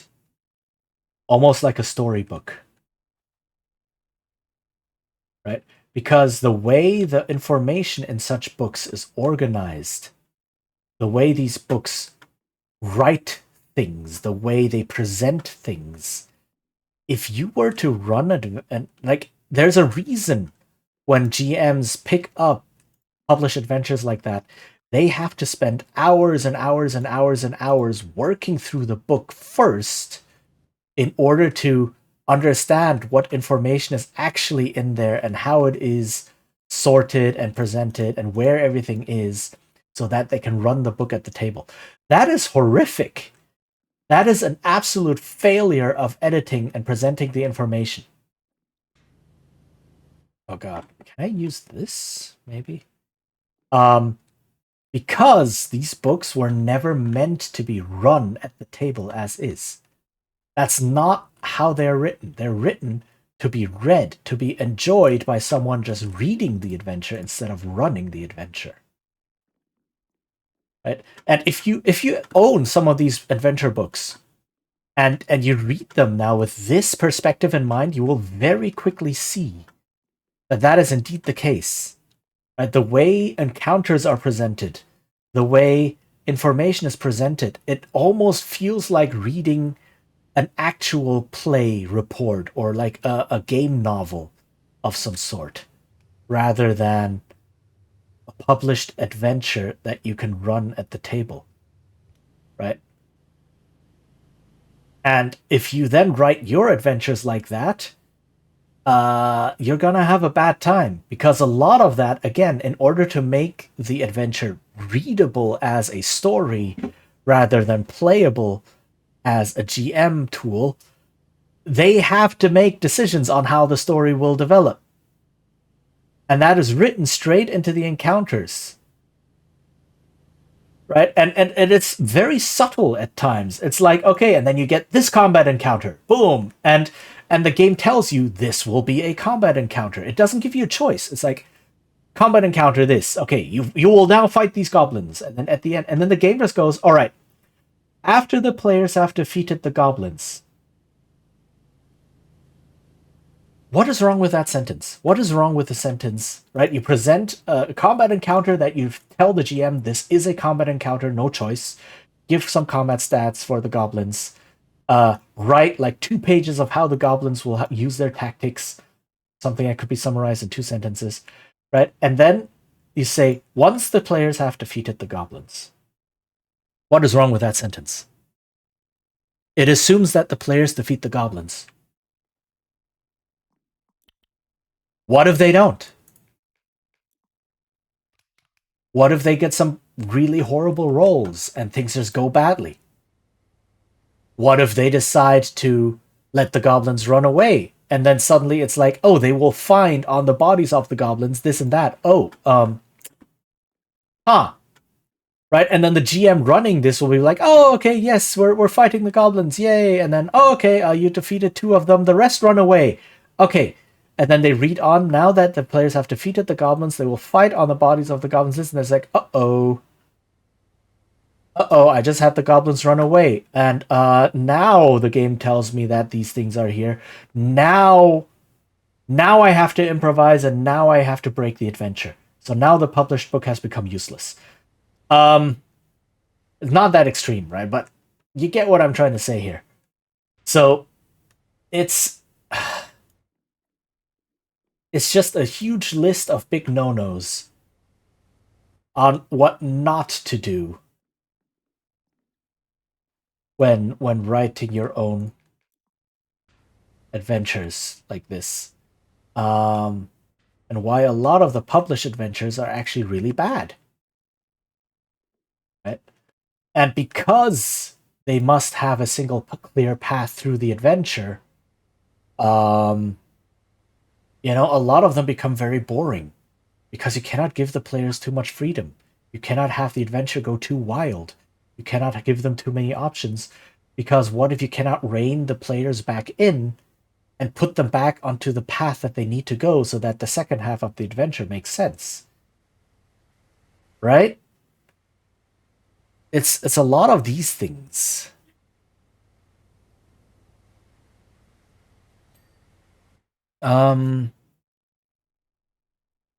Hard to write something so detailed out of the blue. Sometimes I think some events might also force an outcome in a module because otherwise they don't work out. Yeah, exactly. Sometimes the information you need for a room isn't even at the page of the room in the... Yes, exactly. Where they put information is like all over the place. Because here's the thing, the people who write these adventures don't use the book to run the adventures. And in fact, adventure playtesting, apparently, in the publishing industry like that, if someone submits an adventure and then you ask, have you playtested this adventure? They will look at you as if you've grown a second head. Right? It's like, what do you mean playtest the adventure? It's just an adventure, just play it. No. That's not how this works. Right? So definitely a huge issue. So that's why none of these adventure books were ever used to run the adventure. And with the amount of editing and rushing and and I understand, right? A lot of these times, these people, the creatives at big RPG studios, especially Wizards, are under constant crunch, and they have to rush out products because the CEOs are like, I want to make my 50 million today instead of tomorrow. Right, so you get that kind of deal happening. So it's not the best work environment to begin with, right? And then you get things like this. So totally understand. But at the same time, it's like, yeah, no, none of these adventures have actually been tested, especially not with the book you're holding in your hands right now. The murder house sometimes mention things you see in a room and use them, but you can't see this instantly because of yeah, the way information is structured. Yes. Yeah, it's frustrating, and this is if you're reading the book as a story, presenting information like this is okay, but if you want to use the book to run it at the table, good luck, right?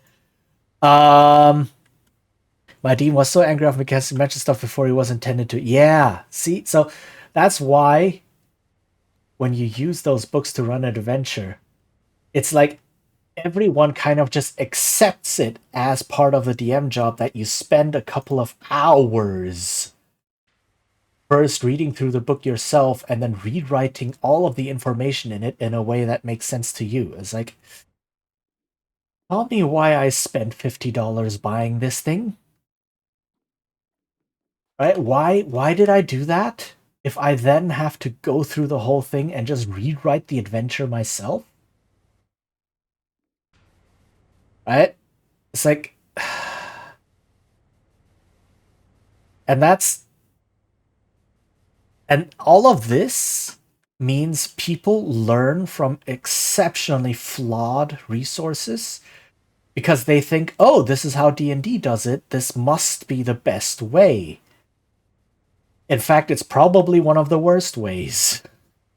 But that leads to new GMs and even old GMs. Like I've seen some professional GMs who prepare adventures in a way where I just go, dude, what are you doing? What are you doing? Why are you preparing your adventure like this?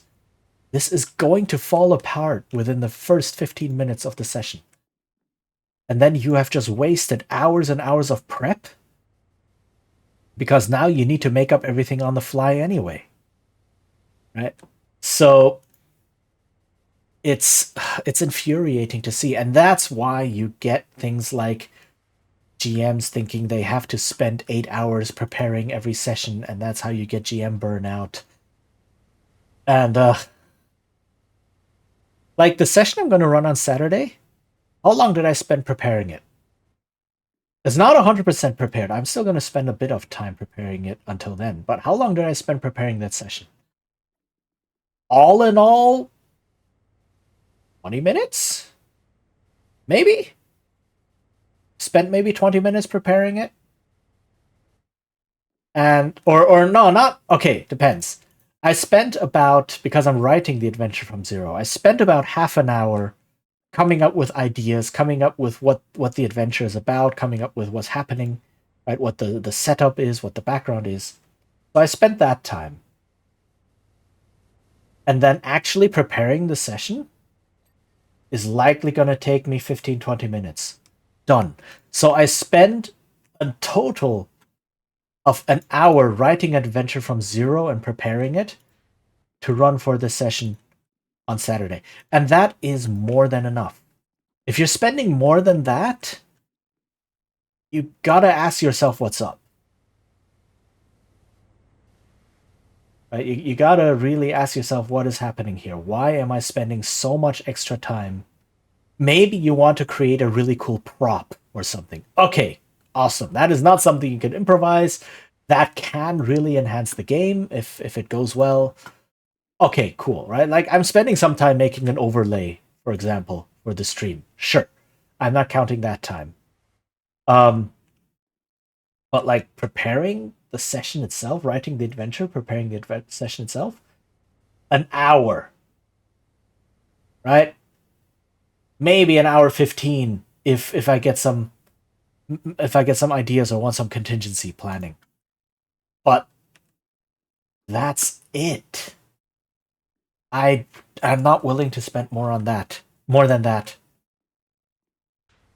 Because any more time I spend also means, oh, now I feel the need to use this material, and that will actually make my my session worse, right? So too much prep can lead to negative value.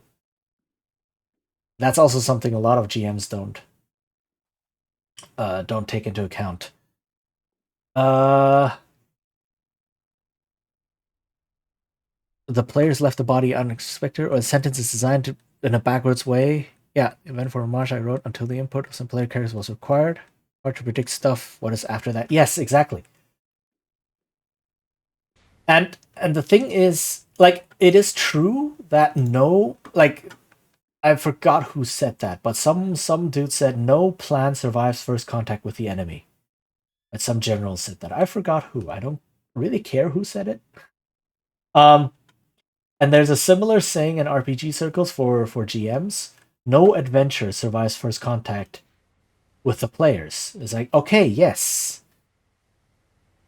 But at that point, if you know that to be true, how much do you prep?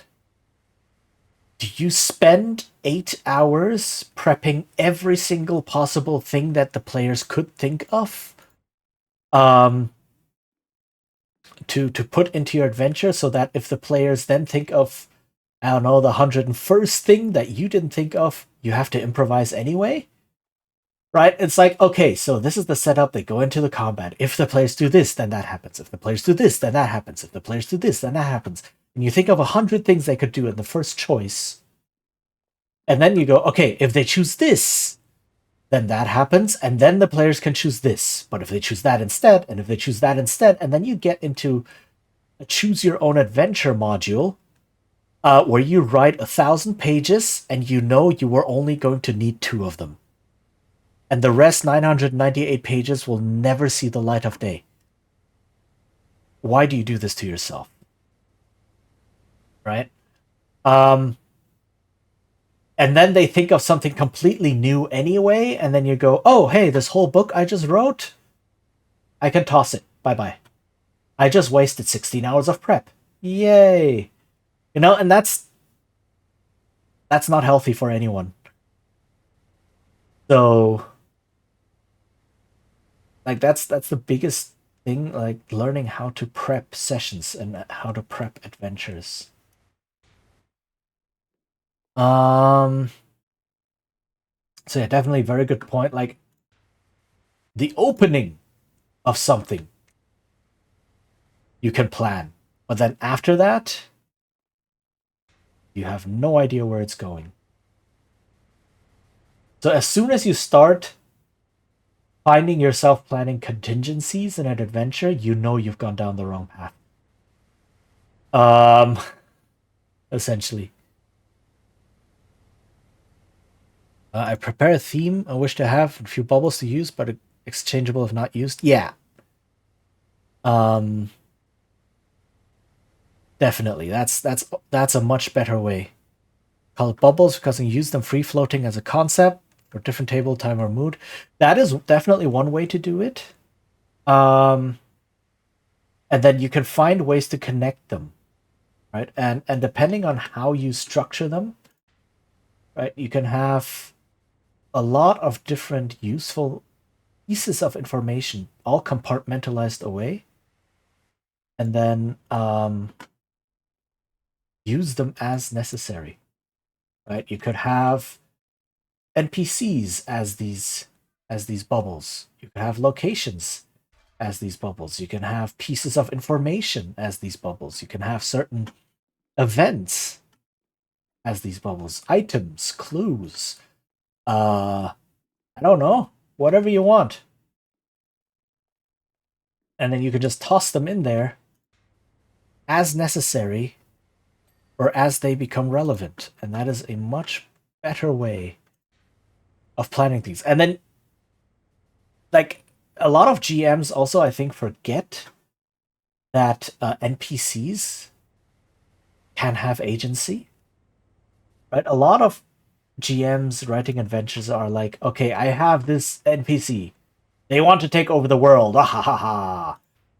And then they just sit in their dungeon all day waiting for the player characters to come. And that's it.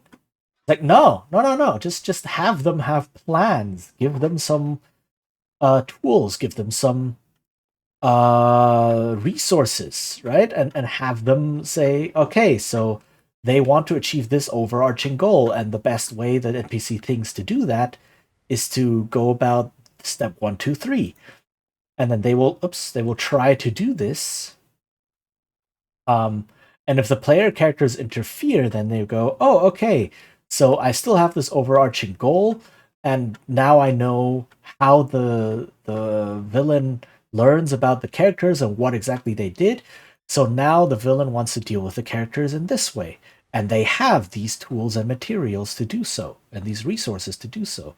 And a lot of that information is already there. You're just reinterpreting it, right? And that's a much easier and much more natural way to do it. And it also creates consistency. Oh, hello. Sorry, first time. Hello, Angie Bears. Hello. Where am I? You are on my stream. My name is Cheechin. Hi, how are you doing? I believe you came in with a raid from Words. Maybe. Welcome. How are you doing? I am a Bard VTuber, and I tend to stream old games or role-playing games or talk a lot about game design and TTRPGs, which is what I am doing now. So, welcome. You are very welcome to stay if you wish to, if those things sound like something you're interested in. If not, that's also okay. But yeah, right now I'm just doing some Power Wash Simulator because I didn't have anything fixed planned for today. And we're just talking about some tips on how to write RPG adventures, how to run and prep RPG sessions and such. And me just ranting a bit about related topics. So that's what we're doing right now. While cleaning the satellite dish. I like the concept of flashlight rendering. I don't name NPC, but make more of roles I like to fill because the poll was insane. I once had an enemy for the party who had the logic the plane was 300 years in the making. Moral babies will not mess it up at the final stages. Yeah, exactly. Right? So you give them an overarching goal, something that they want to achieve. You give them anything that makes them interesting, right? You give them resources that they can use. You give them preferred methods that they like to use. You give them maybe some secret that they don't want to come out, some weakness that they might have, some connections that they have, etc. Right? You just give them things, resources that you as the GM can use, and then you just use them smartly as they come up and as they are necessary. And that's it. You don't need 10,000 contingencies for what if the players do this, what if the players do that, what if the players do B, C, D, E. Right? You just have, okay, this is the villain. They want this. They can do this. They don't want this. Done. And then you just act. Right? Act as in do things. Flashlight rendering is a game design term to minimize graphic card demands. Oh, right. You only render the things that are in the flashlight code. Right, yes. Okay, I remember now. Yeah.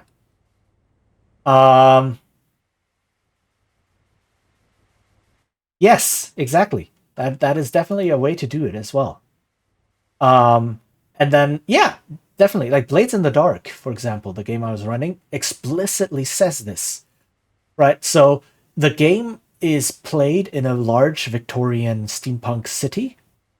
And in that city, there's something like 50 different factions, and every faction has connections and goals and things that they're going for and projects that they're trying to complete and rivalries and blah, and all of these things, which is like juggling 50 factions like that is impossible for a single GM. But the guide, the book very explicitly tells you, pick 5 factions. 5 factions that the players have picked in the beginning that are important to them, right? They start out with an allied faction, they start out with an enemy faction, and then pick like 2 or 3 other factions that are related to that. Only care about those. Don't care about anything else. And if at a later point in the campaign another faction becomes important, right? Just kind of let them catch up, right? So at the end of every session or so, you roll to see if the factions advance their goals or if they make any big changes. And it's like, okay, if it's been 5 sessions and now suddenly this new faction becomes important, just make 5 rolls, you know? Just make 5 rolls, see where they are, and just plop them in. Done. It doesn't need to be complex. It doesn't need to be all that complicated to do so.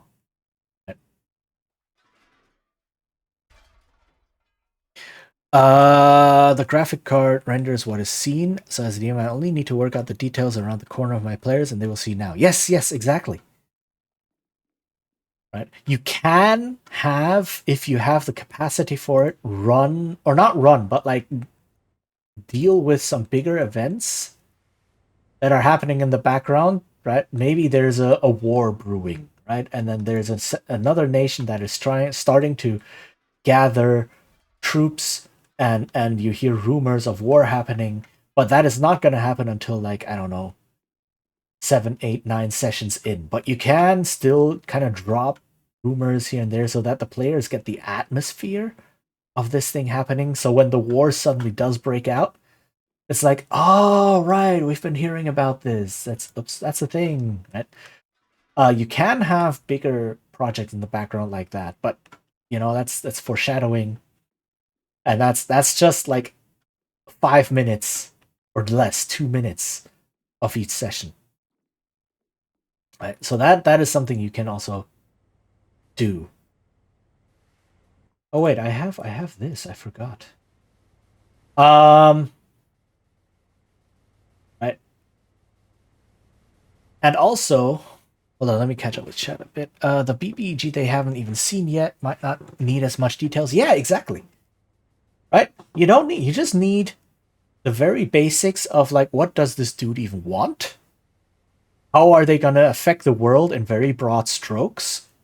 If these effects are even visible to the players or player characters, right? And anything else? Do they need a name? Only when the players find out there's this BBEG and start asking about them, then you need a name. But before that, bad dude, done. Evil dude, finished. You don't even need that. So you can just offload a lot of this stuff that you don't need. But you can place the hints for things you haven't worked out in the details, but no things to come. Yeah, exactly. And a lot of games, like some adventure advice, like there was one piece of adventure advice that was taken as, wait, is this piece of advice a joke? Because it was just so strange, but really, it is absolutely solid advice. So it was like, how do I know how to plan the BBEG, right? The final villain of the campaign. What do I do for the players if I pick someone and the players kill that person right away in the beginning? Like, how do I plan for all this? And it's like, you're playing D&D, right? A game where the players can just make all sorts of choices and affect all sorts of things. Just listen to them. Whichever NPC they hate the most, that's the BBEG. Done.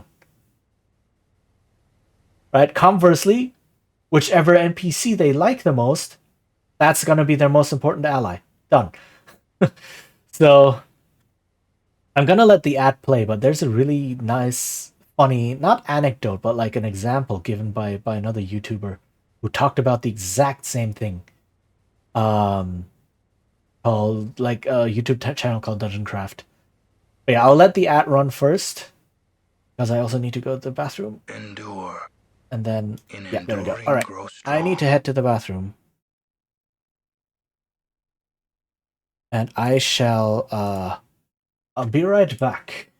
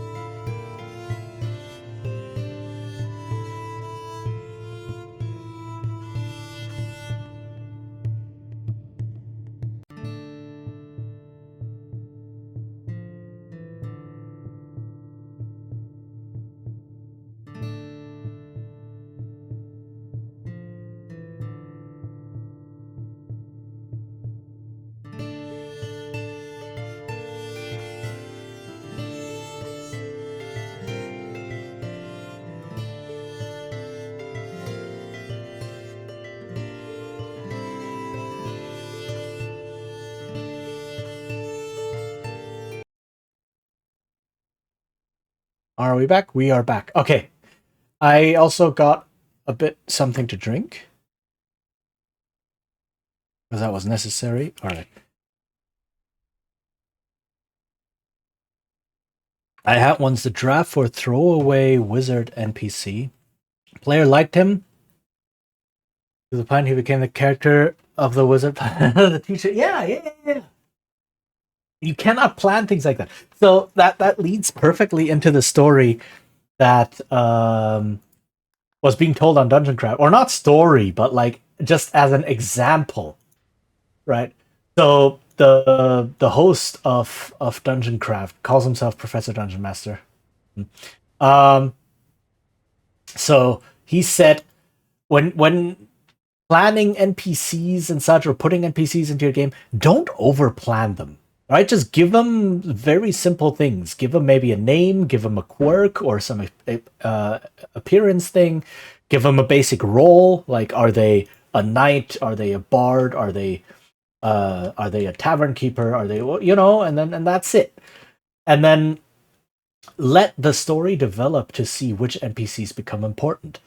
And the example he gave was like, oh, maybe you have this really important patron NPC, like that will give a lot of missions to the players and will become very important later on in the story. But then the players can't even be bothered to remember that person's name. And then meanwhile, they go into a dungeon, or before going into a dungeon, they get a hireling, and it's like, oh, what's the hireling's name? And you just look up at a random table, I don't know, Bruno. Right, and then they go into the dungeon and they go into a really bad fight, and Bruno has to join in on the fight and rolls 3 20s in the roll, and the whole party goes, Bruno, Bruno, Bruno, and suddenly he becomes their favorite NPC. And it's like, yeah, that's exactly how it happens. That's how it happens. And you cannot plan for things like this. And you don't want to plan for things like this, because that's where the fun of role-playing games is, right? These unpredictable story developments that only come from a bunch of people all trying to tell a story together with randomizers, right? And that's what makes these stories so amazing, right? And so delightful, really. And that's like, don't plan for things, right? Same as like, oh, this NPC I had planned to be the final villain just got murdered by a random arrow early on in the campaign. It's like, okay, just, I don't know. Do they fixate on some other villain? Did the NPC have a lieutenant of some sort? Or someone else who might want to avenge them? Or someone else who might jump in now that there's a power vacuum? Whatever. Just keep rolling with the story. Doesn't matter. And that's the best part, really. That's the beautiful thing about collaborative storytelling like this. A reason why I named important story NPCs, but the job that is needed to be done. Oh, you mean you don't name? The reason why I don't name important story NPCs? But the job that is needed to be done. So you name them by what role they have? But yeah, that's exactly it, right? You don't plan for things like that. And the more you try to force things like this on players, right? If you make this important patron NPC and you're like, oh, this will be the most important contact the players will have in the game, and they must pay attention and get along well with this NPC, and then the players that can't even remember their name even after 5 sessions of talking to them, they're like, yeah, this is not going to be an important NPC. Just drop it. The more you force it onto the players, the more you're taking away the way they want to experience the story, or the more this starts feeling like an exam than a collaboration. Gary says, it's all aliens. They're using our water to create clouds to disguise their activity, which is to steal all our natural resources. The cats are their recon units, and they're currently reporting back on dissenters. Guess who I heard this from? The mayor himself. We're days away from an invasion, mark my words. I nod again, this time backing well away. Oh, man. So, Power Wash Simulator has a pretty wild story, actually, going through it. But it's all told through the opinions and views the various characters in the game have on whatever events happen to be going on. Right? All the cats are disappearing. Yes, that's an event going on in the game. But why is that happening? Right? And so you only learn about it through people telling you, oh, my cat has disappeared. Oh, all the cats are gone. Right? And then people have their weird conspiracy theories or whatever. And that's how the story gets told. And it's pretty interesting when you do find out what happens later on. I'm not going to spoil because it is an interesting story and you might want to experience it yourself. But yeah, it is an interesting format to have like, oh, I'm just here washing these big things, these buildings and trucks and such, and we get this wild story out of it. It's a lot of fun. It's just the cherry on top of a game like this. You can throw the job to the best usable NPC if needed. Oh, right. Okay. Yes. That makes a lot of sense. So you have a role in the story that you need to fill, and then whichever NPC is best suited, depending on how the story has developed so far, you just give them that role. Yes. That is a very good way of doing it. Right? It's like, oh, I need some sort of informant who gives an important message to the players. Oh, look, there is this NPC that the player characters have come to trust because they've adventured with them in the past. Let me make that NPC the messenger, because then the players are likely to trust the message and follow the clue that I'm giving them, right? Things like that. And it's like, yeah, okay, instead of creating an all-new messenger NPC and the players going, yeah, but do I trust you? Who are you? You're completely new. You give them a familiar face. It's like, hey, it's our old adventuring buddy. And then it's like, yeah, I have an important message. And it's like, we will help you.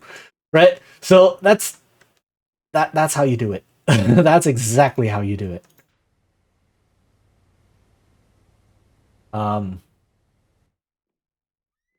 So yeah, that's a very good way of preparing things like that. Or the player resonates with an NPC, often so surprising you got the information through some means. Yeah. Exactly. Right. So and this frees up a lot of prep. You can essentially have if we go to your terminology of the bubbles, right? We have one bubble that is the established NPC that has a certain relationship with the player characters, and then one bubble that is like important message to be delivered. And instead of having, okay, now I write out this story, this adventure background, there's this messenger, and there's this important message, blah, and I write 5 pages of background. No. You have these two bubbles, important message and NPC that is already established, and you just throw those two together and be like, okay, done. I don't have to think about it anymore. Right? The players are going to do everything for me because I have chosen a setup in a way that the players have told me through the way they've played the game so far that this is likely how they will react. And by the way, picking things in a way where you expect players to react a certain way, not because you want the story to go in that way, but because the players have shown you that this is how they act and react to certain things, that is smart prep. Right? If the players say, we trust this NPC because they've adventured with us and they're our good friend, blah, blah, blah, blah, and then you give them this important message expecting the PCs to trust this NPC, that is just smart prep, right? That is not railroading. That is smart prep. So yeah, very different things.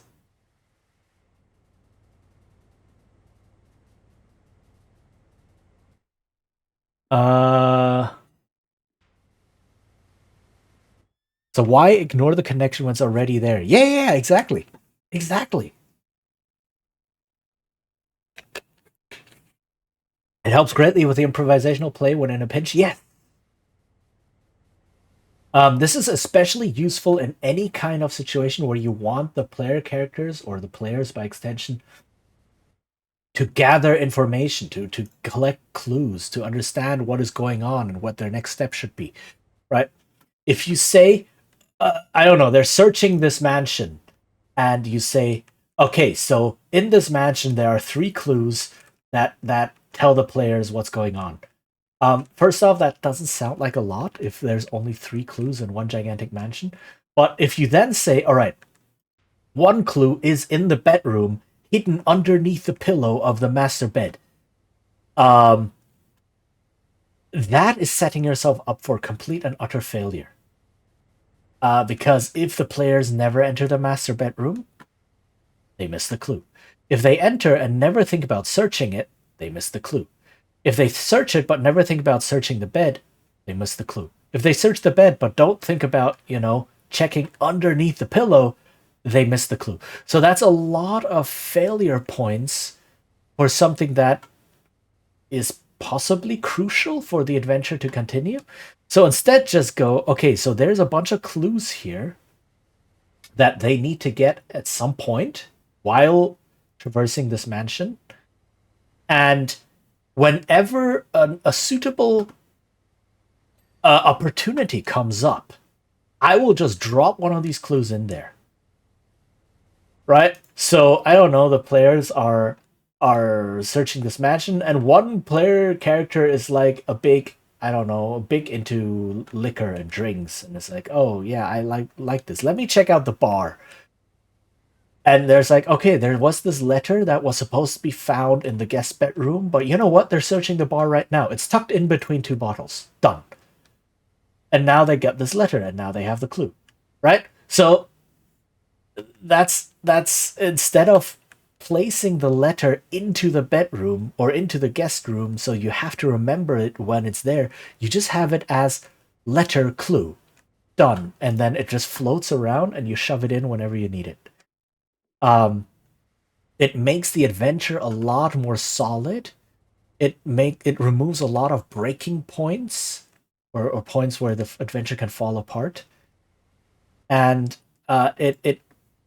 it means you don't have to remember, oh, where did I place the letter? What was it? Do they have to go back to this room? How do I make them go back to this room? Right? It prevents a lot of headache like that. So definitely very well worth considering using a methodology like that. In fact, that's how I ran the previous RPG session that I had, which was a mystery set inside a mansion. That's exactly how I ran it. I often do checks for information a bit differently. I often replaced a note 5 times behind the scenes for my players because they looked at another spots as I expected and told them, yes, there's a note in strange letters. Yes, exactly. It's like they look somewhere and then you just go, sure, yes, you find a clue now because you're searching. Right? Often information placed in an open form, but not all information is available to new players so easy. I mean, yeah, you can use that, however, to pace it. Right? If it's like, oh, they seem kind of stuck, and then one player says, you know what, can I search the bathroom again? Maybe I missed something. And then you're like, okay, I know from your conversation that you're kind of stuck. Here, you search the bathroom again? Let me place in a new clue. Done. Right? And then maybe that clue is like, oh, okay, now things make sense, and then the players can proceed. But like I said, that's exactly how I ran the previous RPG session I had, which was the horror mystery adventure set in a big mansion. I was like, okay, I have the background of what's going on. Right? I know who is doing what, who had planned what the background events are. And then there's a whole bunch of clues that the players can use to help figure out what's going on. And the thing is, if you know what is going on, what the mystery is, it's very, very easy to come up with new clues. Right? Because anything that has to do with the mystery, you can just toss it in. Because you know what's happening, and by listening to the conversations of the players at the table while they're playing, you can be like, okay, so they figured out this and this, but maybe they need some help figuring out this. So let me give them a clue that gives them this piece of information, right?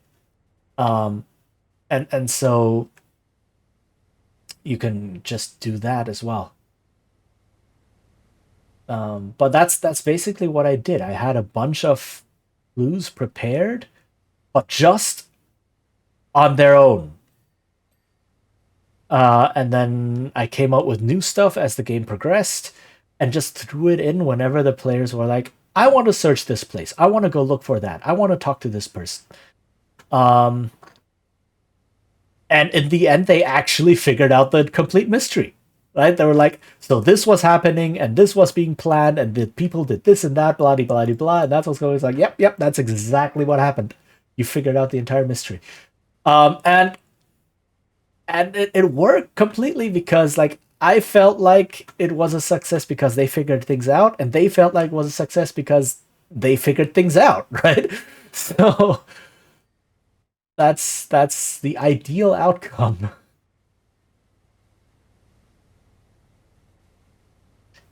I had once a 3-level skill check for important information. First one is the lowest, unable usable. It still needs slight legwork, but points in the right direction. Yeah, you can do things like that, exactly. Hiding clues behind skill checks, however, is always be very, very, very careful with that. Hiding anything that is crucial to the progress of the adventure behind a skill check or behind a very specific action the player characters need to take, that is not just introducing a failure point, that is introducing the failure point into your adventure. And published adventures are not immune to that. In fact, I played in a couple published adventures that had something like this. So I was playing in a slightly detailed. Yep. You can definitely do that. You can give them a base clue, but if they succeed on a check, you give them slightly more information. That is something definitely doable. But yeah, I was playing in a Call of Cthulhu game as a player, and at some point we were supposed to find this book that detailed a lot of what was going on, right? That had a lot of crucial information. And this book was hidden inside a nightstand next to a bed in this one abandoned house that we finally went to after a long time. And so we were saying, okay, we're in this empty house of this suspicious NPC and so on. Let's search. And then the GM is like, okay, give me a spot hidden check. So I roll, and it's like, I failed. It's like, okay. And then another person's like, I'll search as well. Like, okay, give me a spot hidden check. And that person rolls, is like, oh, I failed as well. And the GM just sits there and goes, both of you roll again. And then we both roll again, and guess what? We both failed the roll again. And then the GM just went, okay, hold on, let me check my notes real quick. And then we ended up finding that book anyway, just tucked away somewhere else after he realized that we were not going to find it using the dice. Don't do that. Don't request the dice if failure means that the adventure will end because the player characters cannot proceed, right? So don't do that to yourself. In fact, and that was a published adventure. That was some adventure that had to deal with Carcosa, if that means anything to you in the Cthulhu mythos. And there's another adventure, a D&D adventure, that went very, very similarly. So, and that the thing is, And this is another reason why I am so distrustful of these published adventures. And that convinced me that none of these were tested. They weren't even edited. No one ever looked over them and said, hold on, what's going on here? Because I spotted that mistake right away. Like, immediately I saw that mistake. So what was happening was there was this big dungeon underneath some villa, right? As you do. So the basement is actually a big dungeon.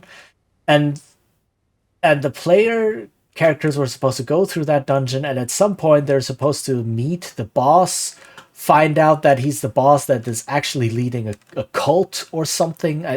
Details don't matter.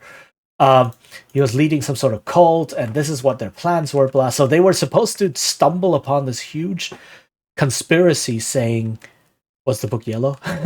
No, not that one. Right, saying like, oh, they were supposed to stumble upon this huge conspiracy and finally find out who the big organization is that they're gonna be antagonizing through the rest of the adventure, blah blah blah, right? All of this good stuff. So how's the dungeon set up? It's quite a big dungeon. There's a pretty clear path through it, and then at some point you go into a big room. Right, you go through some flooded caves, and then at some point you go into a big room with a big battle, and that's it. That looks like the end of the dungeon. Except there's an entire wing of the dungeon hidden behind a secret door inside the flooded caves. Right? The caves, flooded as in like natural caves where there's like ankle deep water or knee deep water everywhere. And there's a single secret door somewhere in these natural walls, and that leads to the actual end boss room of the dungeon, where the end boss is waiting with all of the clues that you need to continue the adventure as a whole. And this was the opening dungeon of the adventure, by the way. This was the first dungeon, and there were like pages on pages on pages of more adventure to come. So this relies on the player characters going into the flooded caves, spending time, like getting to the idea that there might even be a secret door to search for in these flooded caves. These natural flooded caves, by the way. Natural rock, right? So who looks for a secret door in natural rock? Spending time in this flooded area with like monsters coming at them from all directions, where it's more difficult to fight because things are underwater. And then making all the skill checks to find the secret door. Hi Isaac, how are you doing? I am ranting once again about D&D. And then going through the door to fight the final boss. Like, there are at least 5 different failure points in just that little bit that could have broken the entire campaign, because someone decided to put the actual final boss behind a secret door that requires a skill check to be found. And that finding that secret door and stepping through it is crucial for the rest of the campaign to continue. Like,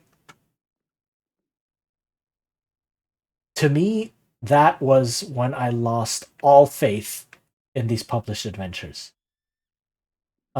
So yeah. This dungeon sounds like GM wankery. It's worse. It's not GM wankery. It's adventure writing incompetence. I'm 100% convinced that was pure, genuine incompetence. You're safe at least a bit more. Glad that the game has no fall damage. Yeah. Sounds like begging for failure. Yes. Like, it's an official published D&D adventure. I forgot which one. There's so many. I looked at some of them, and like it's the first dungeon in the game, in the campaign, right? You know how published D&D adventures are long and big, right? They last like 12, 13, 14, 15 levels and such. And this was the first one. So they go into there at level like 3 or 4. That one missed secret door would have made the remaining 200 pages or whatever of that adventure completely useless. So, good job. Do not hide any crucial information like this behind skill checks or behind things that can be missed by the players.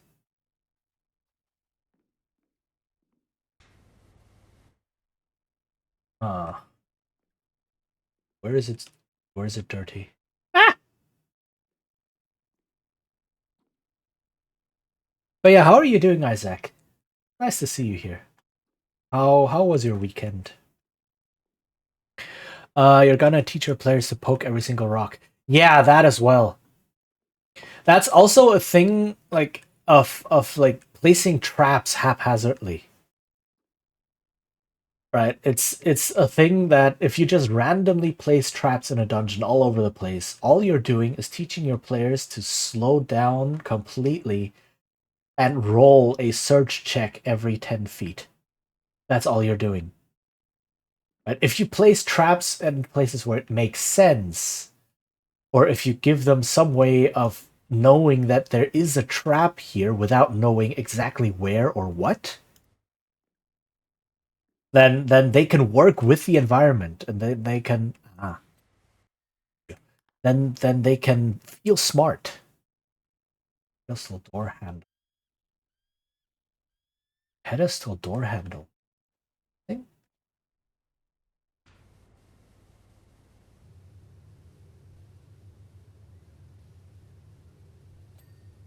Ah.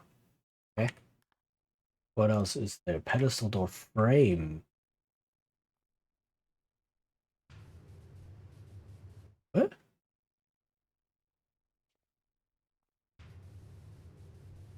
Just doing some video and rendering work. Nice, nice. Reason why I'm so hesitant of using a mimic or doppelganger. Like, the thing with using traps like this, and mimics and doppelgangers, etc., are effectively traps. Telegraph that this is a thing. Telegraph that these things. This is going to be a thing now. Telegraph the danger. Don't necessarily show them exactly where it is, but maybe if you want to use a doppelganger, have some rumors hearing of a doppelganger, or maybe have some important NPC be replaced by a doppelganger, and then so that the players become wary. But then once that is over, it's like, okay, that's it. You know, then don't use them anymore. Not even as a gotcha. It's like, ah ha ha ha, you experienced one, and now a month later, random doppelganger, and then they will lose trust in you forever. Trap design on the internet is a whole mess of bad advice. It really is. There is a notorious book, an absolutely notorious 3rd edition, third-party book. And I don't know how to feel about it. On the one hand, it is very creative, but on the other hand, it single-handedly did more damage to using traps in RPGs than any other advice text ever. And that book is called Grimtooth's Traps. It is basically... Oh, is it here? It's basically a bunch of super deadly gotcha traps that are all like, oh, the players thought the staircase was safe. Ah ha ha ha, now they stumbled into the stair. Now their foot is trapped by spikes. Ah ha ha ha ha. Right? And it's all about just the GM being a wanker and being able to yell gotcha at the players every 5 minutes. But that's... No. Don't do that to your players. They're never going to trust anything ever again. And, like, what fun is that for anyone if your players then say, yeah, well, let's just not go. The smartest move is not to play, right? If you go into the dungeon, heck, the door handle is going to be a trap. And then I step into the corridor. The whole corridor is going to be a trap. And then my character will die. And it's like, yay, lots of fun, man. It is peak GM wankery. I abhor it so much. So it's... And it probably single-handedly, completely destroyed any chance that good trap design advice could have had for role-playing games and Dungeons and Dragons and such. And it's yeah. So reflector underside trims.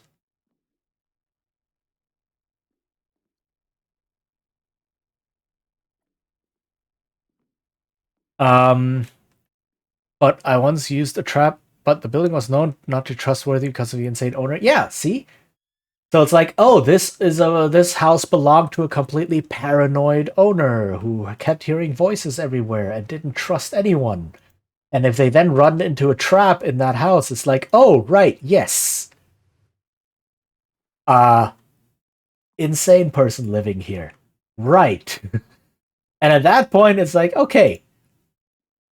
Right, but or if it's like, oh, this cave is known for kobolds, and if in lore the players know that kobolds are known for their traps, and it's like, right, okay, sure, awesome, then we know. But if you have something like, yeah, no, this corridor has a gelatinous cube crawling through it, and then you have functional traps in there, don't do that. just no.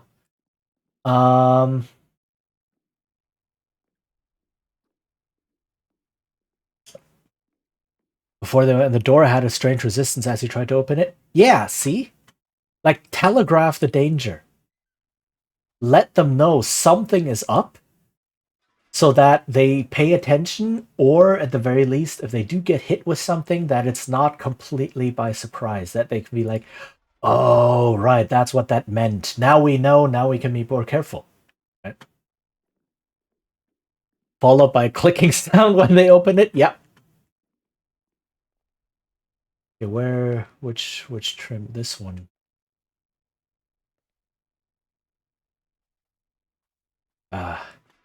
Welcome to the pixel bitching phase of Power Wash Simulator.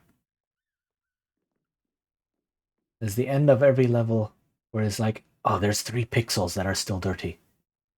You must find them.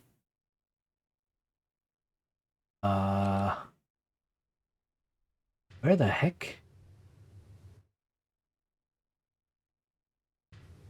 Ah, there we go. Large panel. That one.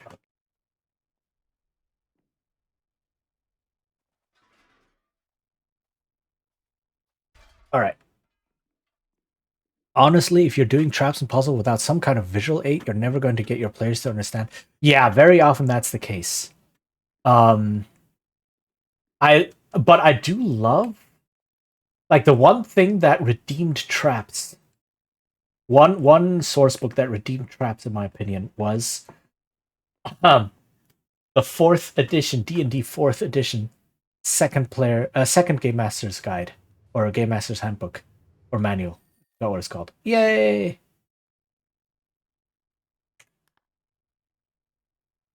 Okay.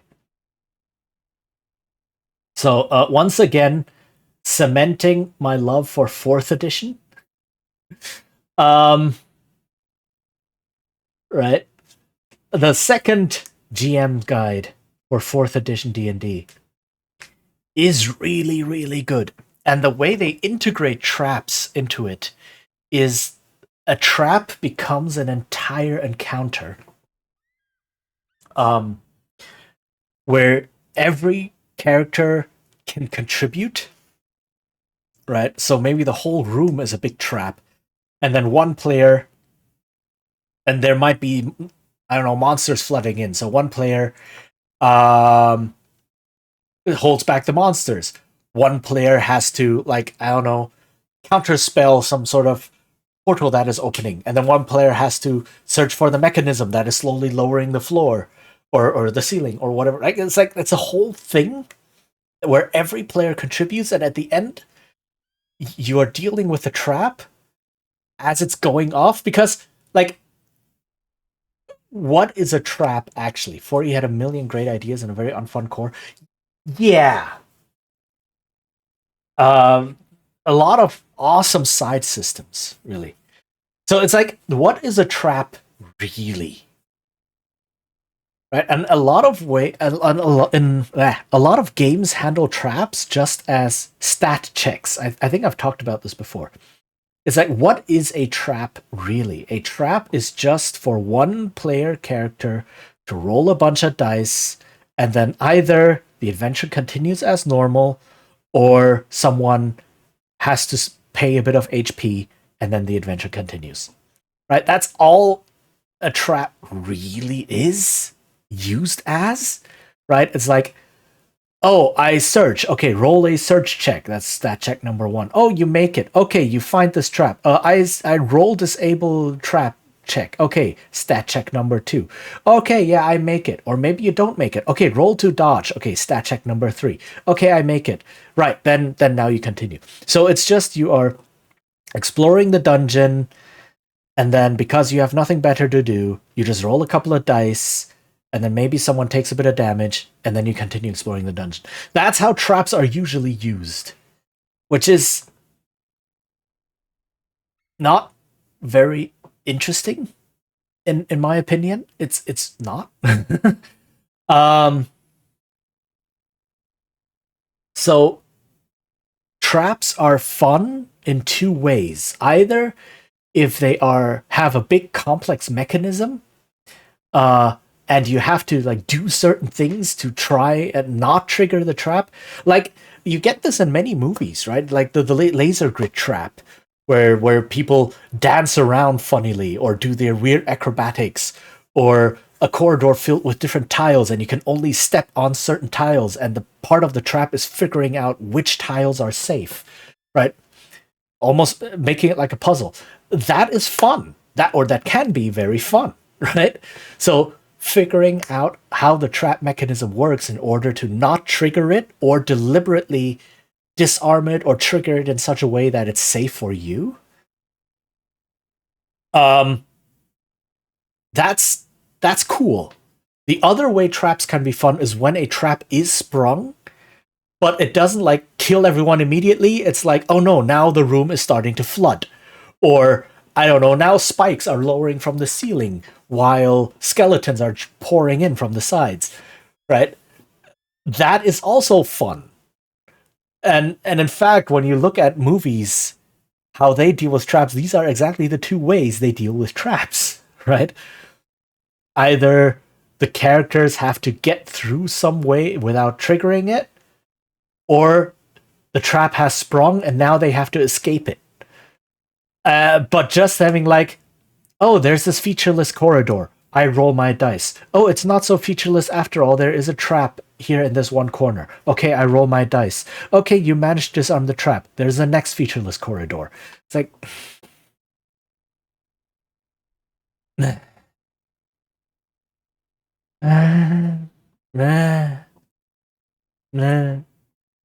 you know?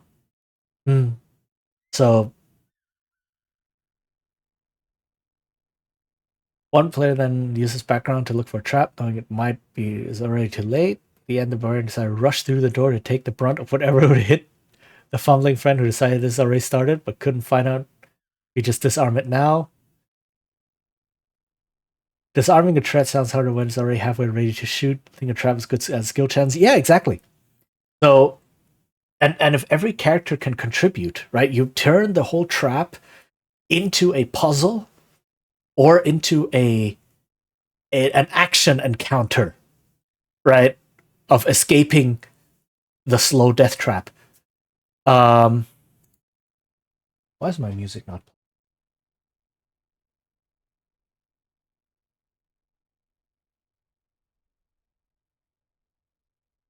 Okay. Those are really fun.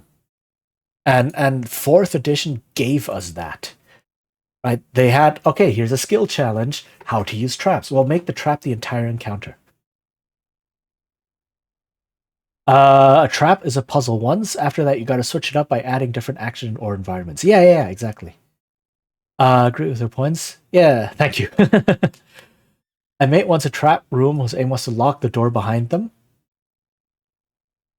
Yeah, and then, yeah, if they trigger the trap, then they have to find out how to escape, right? And I guess that's where that's going. Um, so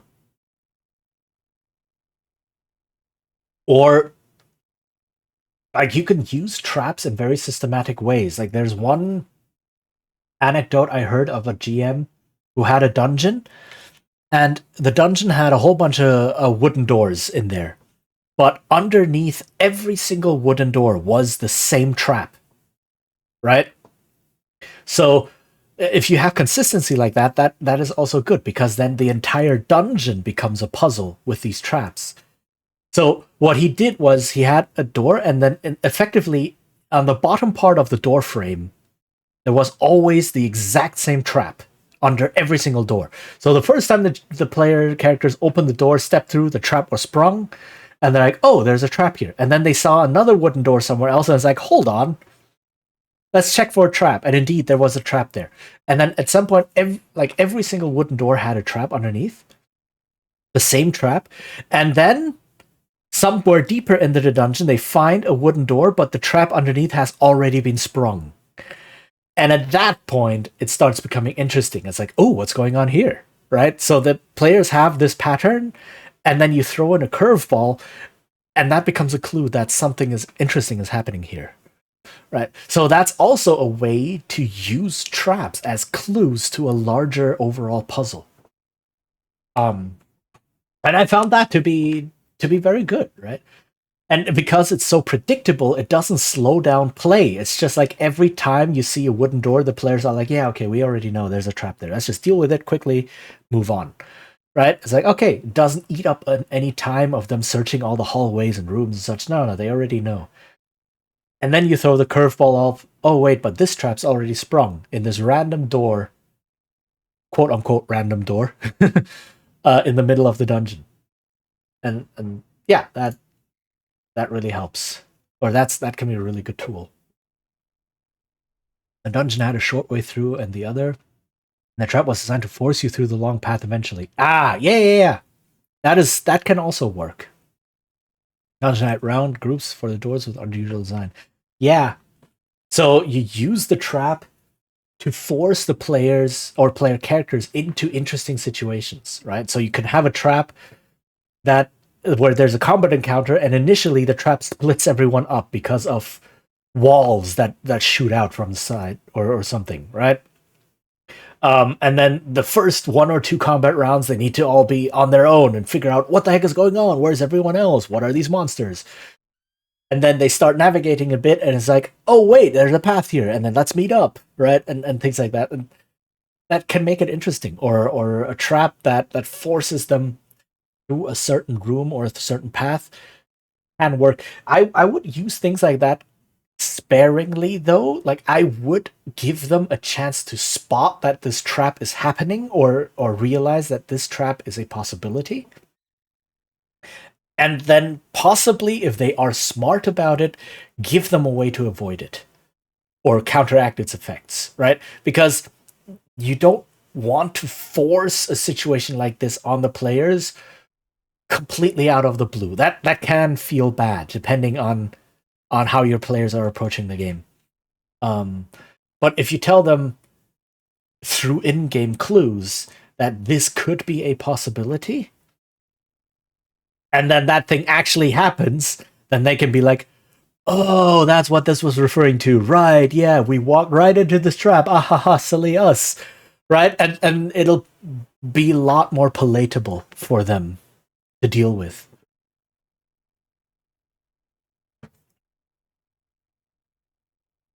The door it's demanded to spin the doorknob, but when you knew the mechanism, you can avoid it. The guild designed the doorknobs to be part of the disarming process, so the doorknob had a slight strange design to them. Yeah, awesome, right? So you can totally use that and be like, here's a clue that something is up, something is happening. Okay, let's do this one as well. Earthfinder General, hi, how are you? All good, I hope. Excellent. Same. I'm Anna, head of coordinistics at Thrust Industries, and I have an exciting opportunity for you. We will pay you an exposure. Now, I don't know how much you know about solar energy and, in particular, solar farming. Don't worry, we're not putting cows on the surface of the sun, nothing like that. No, we utilize the energy from the sun by trapping it in complex photovoltaic cells that form structures that we call solar panels. I think I may have heard of those. Let me riddle you this. What's good for you, but bad for us? Give up? I'll tell you. Dirt! Lol! We're talking major reductions in efficiency when the cells are obscured, and that's the sitch we currently find ourselves in, which is where you come in. You'll be delighted to learn that we've secured funding to get the entire facility clean, so don't think you're coming all this way just to wipe down a few dirty panels. We wouldn't do that to you. Okay, good. Let's do this one. I used to use a deadly trap because it wasn't easy to spot without knowledge, only inconvenient. Yeah, like deadly traps are also a thing, right? It's like some encounters can be deadly. Like combat encounters are often assumed that deadliness is part of the thing. It's all about how many, what methods the player characters have.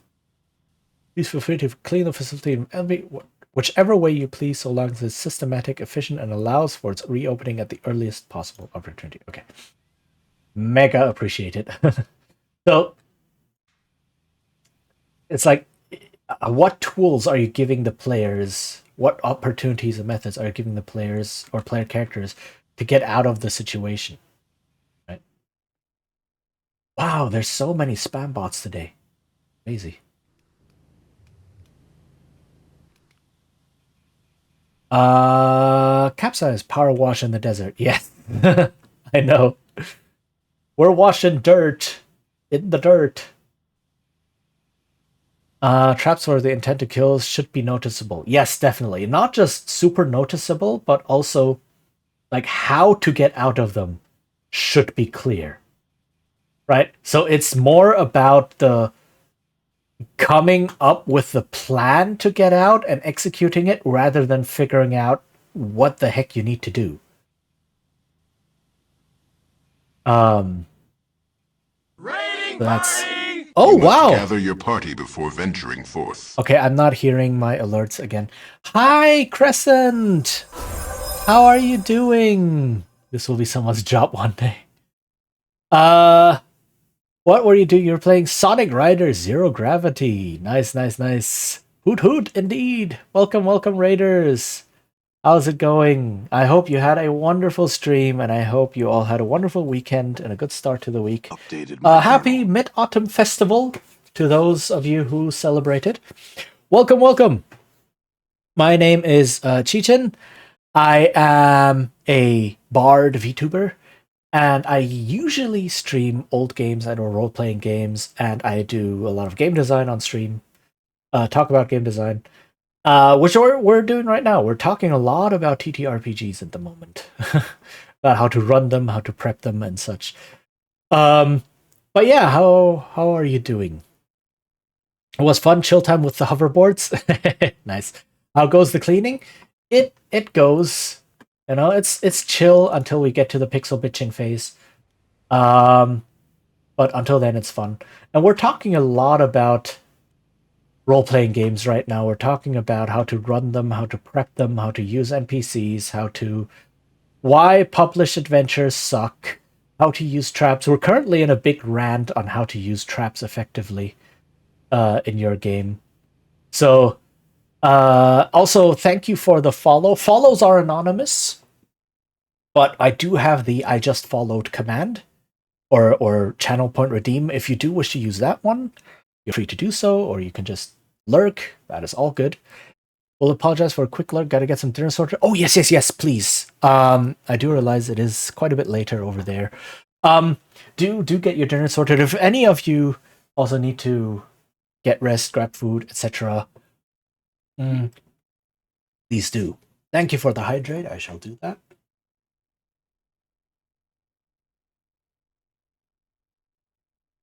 Okay, but yeah. So if fantasy or role-playing games, old games, interest you, a lot of rants about D&D, a lot of talk about game design, if those things are interesting to you, then feel free to stay. Feel free to hang around a bit, maybe drop a follow. If not, then that is perfectly fine as well. Welcome to lurk. You're welcome to go live your life. I am not your boss. But yeah, we were currently talking about. Don't forget to drink while you're in the desert. Very good point. Though interestingly, because a desert is so dry, I guess you won't sweat as much. I mean, you should still stay hydrated, but being in a tropical island, a subtropical island like Taiwan, you sweat so much if you don't stay hydrated. Your brain just kind of like shrinks up in your skull, and then you can't do anything anymore. So yeah. Oh, ads will appear in about 2 minutes. I question to everyone who's in chat right now, did my alert sounds go through? So when the raid just happened, did you hear the raid sound, like the raiding party, you must gather your party before venturing through, all that thing? Did those sounds come through? The raid cost sounds? Okay, good, because I'm not hearing them on OBS for some reason. So I don't know what broke, but I didn't hear anything. So I don't know if where the problem might be, but it might just be that OBS doesn't like the sound right now, or I can't hear it for some reason. But the alert itself isn't broken. Okay, good to know. Thank you. I ask because I usually also have a sound alert for when ads start, which is gonna be very soon, and so ads, I run 3 minutes of ads every hour, because I'm affiliated and Twitch doesn't give me a choice, but also so that I get up every hour and move around a bit, maybe go to the toilet, etc. And give you a chance to do the same, right? Have a stretch, have a walk. So that's what's happening, and the ads are gonna appear in a couple seconds. So yeah. The rate timing very but yeah, that's sadly, if you are affiliated in any form, Twitch just tells you that you don't have a choice in that matter. So I try to pick the lesser of two evils and actually know when the ads are happening, so that I don't play games during the ads, that I don't talk about anything big or important during the ads, or that I can pause conversations and such, right? Yeah, that sort of deal. Perhaps OBS wishes not to distract the bard during his performance. Yeesh. Maybe. What performance? I'm just ranting. I'm just ranting about traps in role-playing games. But yeah, the ad is going to start momentarily. So, speak of the devil. Okay, I will switch to my Be Right Back screen, which has words on stream, so if you're into that, that's good. I will be back shortly. I need to go to the bathroom, etc. And I will see you all in a couple minutes.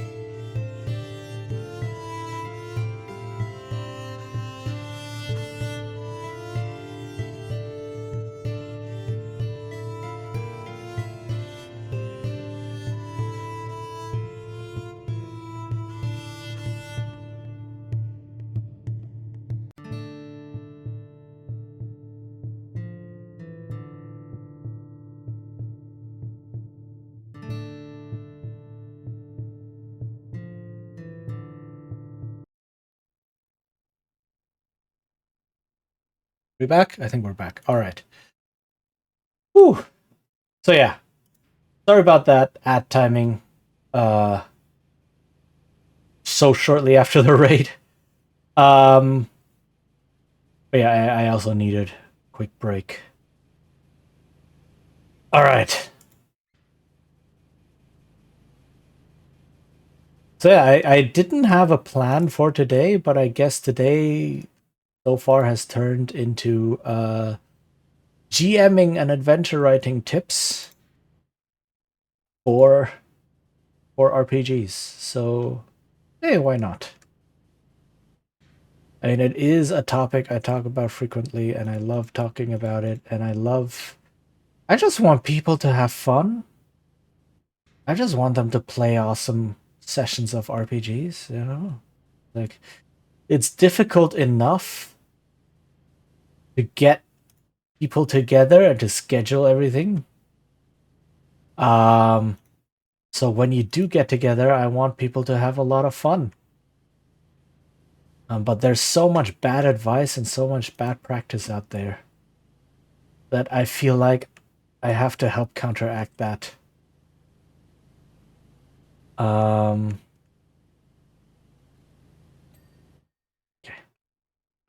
What brings us back to the topic of planning as a DM? Yes.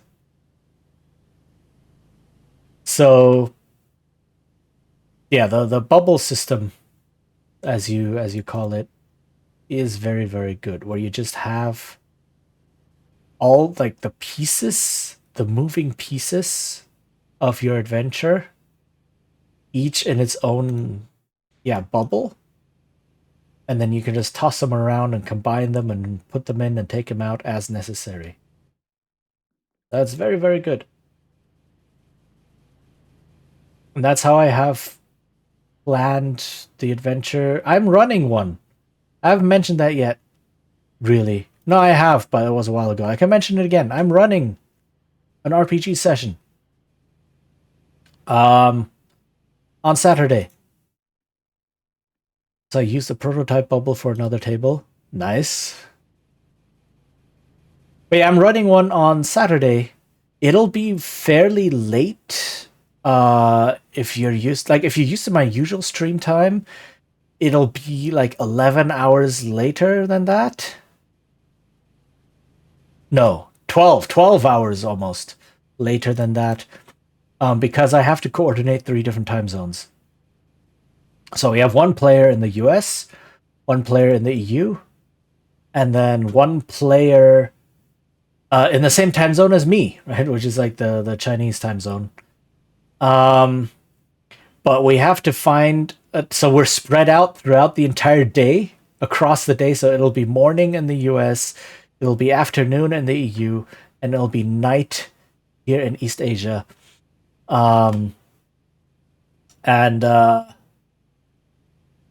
So that's like the only way this one worked. This one would work. That's why the times are gonna be. It's gonna be like completely not my usual streaming time. But still, I will be running this session on Saturday, and I hope it'll be a lot of fun.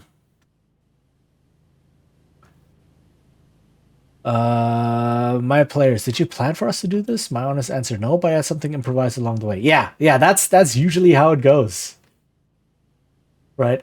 And the best part is if you do have like good notes and good ways of preparing and organizing information, you can, like, the players can throw whatever wild ideas they have at you, and you can just react to them and spin out a coherent response from NPCs and the setting and such, and then the story continues. And then the players will be like, wait, how did you prepare for this? How did you know we were going to do that? It's like, I didn't.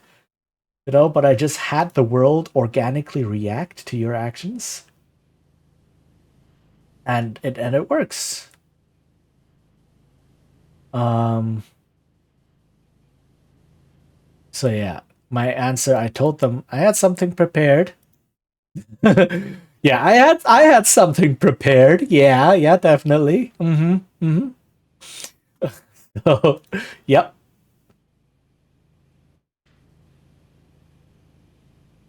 What I also told the player that we can RP for a while on, but the next location I have no map at hand. I bring them next time for details. Yeah, exactly. So that is definitely something you can also do. You can just kind of use what you have now and just spin the story on for a little bit. Another tip I found is like just call for breaks. If something completely unexpected happens and you need a couple minutes to just organize your notes and just realize, okay, what is actually going on here? Just call for a break. Just say, yo, everyone, go to the toilet, go grab a drink, I don't know, get me some pizza.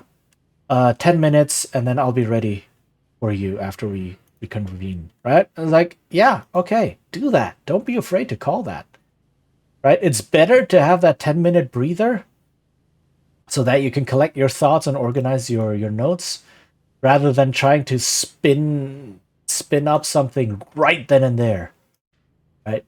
Like you are most likely not some sort of improv actor. You cannot think that fast or be creative that fast. Or you're not a TV show writer, right? Or something like that.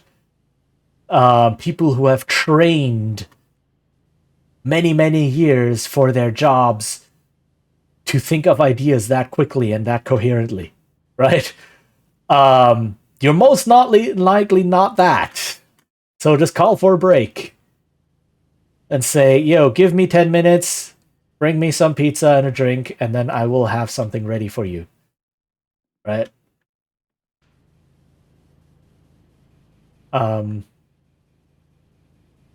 So, yeah, that is something that you can do.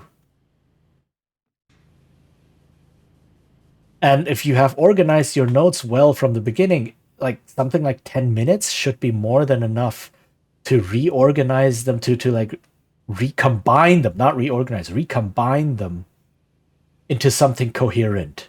Right? It's like, oh, I need an NPC now. Do I even have an NPC already prepared? Did someone come up?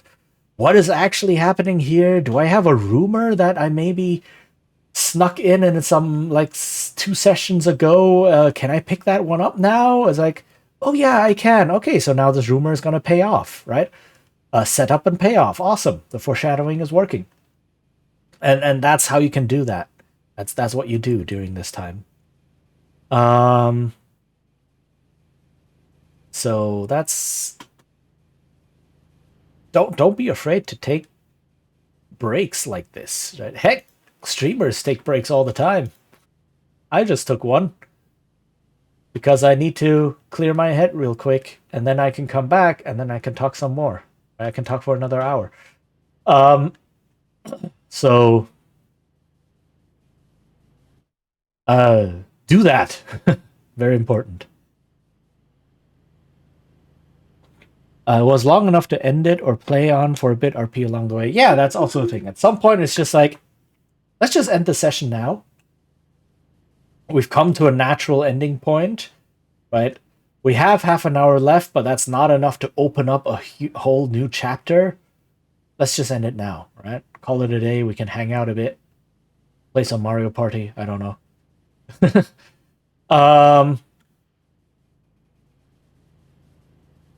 You know, do that.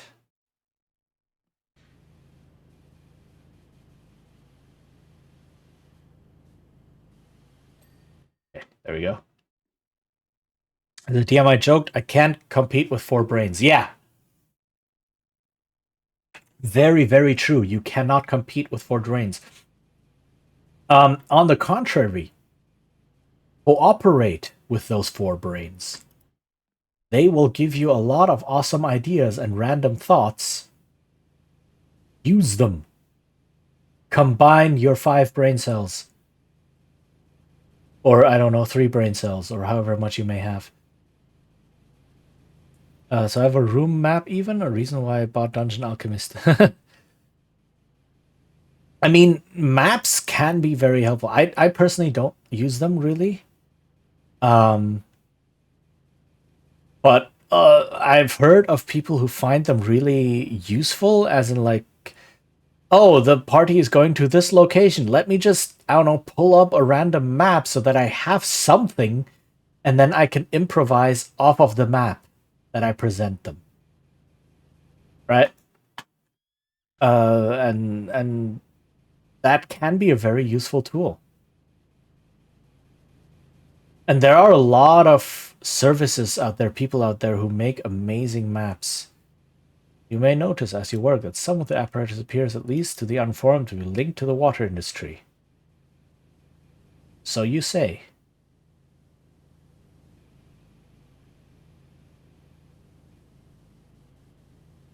Nothing could be further from the truth.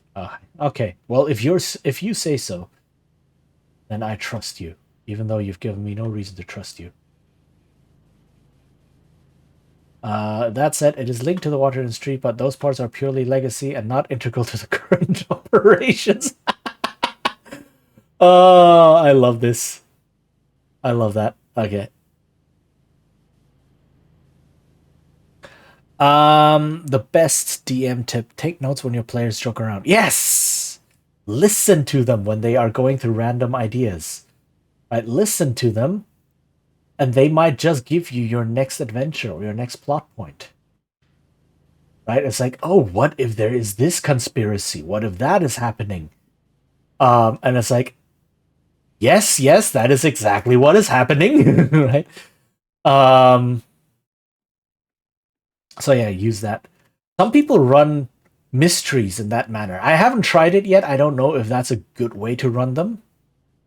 So I don't do it right now. But they've said, okay, when I run a mystery, I just give them like possible suspects and some things that have happened, some clues, and then the first guess as to who did it is going to be wrong, but the second guess as to who did it is going to be correct.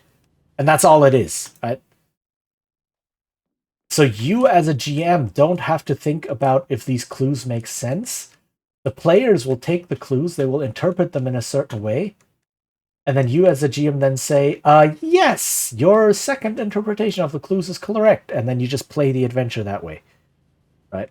Which, like I said, I haven't tried that yet, but it sounds like it could be a very powerful way to run mysteries. If you can set it up correctly, right? If it doesn't become predictable as well, if it's not like, oh, the players then let's go guess number 1, guess number 2, and then that's it. But because you give them some clues, and instead of hoping that the players will interpret the clues correctly, you just listen to how they interpret them, and then just say, okay, this second interpretation that they're giving me sounds plausible enough. Sure, let's go with that. And then the players will feel clever for having figured out the clues, and you will feel relieved because you don't have to bend or break or kind of bash a certain interpretation of the clues into their heads. So that sounds like it could be really good. I may need to try that method at some point. Right. I haven't yet, and I'm not gonna do that for the game I'm running on Saturday. It's a bit too late for that. But yeah, that sounds like it can also get rid of a lot of GM headache. Right? Because the danger in using clues, or not the danger, but like one possible failure point in using clues in a mystery, which you have to do, right? You have to use clues in a mystery. But one possible failure point of mysteries, then, I guess, is not just that the characters fail to find the clues, but that the players then end up misinterpreting the clues, right? Which is also why you don't really want red herrings in a mystery game, in a mystery adventure, because that just introduces more possible points of failure. I like maps more for a fight moment because placement can be a mess. It can be, yeah. Depending on the exact system you're playing, definitely. I play joke what when the big bat works for conspiracy of liches. Depends on how likely the answer is the player thought about. Or my players, did we find the killer? Me. We found someone who you thought did it. We saw how it plays out now. Yeah. Kind of like that. So you're kind of sort of quantum ogering whatever the mystery reveal was supposed to be. But like I said, it's not coming out of nowhere, right? It's not just randomly, ta-da, this is what the answer was to the mystery. It's you give the players clues, and then the players start thinking about them, and then some of the things will start making sense to them. And then you can just use that and roll with it. So they pass you the ball and saying, this is what we think is happening. This makes sense to us. And then you can say, you know what? If it makes sense to you, then that's good enough for me, right? So that's... It sounds like a big relief. But yeah, like I was saying, big failure point of mysteries is not just that the players don't find the clues, but that they misinterpret them. So if you can take that, if you can patch that possible failure point, that's gonna be a big help in running mysteries. Of course, you gotta be careful not to be too heavy-handed with that, because at some point maybe the players go like, oh yeah, this makes sense. And then you run the mystery like that, and then an hour later they go, wait a minute, none of this makes sense anymore. What's going on? But then you're already too deep. So I guess it takes some practice, and it takes like knowing what is going on and listening to your players really carefully. But I suppose some of that can really help. And really, any tool as a GM that you can use that makes running an adventure easier, where you have to spend less mental overhead to running the adventure, rather than, say, moderating the action, making sure people get spotlights, running systems, right, combat systems or other checks, adjudicating checks, setting difficulty. Like, there's a lot of things that GMs do. And anything that you can have that helps you not have to worry about, like, oh, is the adventure structurally sound? Is it going the right way? Like, just don't worry about those things, right? Caution, hose with water. Yeah, exactly. The electrical converter unit back there. I hose it all with water. An answer of mine was also, we find out when the mass murdering stools next week. Yeah. But I'm known for myself answering this type of question. Yeah. I mean, fair enough, right? And it can also be like, oh, we found the killer, and then 2 nights later, oh wait, there was another murder that happened. Okay, so I guess we didn't find the killer, and such, right? And then they will look for the clues again and reinterpret the clues, and then maybe they go, oh wait, we'd overlooked this thing, right? But really, it's also the idea, the possibility of, like, if the first hunch they have is wrong, but they are so stumped that they don't have a second hunch, then you do have to kind of give them a clue that fits in with the clues that you've already given, and then you need to kind of know what's going on to be sure to give them a clue that actually helps them and not a clue that further confuses them.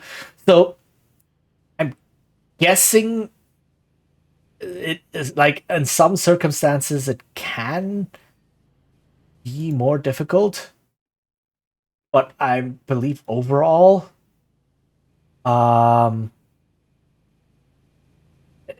it might, like I said, I have to try it out. Some people have sworn by it. Some people have said, this is how I always run mysteries, and it works really well. So, why not? Why not give it a try? When I tell you, it might spoil the fun for tomorrow's game. Yeah! That's also a good way to put it. Um. So. I mean, mysteries in general are not easy to run because the mystery as a whole, like you cannot go through half a mystery and then just stop or do something else and then come back. Like if you come back to a mystery, you still need all the information gathered in the first half to help you solve the mystery as a whole, right? So mysteries are holistic. Whereas something like a dungeon is not. You can go into a dungeon and you can clear half the dungeon and you will have cleared half the dungeon and gotten whatever XP and treasure, etc. you have gotten from there and leave and never come back. Right? You can't do that with a mystery or with many other types of adventures. Half an answer is worth none. Yeah, exactly. So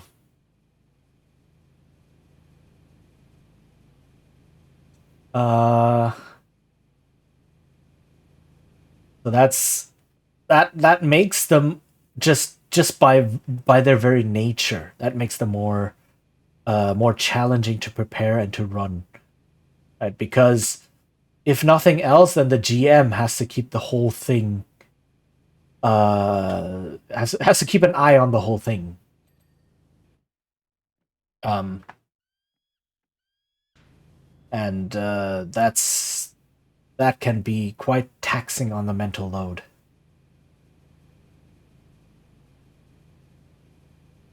Which is why also I like systems that run themselves. Because anything that you can do to make the GM's job easier is a good thing. Really.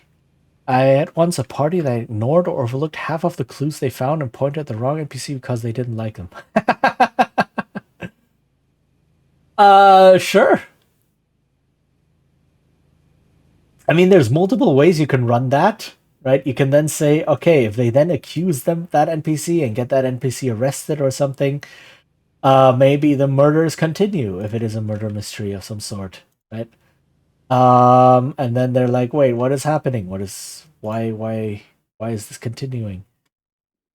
The consequence was that he became their BBEG. Yeah, that's the other way you can run it. Maybe they're like, oh, you don't like me so much, you're pinning all of this on me?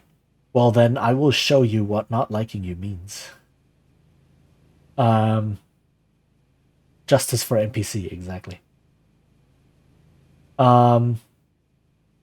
But it really is just like see which NPC the players like or don't like, and those then become your important NPCs in the game. Like if you plan things out beforehand, too detailed, like we said before, guaranteed to go wrong. You cannot force the players to like or dislike certain NPCs.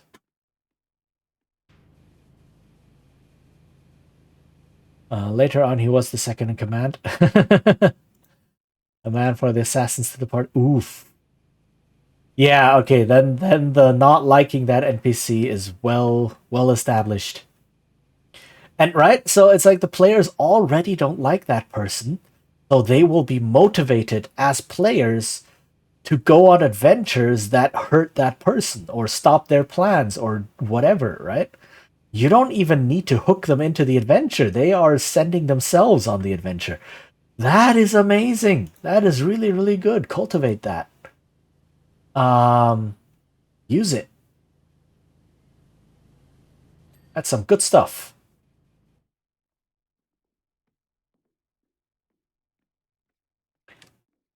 So makes your life easier. Instead of you ignoring the NPC they've come to hate and introducing a completely new one and saying, please, please, please hate this NPC instead. Why? That's just so much work. Just because you had an ideal story in your mind? Just because you had a way the plot has to run? Nah. If you have that, go write a novel.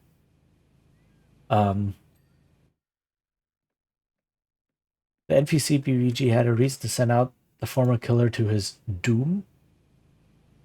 When he managed, good for me. When he dies, revenge for me also. Yeah. That is called a Xanatos Gambit.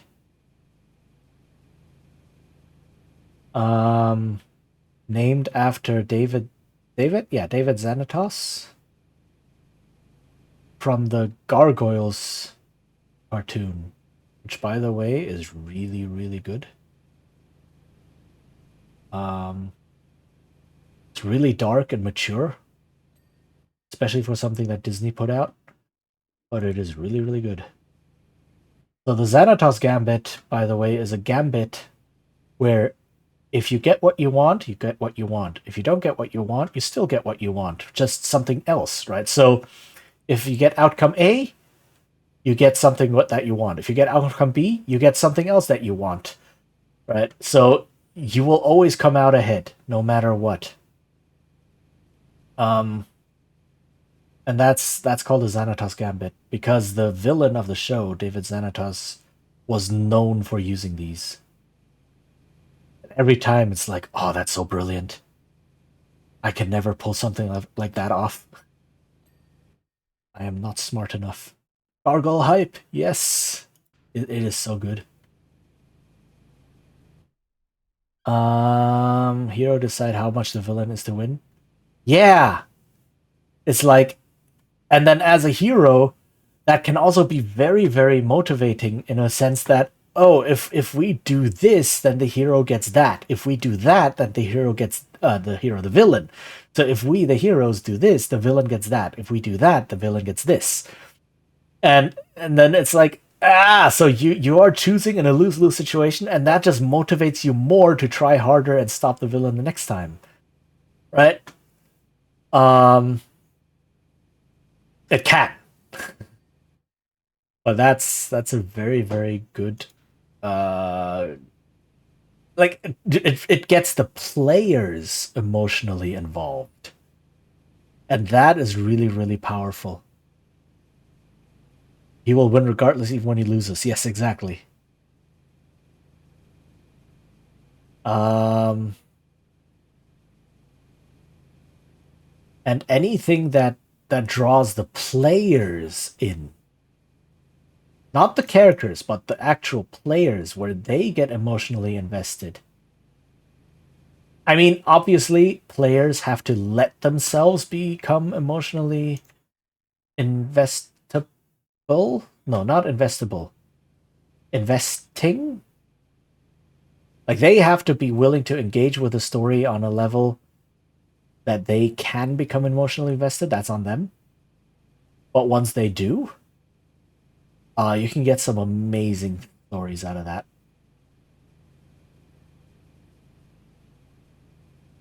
Like, I've played in some really cool games because everyone was just in it. And yeah, and it was a lot of fun because of it. Because we were all invested in the story and in the characters. So that was pretty cool. But it doesn't happen very often, sadly. So those are like the ones to chase. Those are the games to chase. And if they do happen, then that's those stay with you.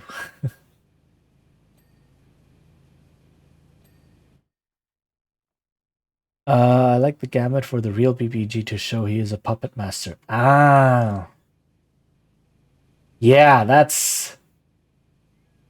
And if you play that off well enough, that can induce so much paranoia, because then you never know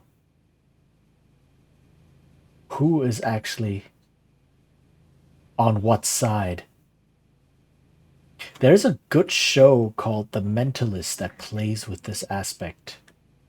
Well, The Mentalist, the first few seasons were a good show, and then at some point in some season, for me, the show just took a big dive, completely jumped the shark, And then it saved itself a little bit for a couple episodes, and then it just completely fell apart. So on the ending of the show, like I never finished the show. I never completely finished The Mentalist. I could not continue watching it. That's how bad it got for me. They have like large arcs in the show, and the first arc was I'm not going to spoil things, right? But the first arc was where the show jumped, like the ending, as they were moving toward the ending of the first arc. That's where the show jumped the shark for me, and just I almost stopped watching. And then the beginning of the second arc was like, okay, yeah, this is back to what worked. This is good again. But then very quickly it devolved into, no, I cannot continue watching this. So the first 2 seasons of The Mentalist, absolutely brilliant. Go watch it. Afterwards, maybe you can sit through it. Maybe you'll enjoy it more than I did. But, Hold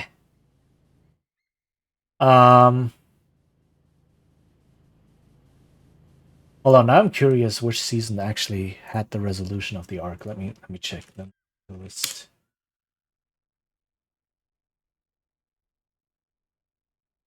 They jumped the gun a bit too much on who's the killer. Yeah. Let me see, what are the seasons? There are 7 seasons. So at which season?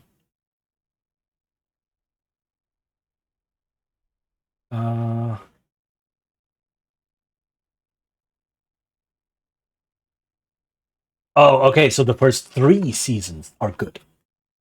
The first 3 seasons are good. And then season 4...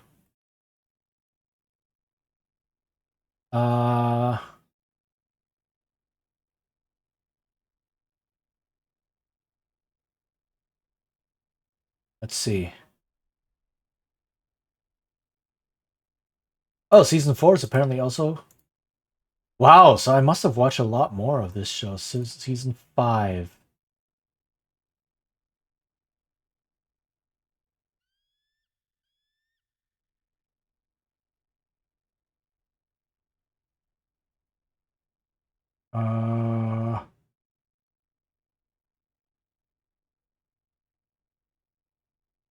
Season 6?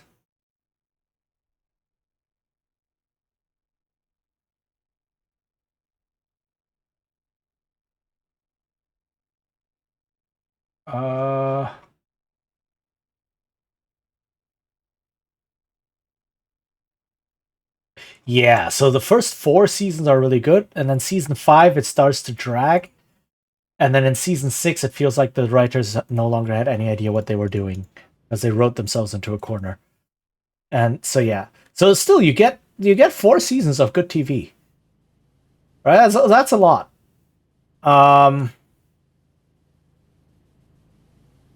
Maybe 4.5 seasons ish. I don't know, but yeah, the first 4 seasons are pretty good. But after that, I couldn't really finish, and then I think I watched halfway through season 6, and I was like, I'm done with the show. A reason. Big season of my turn. There's the thing. The Mentalist has 7 seasons. Has 7. The reason why I thought they pushed the reveal a bit too long, but yeah, they made it too big. So the overarching story, right? I mean, sure, it's a police procedural. It's fairly episodic, but there is a larger arc that runs in the background, as is common for shows like that, right? They have episodic crime of the week, criminal of the week kind of deal, but then there's a bigger story happening in the background. And this story becomes more and more important as the show progresses, as is also normal for shows like that. But it became too big. You may ask, why install a solar farm in the middle of the desert on top of a water station? Of course, it goes without saying that asking a question doesn't necessitate an answer. Thank you. Right. I think we're all too fixated on having our questions answered these days. Don't you agree? I'm not going to answer that.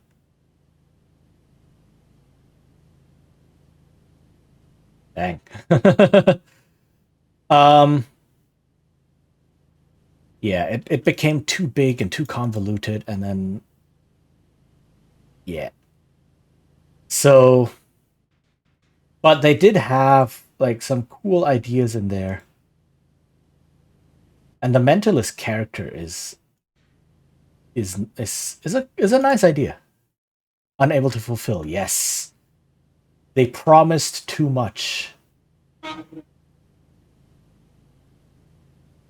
Reasons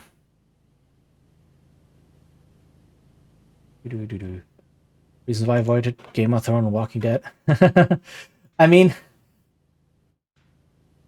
I've never watched Walking Dead, but it also felt like at some point it just became too big for its own self. Like in the beginning, it was just a band of survivors in a world of zombies, right? Okay, fine. Band of survivors and zombie apocalypse. We've had a lot of these stories, but maybe this take is fresh. Maybe the acting is really good. Maybe the characters are really interesting. Whatever, right? But then it felt like it started becoming too big. That's what a lot of these shows go through, right? As it continues to build and build and build, it just becomes too big, and then it like everything starts bursting through the initial premise, and then you start to get a completely different show that still tries to be the old show, and then at that point everything just breaks down. Hype destined to implode, exactly. The thing with Game of Thrones, on the other hand, Game of Thrones imploded because of the incompetence of the showrunners.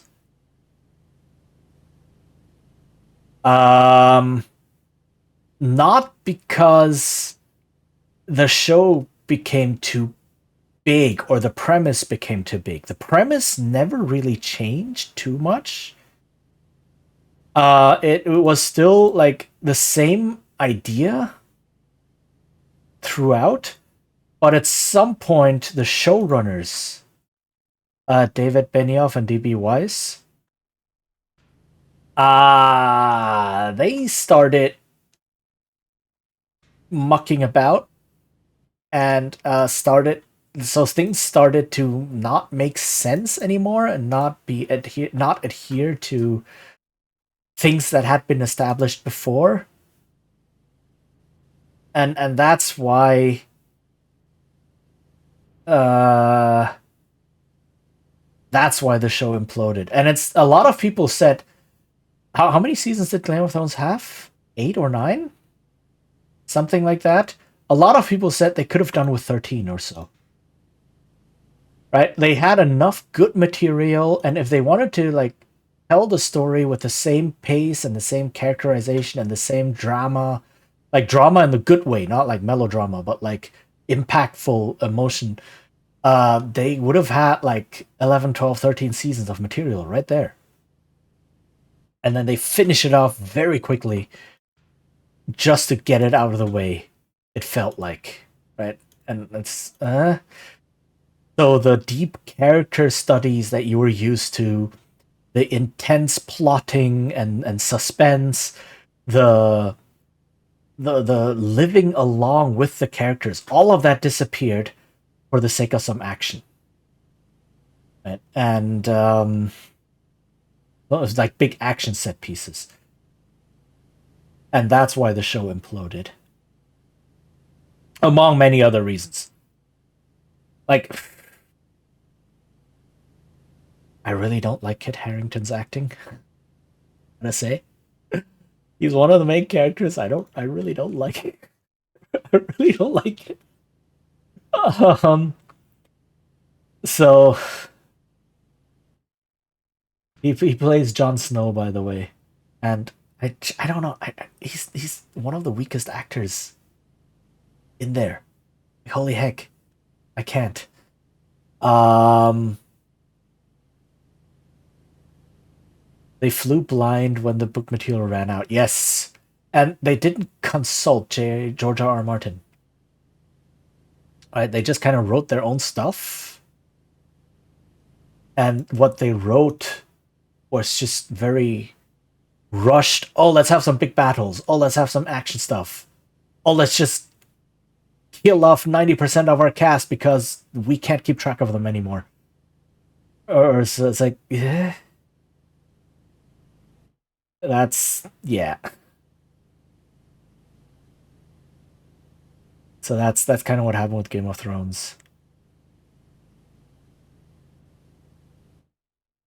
I think they wish to be done with the project and do something else. Yeah, I don't. There were definitely reports slash rumors of that they were invited to do Star Wars, and they just wanted to finish Game of Thrones just so they could start doing Star Wars. I don't know if those were just rumors, if those were ever officially confirmed from anyone. In the end, they didn't do anything Star Wars anyway. Really? I think. I don't know. I didn't pay attention to that anymore. Um so and there was like a really troubled production. Like the show became so big that in the final season they did not have any scripts to give to the actors, right? Because they were afraid of leaks. So what they did, every actor had an earpiece and they were fed their lines live as they were filming the scenes. So that, yeah, no, that's that can't be good, right? So the actors get no time to prepare. They don't know what their next line is going to be. They don't know how they're supposed to react in the moment. So it's that's just asking for trouble. So a lot of things like that just overall made the entire show less than what it could have been.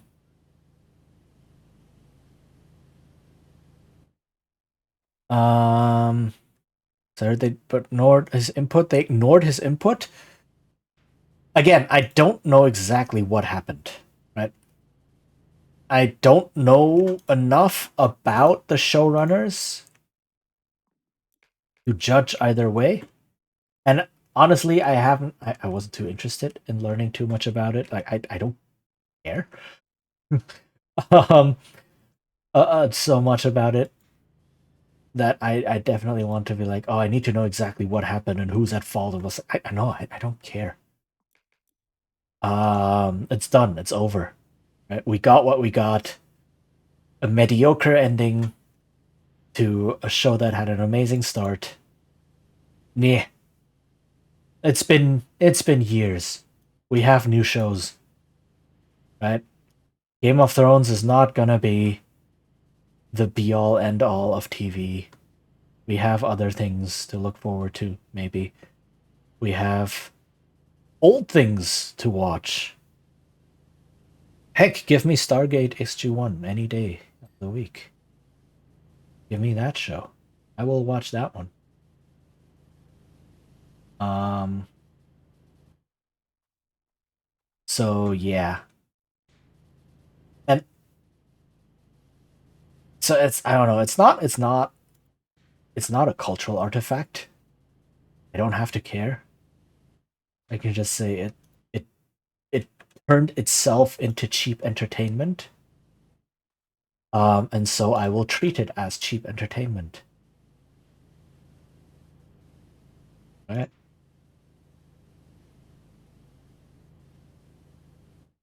Ironically, the Star Wars deal was later declined because got burnt down at the end. I heard something like that as well.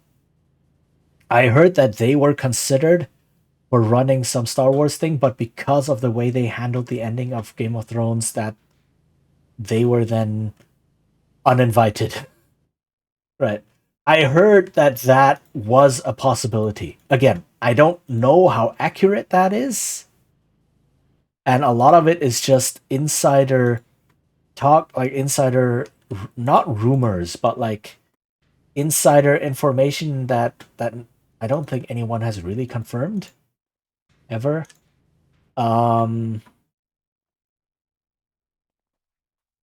But yeah, at this point, it doesn't matter. And Star Wars as well is just, I don't know where that's going. I don't care where that's going. It is like, bleh. People are mucking about it and doing whatever they want with it. I don't have to be invested. Right? There's other things I'd rather be invested in. That respect my time and my energy more than whatever the heck is happening over there. Where is the heck? Where is the dirt?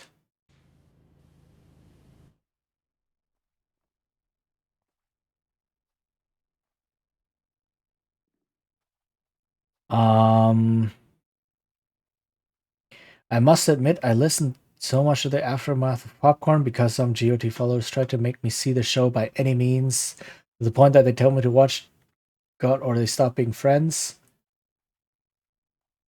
Eek.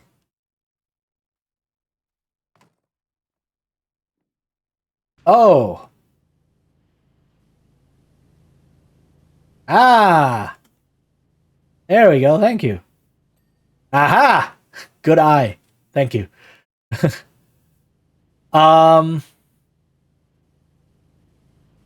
Dang, that's yeah.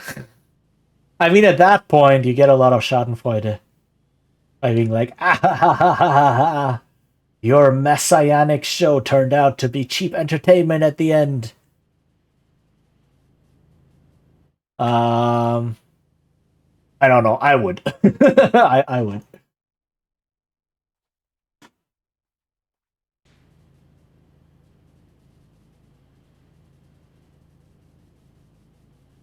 But yeah, I am very careful nowadays. I've been burned too often concerning new shows and such.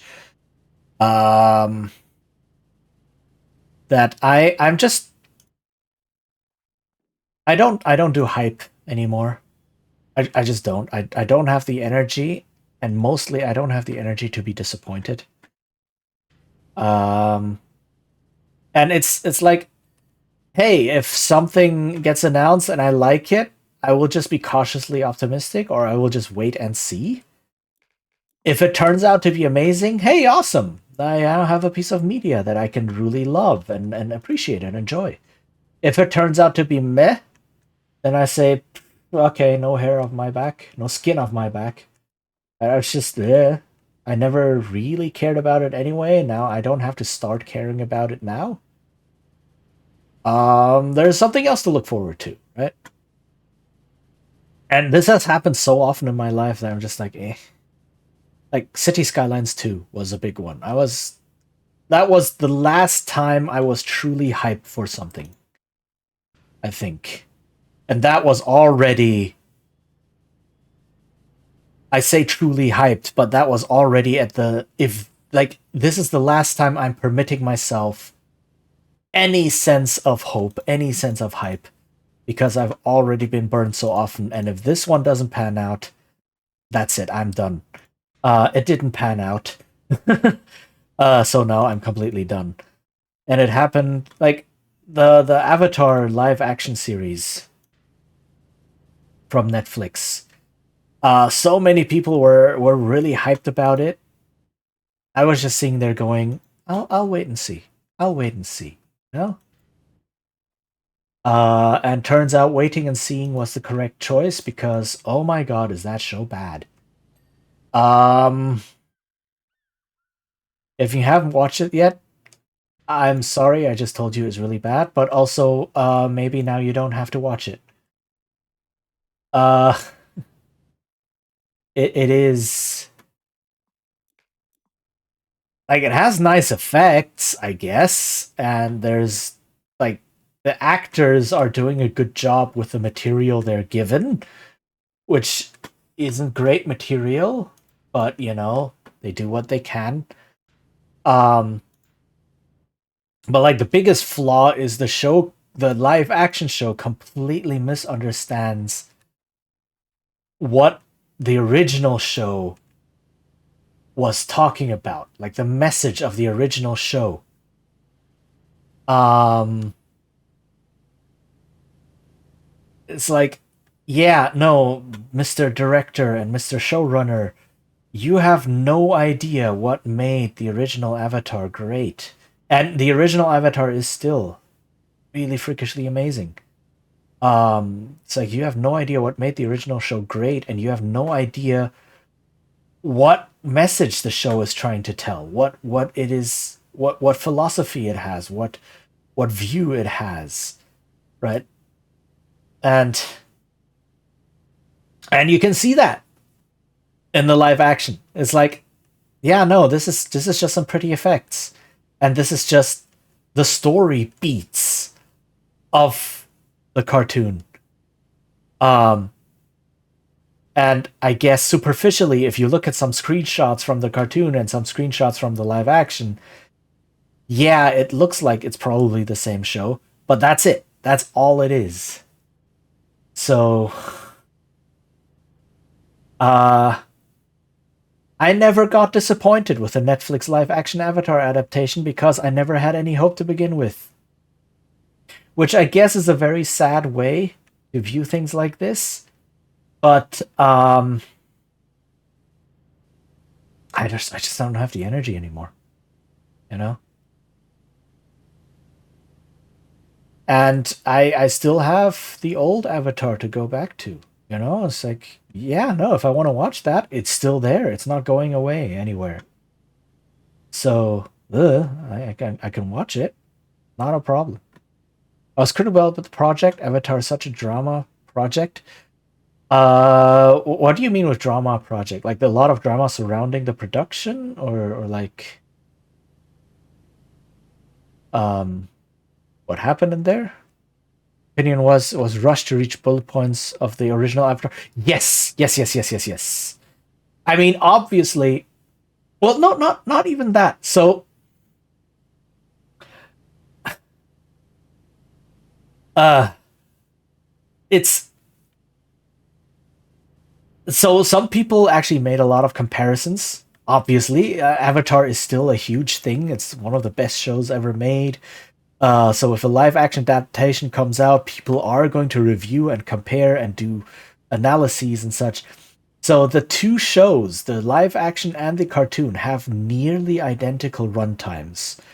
Like the live action show is like an hour shorter or something like that, overall. But considering a total runtime, the total runtime of the season, that's not a lot, right? So you basically have the same amount of time to tell the story, especially since there are a couple of episodes you can cut out, which they did, without losing anything significant. Right? And anything like characterization or references or such you can put in other situations or in flashbacks or in whatever, right? That's kind of what they did. So you have essentially the same amount of time to tell the same story, right? Just, I don't know, maybe recut and a bit reorganized and recombined to take out the weaker parts of the cartoon and to tell it a bit grander because you have nice CGI effects, etc. Right? That's all it took. Like you didn't have to do too much. But no. But no. They still failed.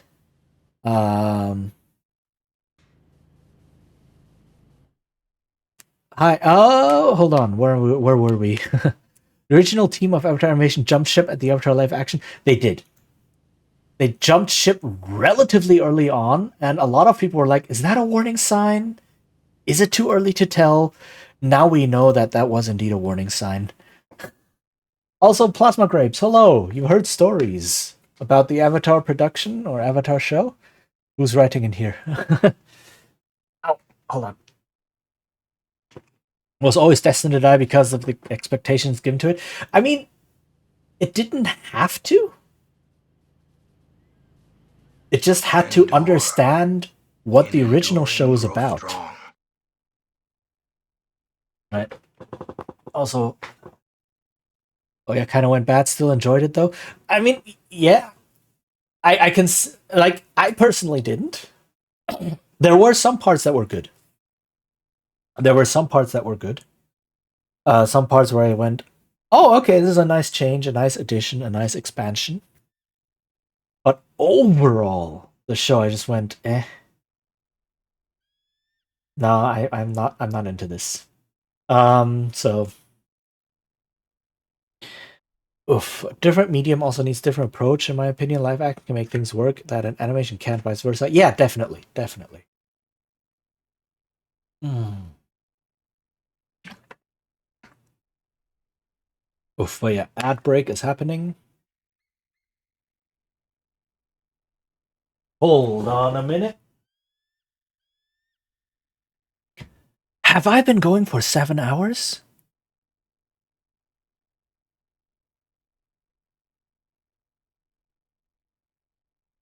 Oh my god, what? It's 6 p.m. I've been going for 7 hours. Holy heck, I did not realize that. Wow, that's what happens when when we just talk. Oh my goodness. Okay. Um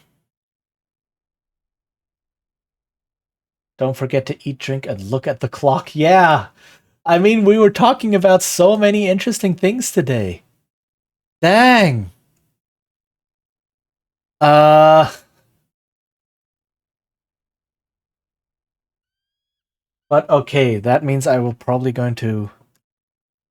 Oh wow.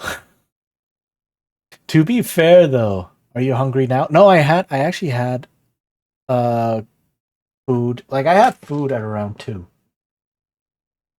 So I might be hungry later on in the evening, but for now I'm okay. For now I'm okay. Um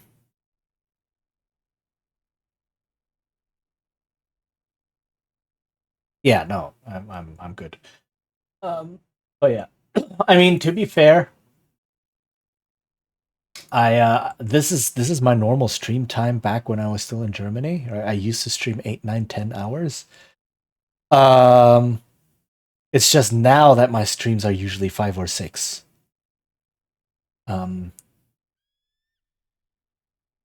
so this is not like new or anything, and it's not that I'm unused to streaming this long, but yeah, I haven't done this in a while. So dang. Okay. I think I'll go for a little bit longer, clean some big parts, and then I will call it. Um I don't even know who streams now. I don't even know who there is to raid. This is gonna be all new. This is okay. Um but yeah, I mean, there are some changes that you have to make when you make a live action adaptation, of course. There are some changes that you can make, like I said, cut down some of the weak parts, enhance some of the strong parts, maybe have maybe in the intervening years, right? It's like, oh, I have this great idea. If only we could have told this moment in this way instead of how we ended up doing it in the cartoon, right? But now we get a second chance of telling this moment in a more effective way. That's how you can use an adaptation like this. Right? But no, instead they're like, oh, must show some cool combat. Oh, must show the the genocide on screen because it's going to be really cool. It's like, are you okay? Are you okay? Do you need like a sponsored trip to Auschwitz? Right? Can we help you with that? Can we, I don't know, pool a bit of money so that you can travel to Germany? Right? And just, you know, get a moment of silent contemplation. So that's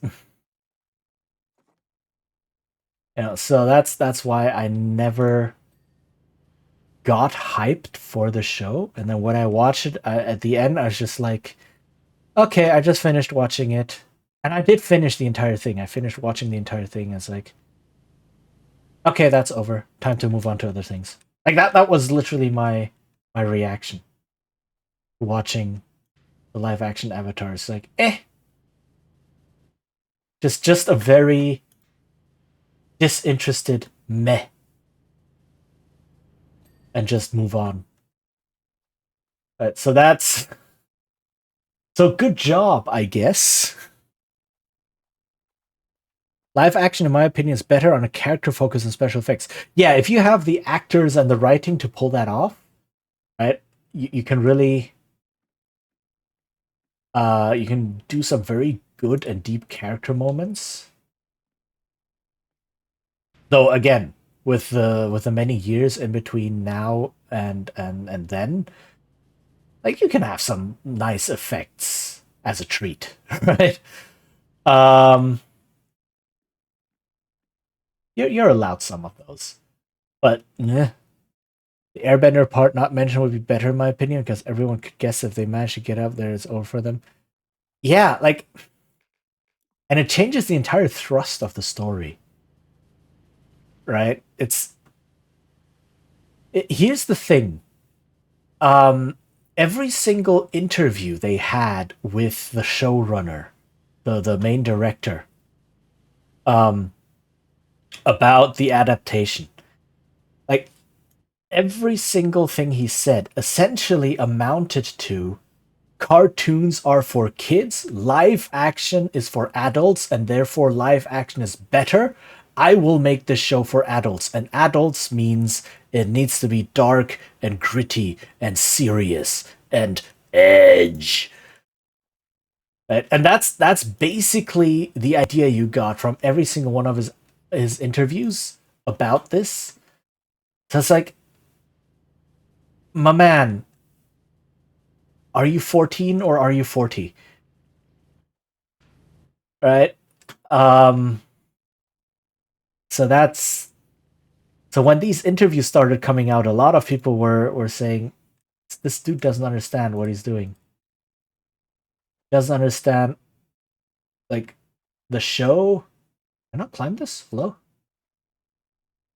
Wait, can I not climb the ladder?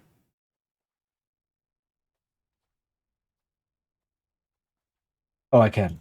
Okay. And he literally just views animation as a medium to be inferior to live action as a medium. Right? And that's all it is. So he wants to tell his dark, edgy, mature adult story in the superior medium. And that's exactly what we got. Yeah, that's exactly what we got. I thought they tried to be too adult because comics are for babies. Yes, exactly. No more children. Children not allowed. We will murder everyone. Right? Things like that. So, and you can really see that in the live action show, because that's exactly the attitude that shines through. So, yeah, I guess it is sadly, like, it pays to be cynical instead of hopeful for things like that. which is very, very sad. But at this point, it kind of almost becomes a way to protect yourself, which is even more cynical. That's even more sad. But I'm just, yeah. Same as, like, I'm looking at Civilization 7 right now. Like, I really, really love Civilization 6. I also love Civilization 5. I played a whole bunch of that. Like, I played 3, I played a lot of 4, I played a lot of 5, and 6, I still play it. And they recently announced Civilization 7. And I'm like, oh, okay. Looks nice, I guess. And that's the only reaction I permit myself to that right now. Because I've been burned too many times. So, yeah. I mean, will I watch interviews and gameplay videos and such? I guess, yeah, sure. I'll follow the news. Why not? But I will go into them with a wait and see attitude. Right, so I like to be optimistic. Hope feels better. That's very commendable. That is okay. That is very commendable. I can't. I've had too many disappointing experiences that it's just, it costs too much energy to build up hype and then just have it completely destroyed. It's just I don't have the energy for it anymore. I'm tired. Just tired. I have better things to pour my energy into. And I have like my friends to pour my energy into. I have personal projects to pour my energy into. I'd much rather save my energy for that. Heck, I even have my job if need be to pour my energy into. But yeah, I'm kind of done with hype. Call me like a cynical old person. When you reach my age, eventually you will see. Nah, I don't know. It's really just at this point I'm tired more than anything else. The reason why I'm rarely angry costs too much energy. That's also true. But like, if I never cared about something, and if it turns out bad, I don't become angry. I guess. Right? It's like, am I a bit disappointed that the Avatar live action sucked this much? And again, I'm not saying necessarily it's a horrible show, and you're definitely not a bad person for enjoying it, etc. Right? It's like taste. Everyone has their own, and that's awesome. I didn't enjoy it. If you enjoy it, awesome. That's a show you can enjoy. Nice. Go ahead. But like, I was just kind of watched it, and all I felt was right? So I don't need to get sad or disappointed or angry. I'm just like, and then I move on with my life. So I don't use energy on things I cannot change. I'd rather use energy on things I can change. Because anything else is way too tiring. Arguing about taste is pointless? Yes, definitely. It's just like that, and that is really like, yeah, no, different people are different, right? If you enjoy something but I don't, or conversely, if I enjoy something and you don't, right? Just let us enjoy things. You let me enjoy my thing, I let you enjoy your thing, and we can all find some fun in this world, right? Some enjoyment. Awesome. Cool. If you like pineapple on pizza, or if you don't like pineapple on pizza, who cares, right? Eat your pizza however you like it. Like, Just make sure you enjoy it and that you have a good meal. Nice. Okay, let's move on. So there's no sense in arguing about taste or like favorite shows or songs or whatever, right? It's like trying to prove that my favorite color is better than your favorite color. It's like, what the heck? No. So more power to you. Enjoy the things you enjoy. I'll enjoy the things I enjoy. We'll all live happily. You know? So if I criticize something or if I say I don't like something and I say why I don't like it, it's not an attack on any person. It's just saying why I didn't enjoy it. And you might listen to my points and say, okay, I can see where you're coming from. Or you might listen to my points and say, no, those are, I don't see it that way.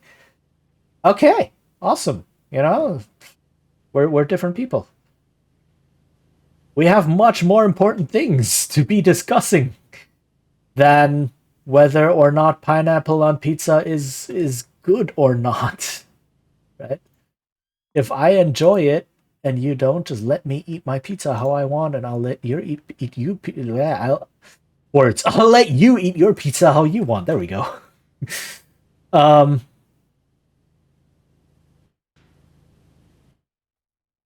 So yeah.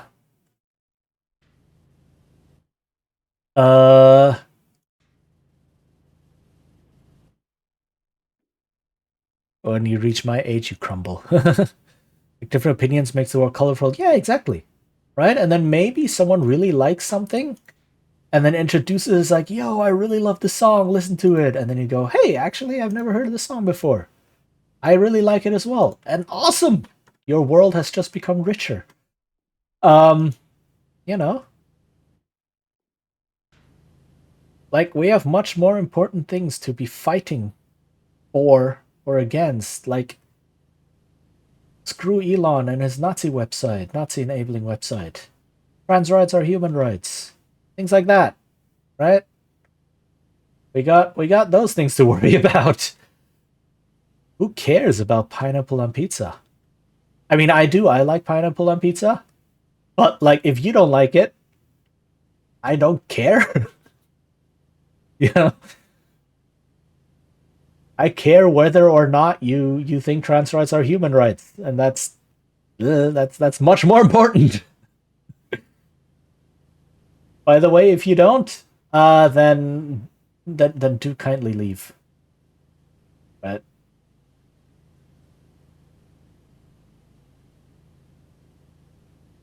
So, as long as you eat it, I'm okay. Yeah, yeah. See, it's like, yeah.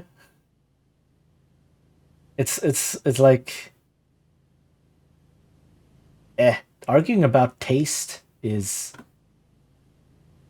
there is nothing to argue about, right? Taste is by nature emotional and personal, which is okay.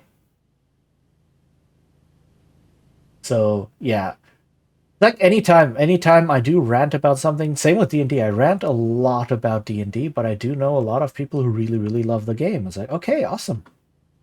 Play it. Have fun.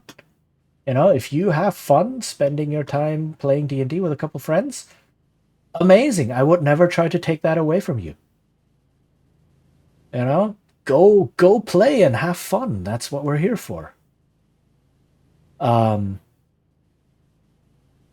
But I have opinions on the game, and my opinions on the game are based on like what I want to learn from it, from its design and such. So I like, even the way I approach it. Like, if you don't care about game design, I'm sorry that you feel like you might be trapped here. But more importantly, like, then you might not want to analyze the design of D&D all that much, and then you just want to play it and roll some dice and tell some funny stories. Okay, awesome.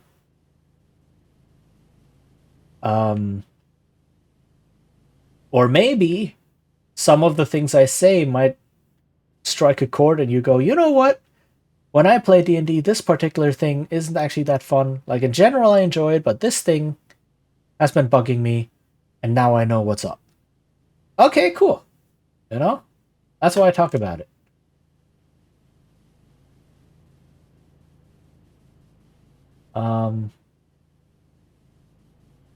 So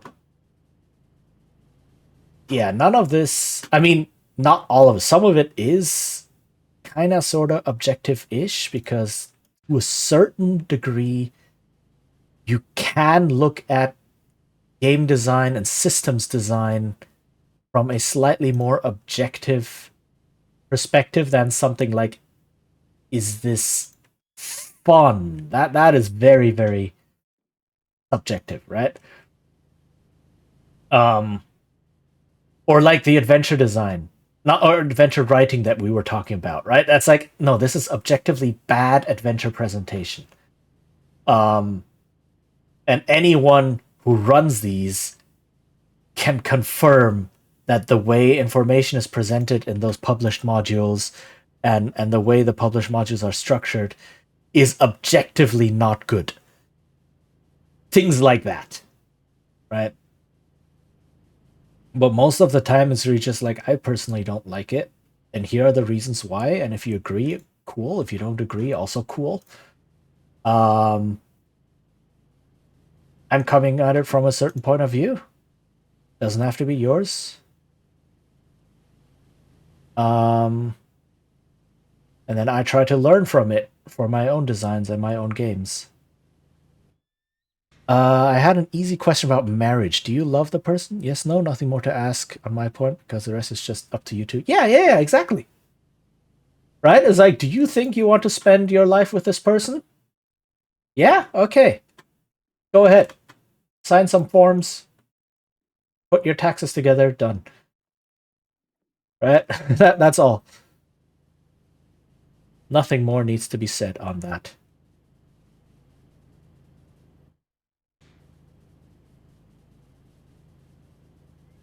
It's no one else's business.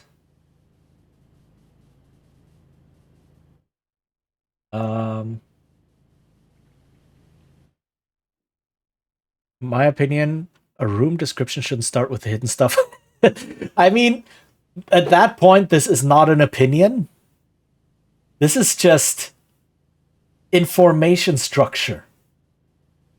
Right? This at this point you can actually look at it from a point of view of almost more formalized things like information structuring and communication efficiency and things like that.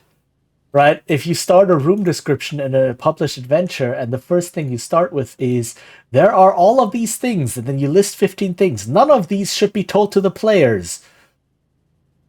You have failed in communicating. And that is not subjective. That is anyone looking at it kind of like, then why didn't you just start with the obvious stuff first?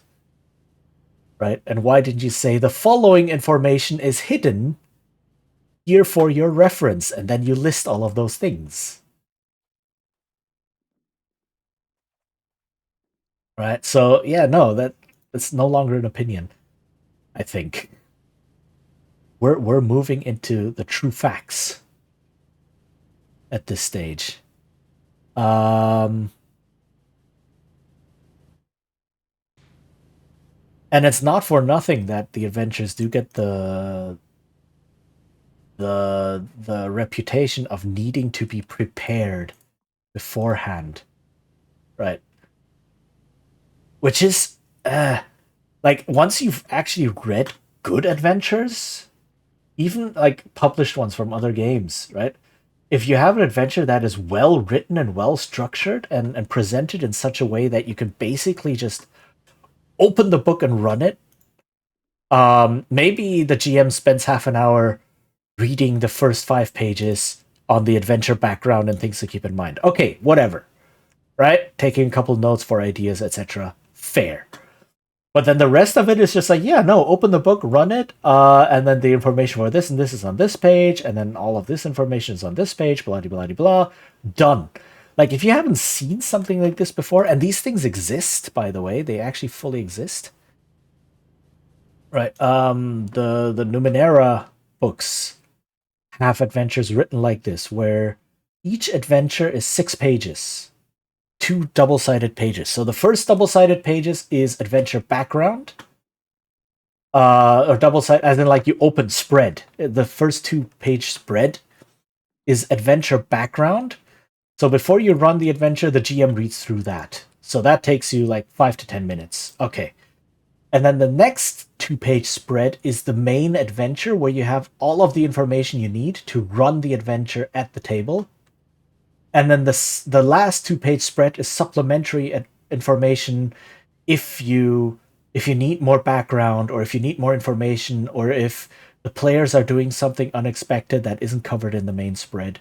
Then you have that to help you out. Done. And that is a full adventure. Right? It's like, oh, okay, cool. And you can run that out of the book. No extra prep needed. And if you haven't seen adventures written in that kind of style, or similar styles that you can just run straight out of the book, yeah,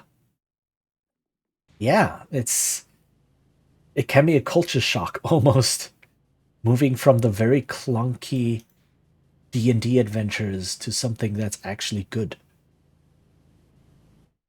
You enter a room filled with a nice drawer and some broken mirrors. Perception 12. The carpet is slightly obscuring a trapdoor. I think I wrote in under 5 minutes and still room for improvement. Yeah.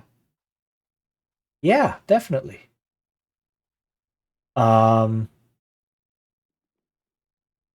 Exactly, and that's basically all you need.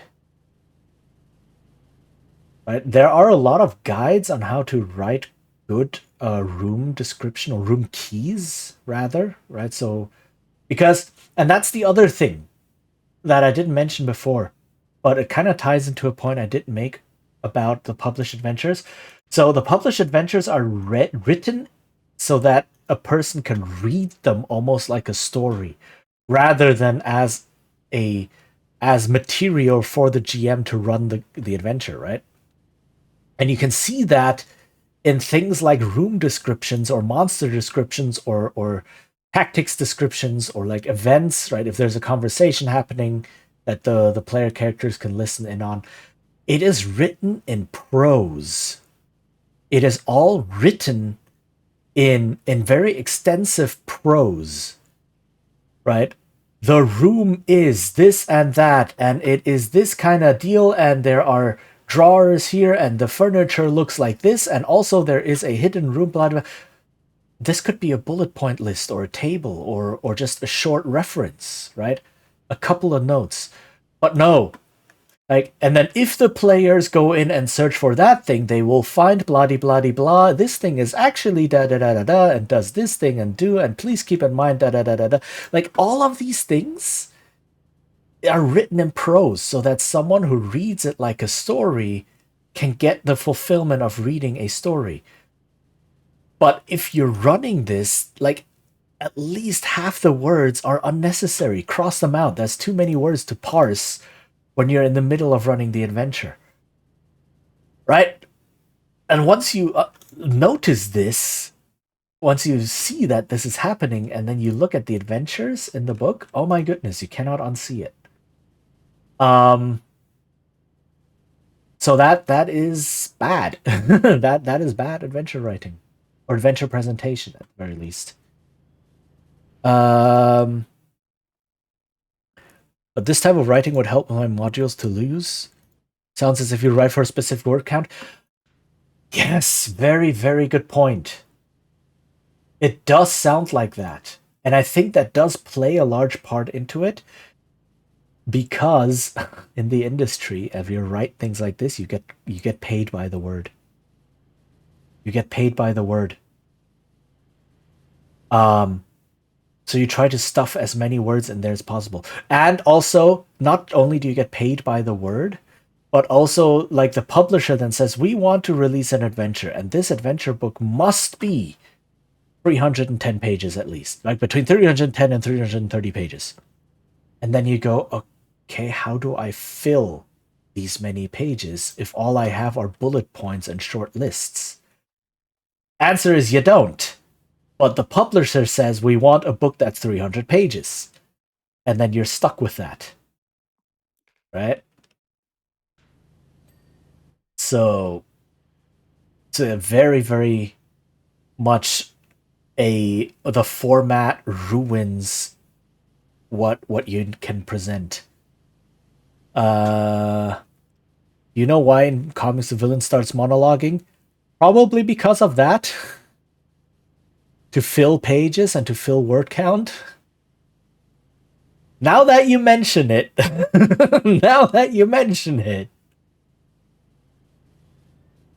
That feels a lot like what's happening. Recap and fill pages, yeah. Though, this very, very interesting point is, yes, the fill pages is probably very much, or hit a certain word count so that you get paid enough, is definitely a thing. But interestingly, a lot of that was also due to the Hays Code of comics, the Comics Code, right? Because at some point, a very, very destructive book came out called The Seduction of the Innocent. And basically, it claimed, back when there was still a satanic panic about any new medium, it claimed that comics are horrible for children and they seduce children to be deviants and whatever the scare du jour was back in the day, probably something like worshipping the devil and such. And what that did, that book was so influential that the US government established that there had to be a code that comics followed called the Hays Code that ensured that they were good, clean materials. So a lot of things had to be changed. A lot of things could no longer be shown. A lot of things had to be in there, and comics had to prove that they were good for children. And that not only meant getting rid of quote-unquote bad things, but including quote-unquote good things, like educational things. Which is why in a lot of superhero comics, there are people constantly explaining exactly how the superpowers work. Because that is the quote-unquote educational portion of the comic.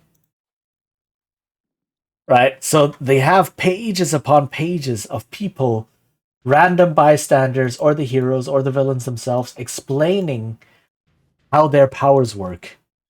Precisely because of this. So that they could show that they're actually educating kids on scientific principles and such. And, yeah. So that was a thing.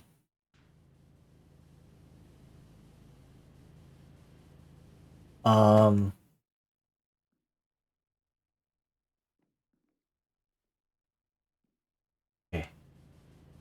How long am I gonna go? I might just finish this thing here, and then I think I'll call it. If I can find all the pixels to hit.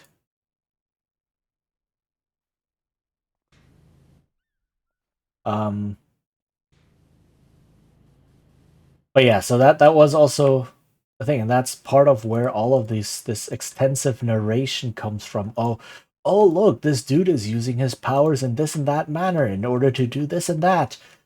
It's yeah, they're trying to scientifically explain all of those superpowers. Because comic books needed to be educational. So yeah, that was a thing. That was a whole thing. Marvel also got problems because Spider-Man couldn't force them to from the drug legislation. Oh yeah. There was this one. Yeah, it's like you couldn't even mention certain topics, even if the topic was portrayed in a bad light. Right? There are comics. I think Spider-Man is one of the more famous ones, where Spider-Man is dealing with drug dealers, and it's very clearly portraying drug dealing in a negative light.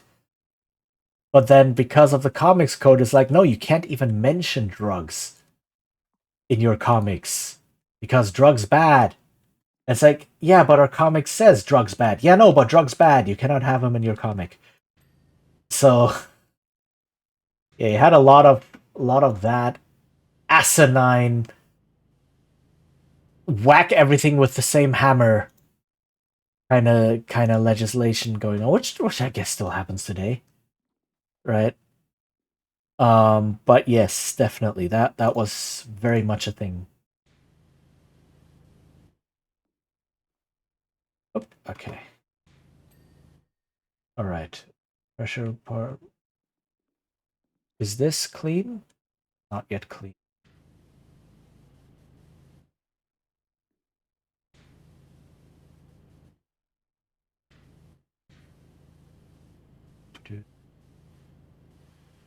But it didn't have a stamp on it, so to court for more. Yeah, exactly.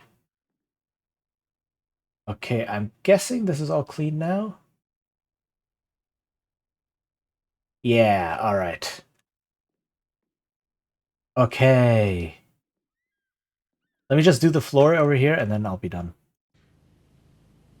Ooh.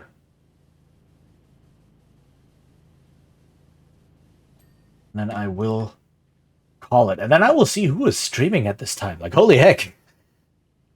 It's 6:30 p.m. I have no idea. Like, I will be raiding into someone completely new. I have no idea what's gonna go on. All the people I usually raid into have stopped. Some of them have raided into me. That's really, really cool. Thank you for that. If you're still around. Oh, is this dirty? This is still dirty. Not acceptable.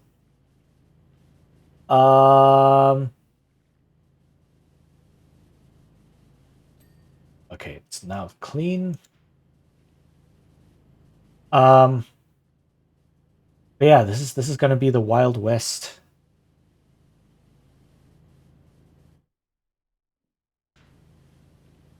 Of the ratings. So yeah, I don't know where we'll be heading. I have no idea who's on. I will check in a bit, of course, but until then, I honestly don't know.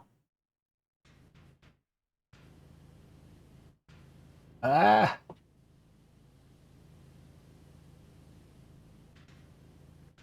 Oh my goodness.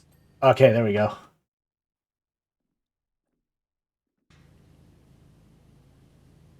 B. Okay, very quick. Finish this.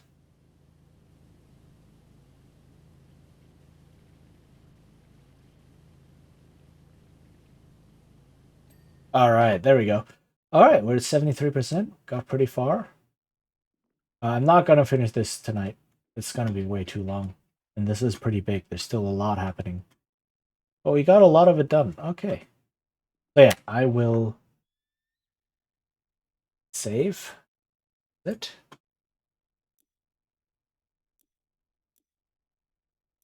Main menu. Quit. There we go.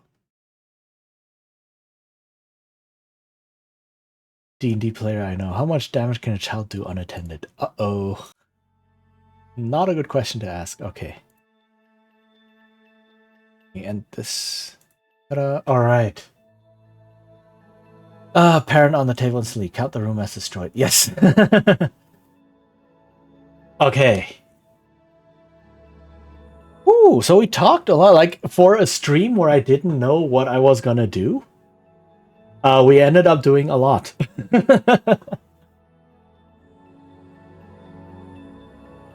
Okay, let's see.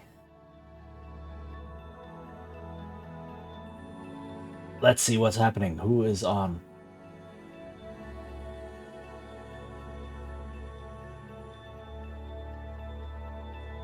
Oh,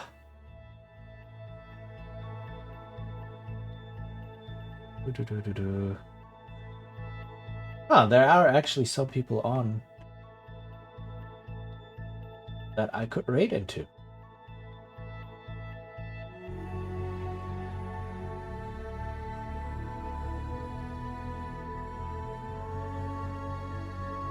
Okay, yeah, let's go say hi to Let's go for a more chill game. Yes. Let's go for Lily Cat. We've raided her before. He's currently playing Ratopia. All of the rats. Okay. Lily Cat, who hi. who did an emote, actually, who did an awesome emote for me. This one. But yeah, so please go say hi to her for me.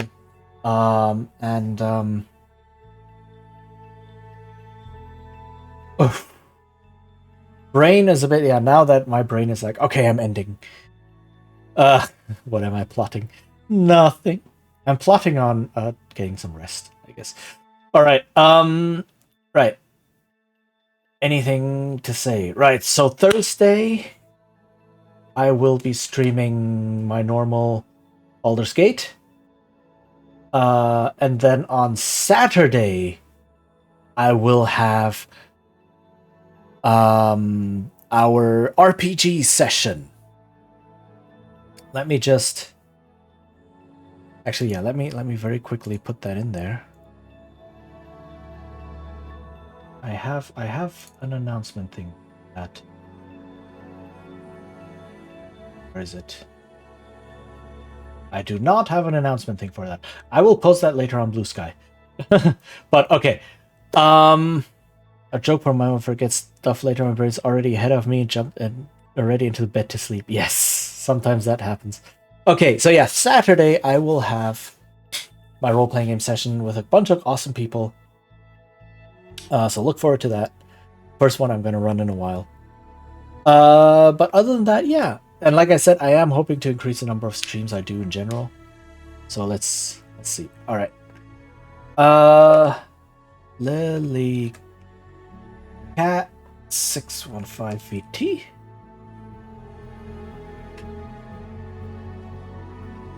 Oh, yes. Okay. Right. Thank you everyone for being here. Thank you for the raids. Very, very much appreciated. Thank you for the follows. And yeah, I hope to see you all again soon. I appreciate all of you. Stay hydrated, take care, and bye-bye.